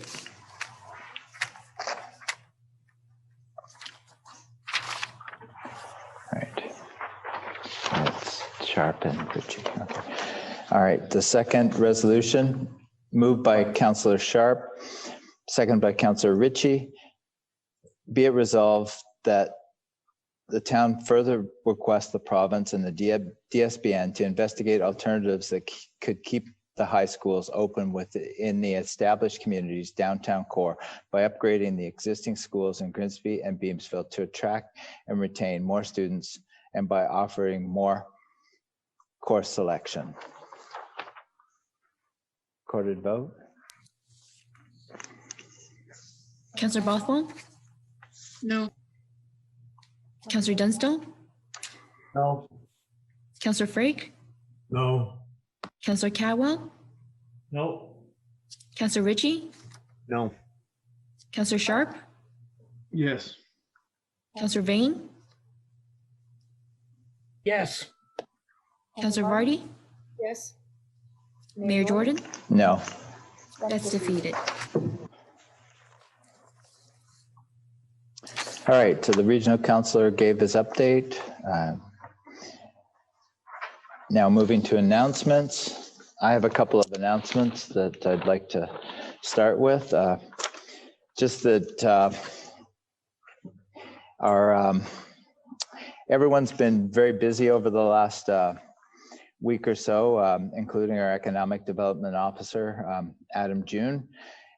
He connected with the director of Grimsby Chamber of Commerce, the chair of the DIA, and some small businesses in Grimsby. And through the EOC, the EOC decided that we would like to offer the patio program for 2021.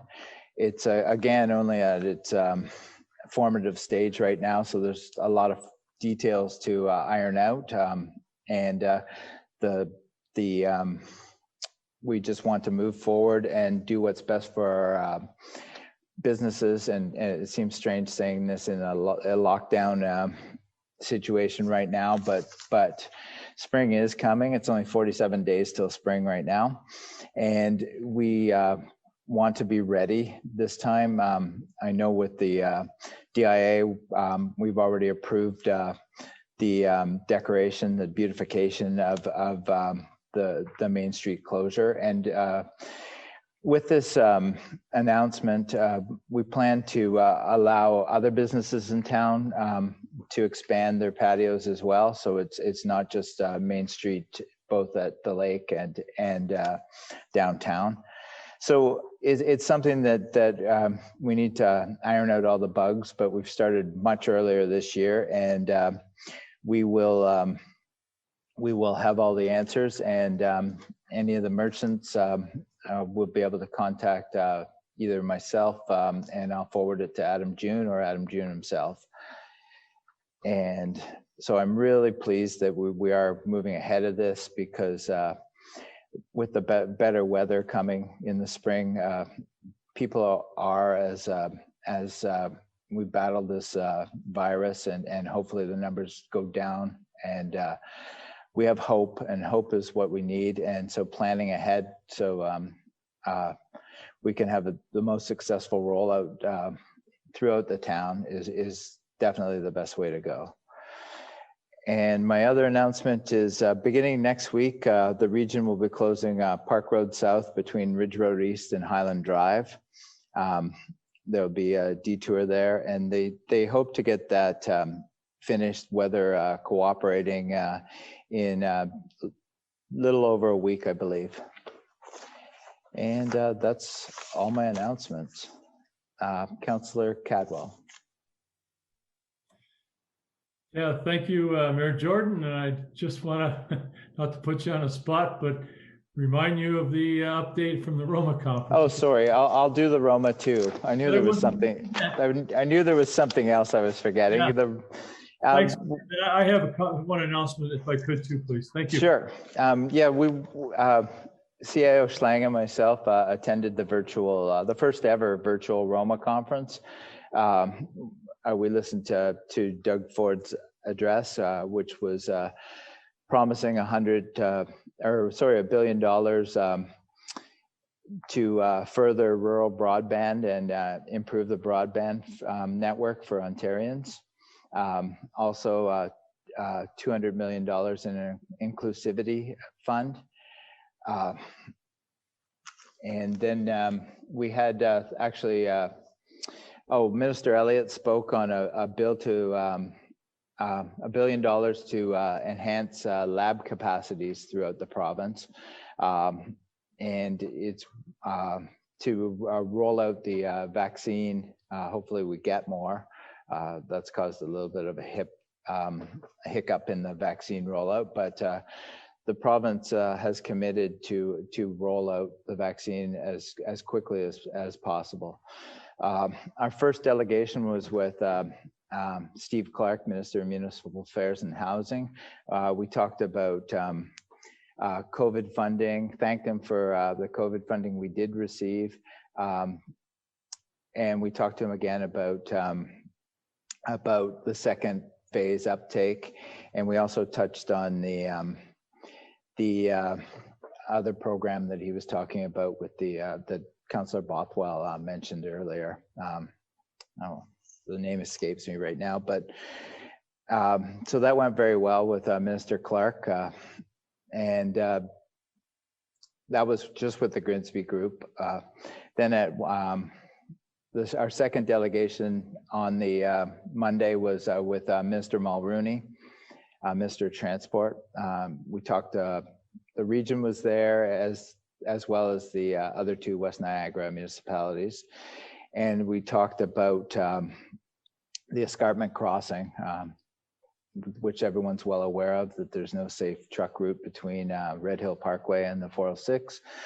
And certainly it was well received. They've seen our presentation before, and they were quite happy that the region's put environmental assessment dollars into the budget to move forward with that.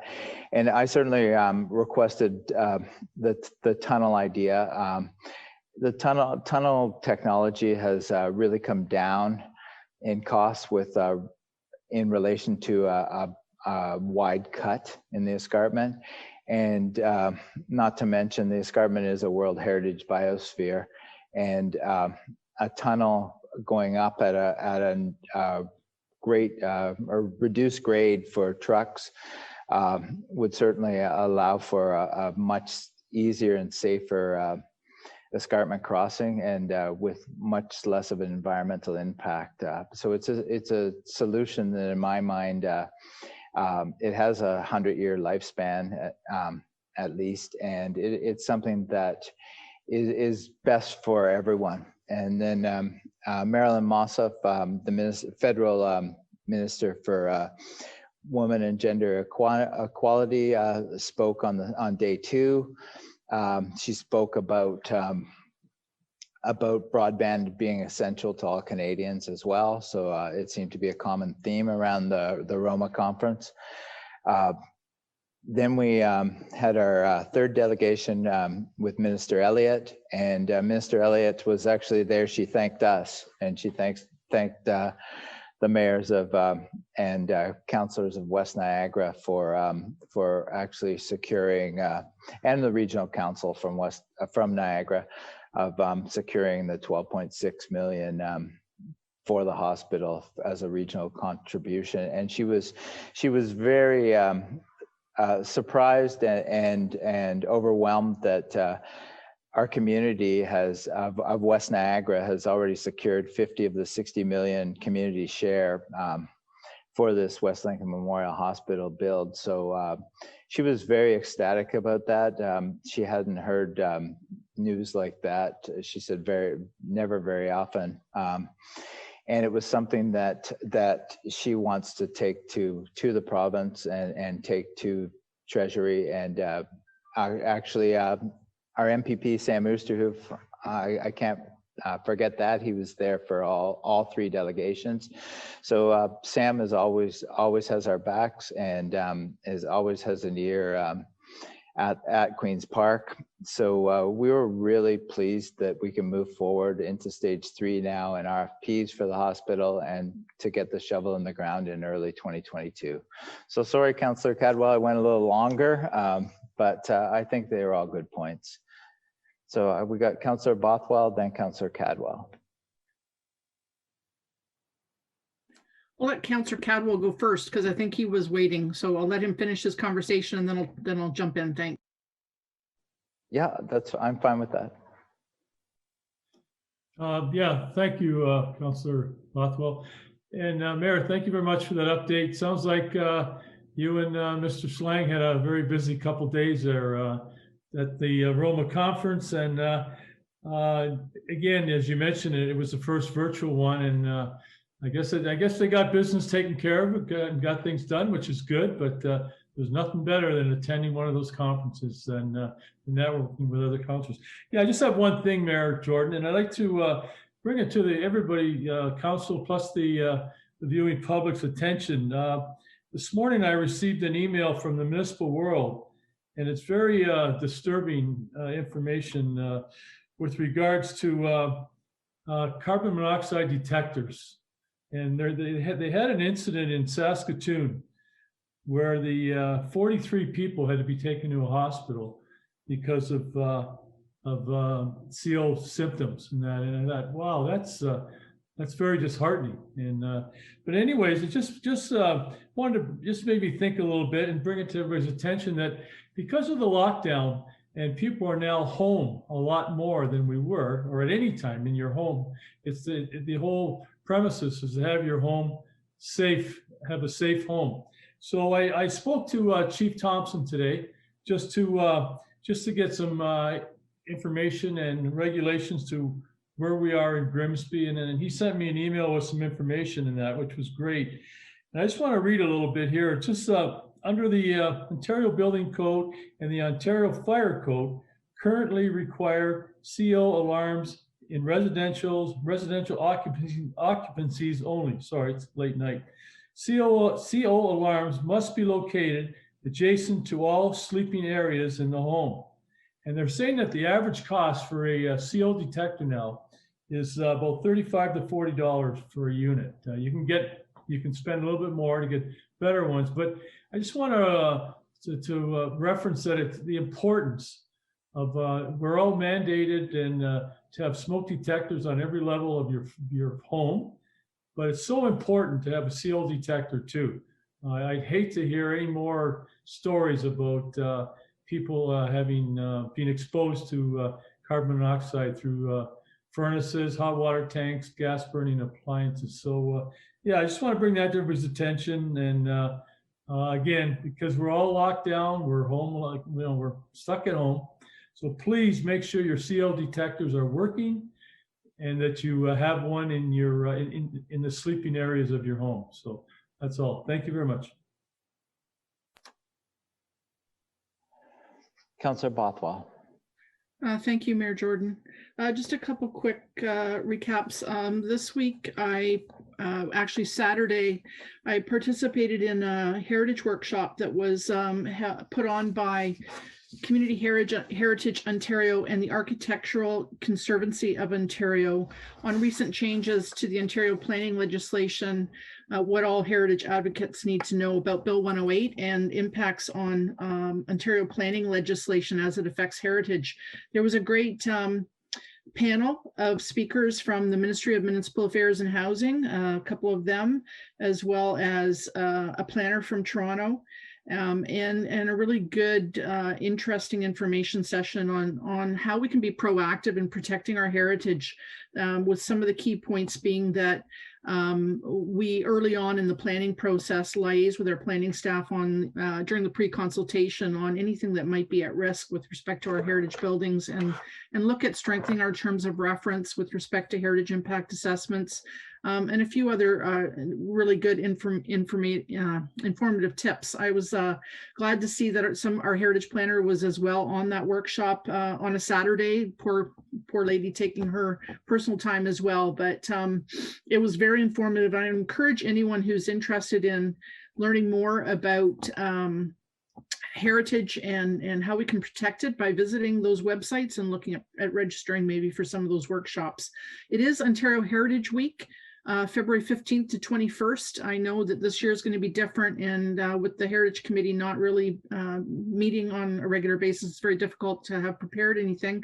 I hope people look out to other communities that have opportunities available or online opportunities and really take a benefit from what's available for heritage. The other thing I just wanted to quickly mention was we've had one ward boundary council composition and ward boundary review public meeting, and the next one is scheduled for February the 4th this week. If you haven't already gone to Let's Talk Grimsby, the survey is on there and you can register for that ward boundary review meeting. It's starting at 5:30 on the 4th. It was really well run. There was quite a number of participants on the last one. So this is another opportunity for the public to contribute to that. I did notice the ad was in the newspaper. I just would like to reach out to our planning staff or those who put those publications in the newspapers to please include alternate methods for the public to receive the survey or call town hall and take the survey over the phone. We did talk about offering those options, and I just missed seeing that in the ad that was published this week. So just a reminder that if we can be very more inclusive and just remember when we post those things in the newspapers to be cognizant that we're providing our services to all of the public in various means and giving them those opportunities. So that's it. Thank you very much.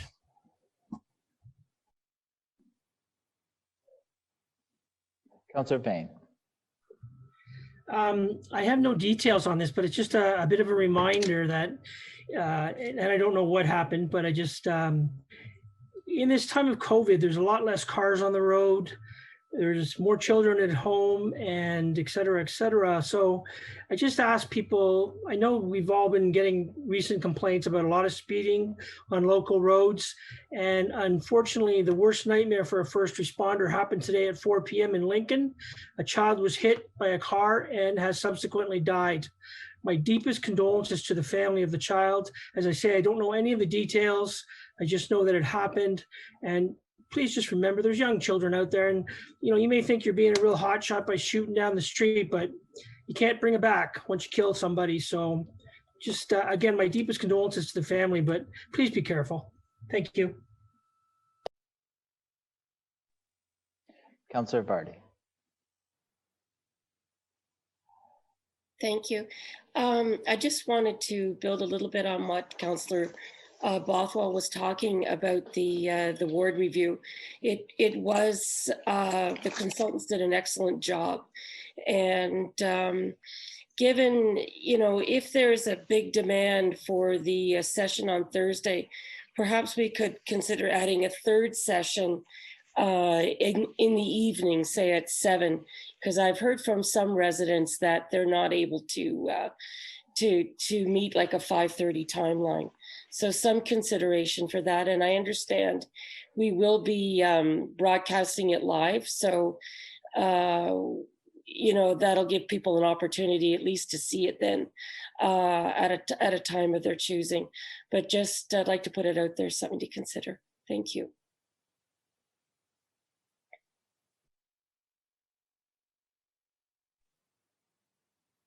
Thank you, Councillor Vardy.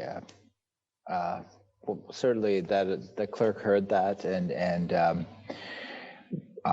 she will make a recommendation if we need a third session. And I guess we're under the time gun slightly too, because we have to have it by a certain date. But I think we should be able to fit a third session in if people want it, if residents want it. Councillor Dunstall.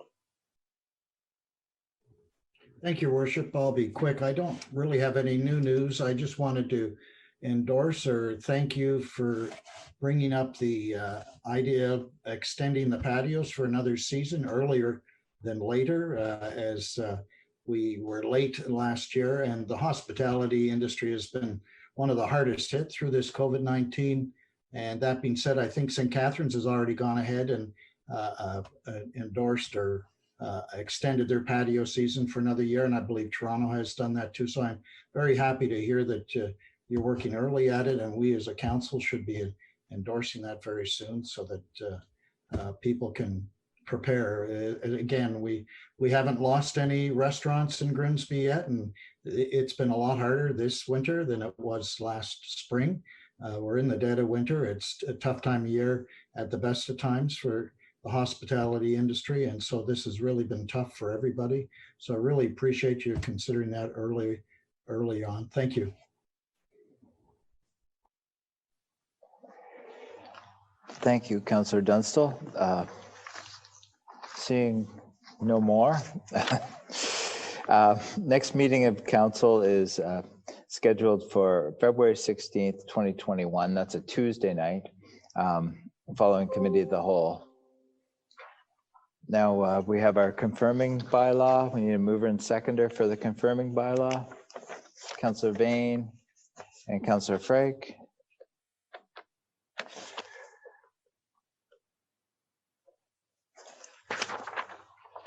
Moved by Councillor Vane, second by Councillor Frake. Resolved that leave be given to introduce bylaw 2109 inclusive, and that same be read a first time. All in favor? That's carried.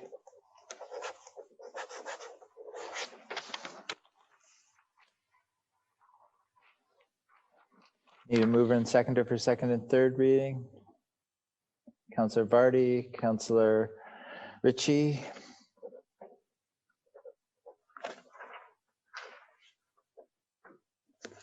Moved by Councillor Vardy, second by Councillor Ritchie. Resolved that leave be given to introduce bylaw 21-09 inclusive read a first time, now be read a second and third time, and finally passed, and the mayor and the town clerk do sign and seal the same, and rule of council to the contrary notwithstanding. All in favor? It's carried. Meeting is adjourned. Good evening, everyone. Have a good night.